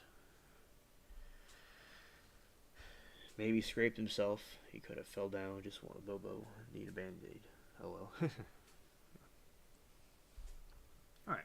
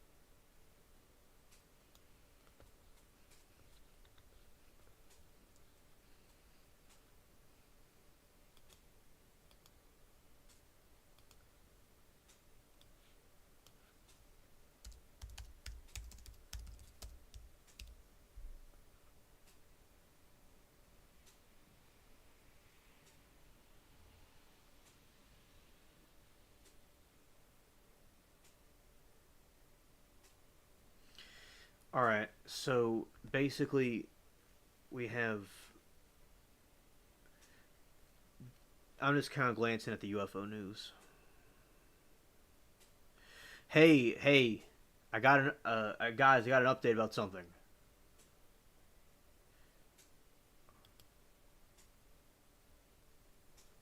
Okay,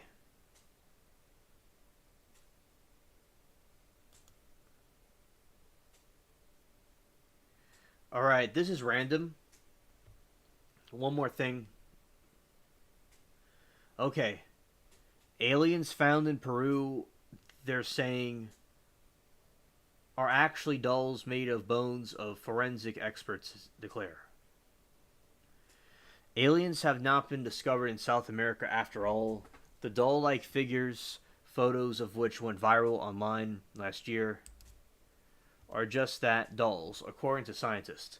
The controversial artifacts were seized by Peruvian customs agents in October and intended for the Mexican for a Mexican citizen, the Associated Press reported.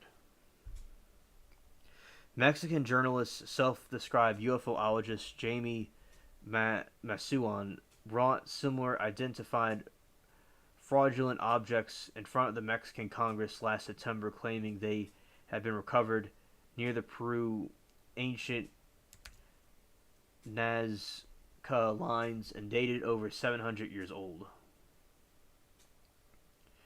Masuan went in front of the Mexican Congress again in November with a team of doctors confirming the bodies were of once living organisms.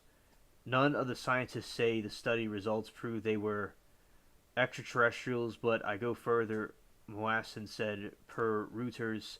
Experts with Peru's prosecutor's office analyzed the size dolls, and forensic archaeologist Flavio Estrada presented the results of their findings at a press conference at the Peruvian Ministry of Culture on Friday. And, okay, come on, page. Stop glitching. Okay. They are not extraterrestrials. They are not interterrestrials, like interdimensional. They are not a new species. They are not hybrids. They are none of those things. This group of pseudoscientists who for 6 years have been presenting with these elements, Estra said. The humanoid three-fingered dolls consist of earth-bound animals and human bones assembled with modern synthetic glue. Estra Ada elaborated, it is the first time in Muassen has had outwardly corpse debunked. He made a similar claim in 2017, and SC sent a video I reacted to of this UFO enthusiast like myself, an older version of me, who was saying how this guy was known to get fakes, and this specific one was a fake, and that was likely faked because he got fake things before. So this is another situation where you have another fake. Now seems to be confirmed that it was fake. With their tinfoil hats, could they be covering it up? Whatever. But so their main narrative is that this was faked. Our cultures of the past made Machu Picchu. Our cultures of the past made the Nazca lines. They didn't need any help to do that. Those who have promoted that have an economic interest, some other kind of interest. Estradata said, what we have presented here is science, not pseudoscience. Alright, so that's an update about these dolls, these alien mummy things. They're saying now that it was fake. Alright.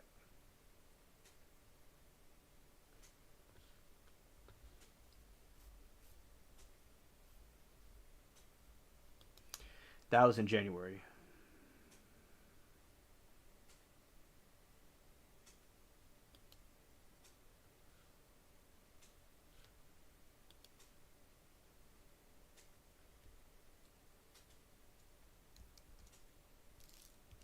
Let's read the headline of this. the SETI searches for alien signals synchronized with supernova in 1987. You see, the the SETI ellipsode is an ellipse in space with Earth at one Foxy and S and 1987 at the other. Stars at the perimeter of the ellipsoid will have seen the supernova, and any alien signals may be synchronized with it. If aliens are synchronizing their signal with the light coming from the supernova in 1987, then the search for extraterrestrial intelligence is the case. Scientists with the institution say they may be able to find such signals by looking at them on what's called a Sentai ellipsoid, about 6,000 years ago. A blue supergiant star exploded at the supernova and the large Eclectic cloud, which small satellite galaxy that neighbors our own Milky Way, light eliminating from the supernova.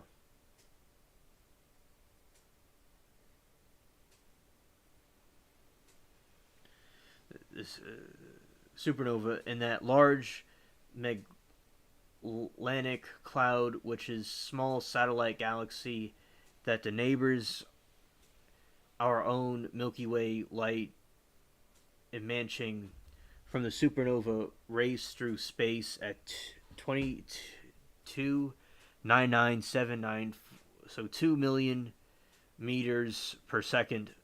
Wow, that's fast. Then on February 24, 1987, it reached Earth.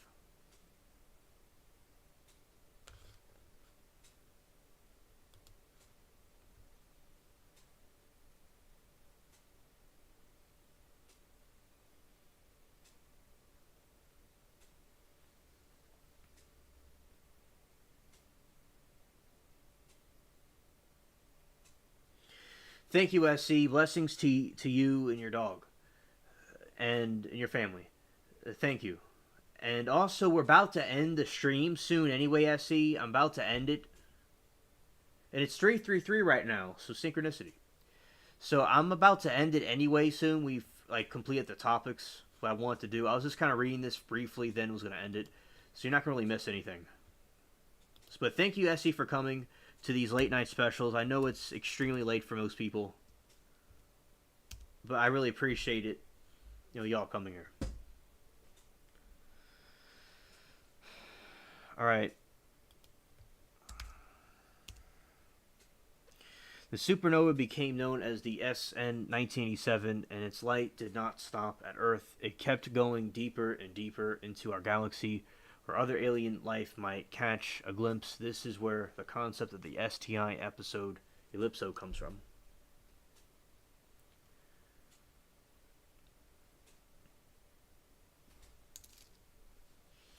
Oh, 433 over there. Wow. Defined as an eclipse, shared volume with Earth at one of the foci. In 1987, the other perimeter indicates the locations where there has been enough time for the supernova light to reach the star and for any technological life on a planet orbiting the star to set out a signal that would reach us now.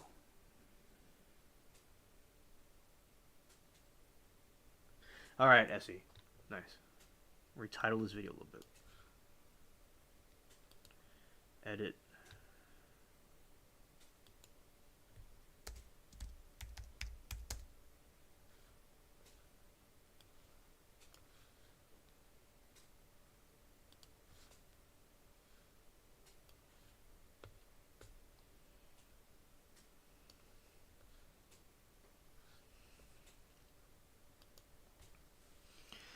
Alright, one more paragraph. The idea is that we can use the STI ellipsoid as what's known as a shelling point, a concept associated with game theory, it describes a kind of focal point around which two protagonists, in the case transmitting aliens and humans as astronomers, watching or listening to the signals, can coordinate their activities without the first communication of their intentions. That if the sound complicated, consider the STI has been using shelling points ever since the Frank Drake Project Ozma, the first ever STI search that occurred in April May 1960. Drake had searched for radio signals, the iconic 21 centimeter hydrogen wavelength, because he figured aliens would realize our astronomers routinely look that wavelength, transmitting on such a commonly used wavelength. He realized would increase the chance of the signal's detection. As Dr. Jill Jatter often points, the STI search are like looking for a needle in a haystack, 9DH haystack, said Sophia Sheck of the STI Institution, the University of California, Berkeley, in a statement. Any technique that can help prioritize where to look at such STI ellipsode could potentially give us a shortcut to the most promising parts of the haystack. So that's some information about this alien stuff. They're coordinating alien signals with a supernova. Wow. We'll look into more of that another time. Yeah, so I just want to look at the alien news. It's been a while since we looked at alien news. Because it's like, I'm keeping up with this stuff, okay? Because I take this stuff very seriously.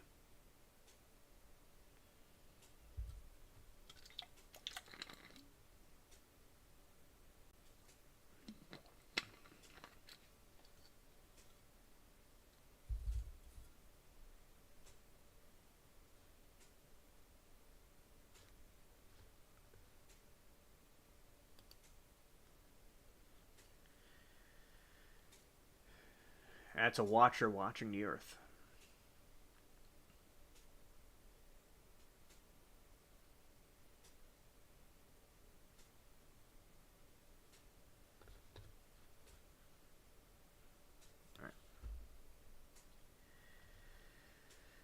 Okay. All right.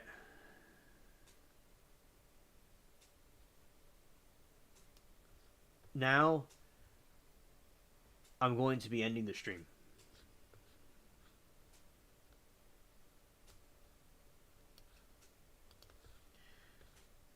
Here we go.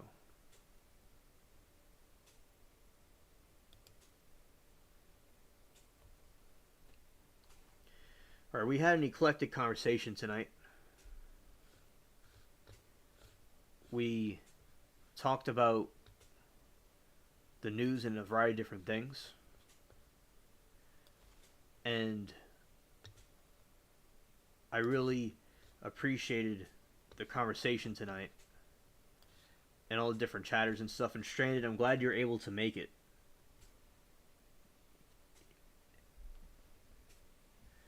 And, you know, thankful for you and all the other people that are watching and listening and seeing the rerun for, you know, participating in it.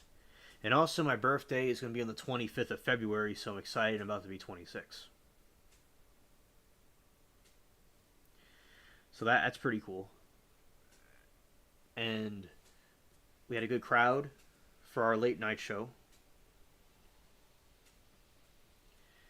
And also, now I'm about to end it.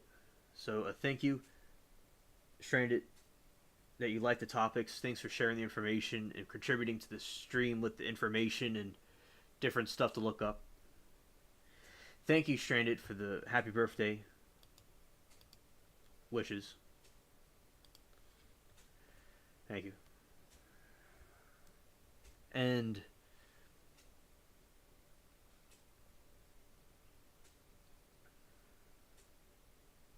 yeah, I'm a young pup. Yeah. I'll be big 26. And I'm glad at my age I was able to, you know, with the help of others and different things, led me to this and putting this together and spreading the information around.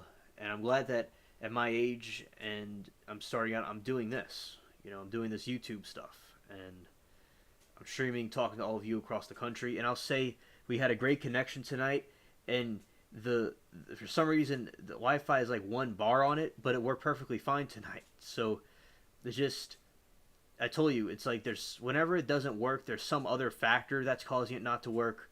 Because this internet connection I have is brilliant. It's really great, but sometimes it'll have its hiccups. But yeah, so there you go. It just shows how powerful the Wi-Fi is I have. All the way from another area, wirelessly streaming this. So that's really incredible. It's able to do that. So, alright. I'm young, and that's cool, and I enjoy that thing for the compliment stranded. And now I'm going to be ending it. Peace out, everybody. Have a blessed weekend. Thank you for watching, everybody.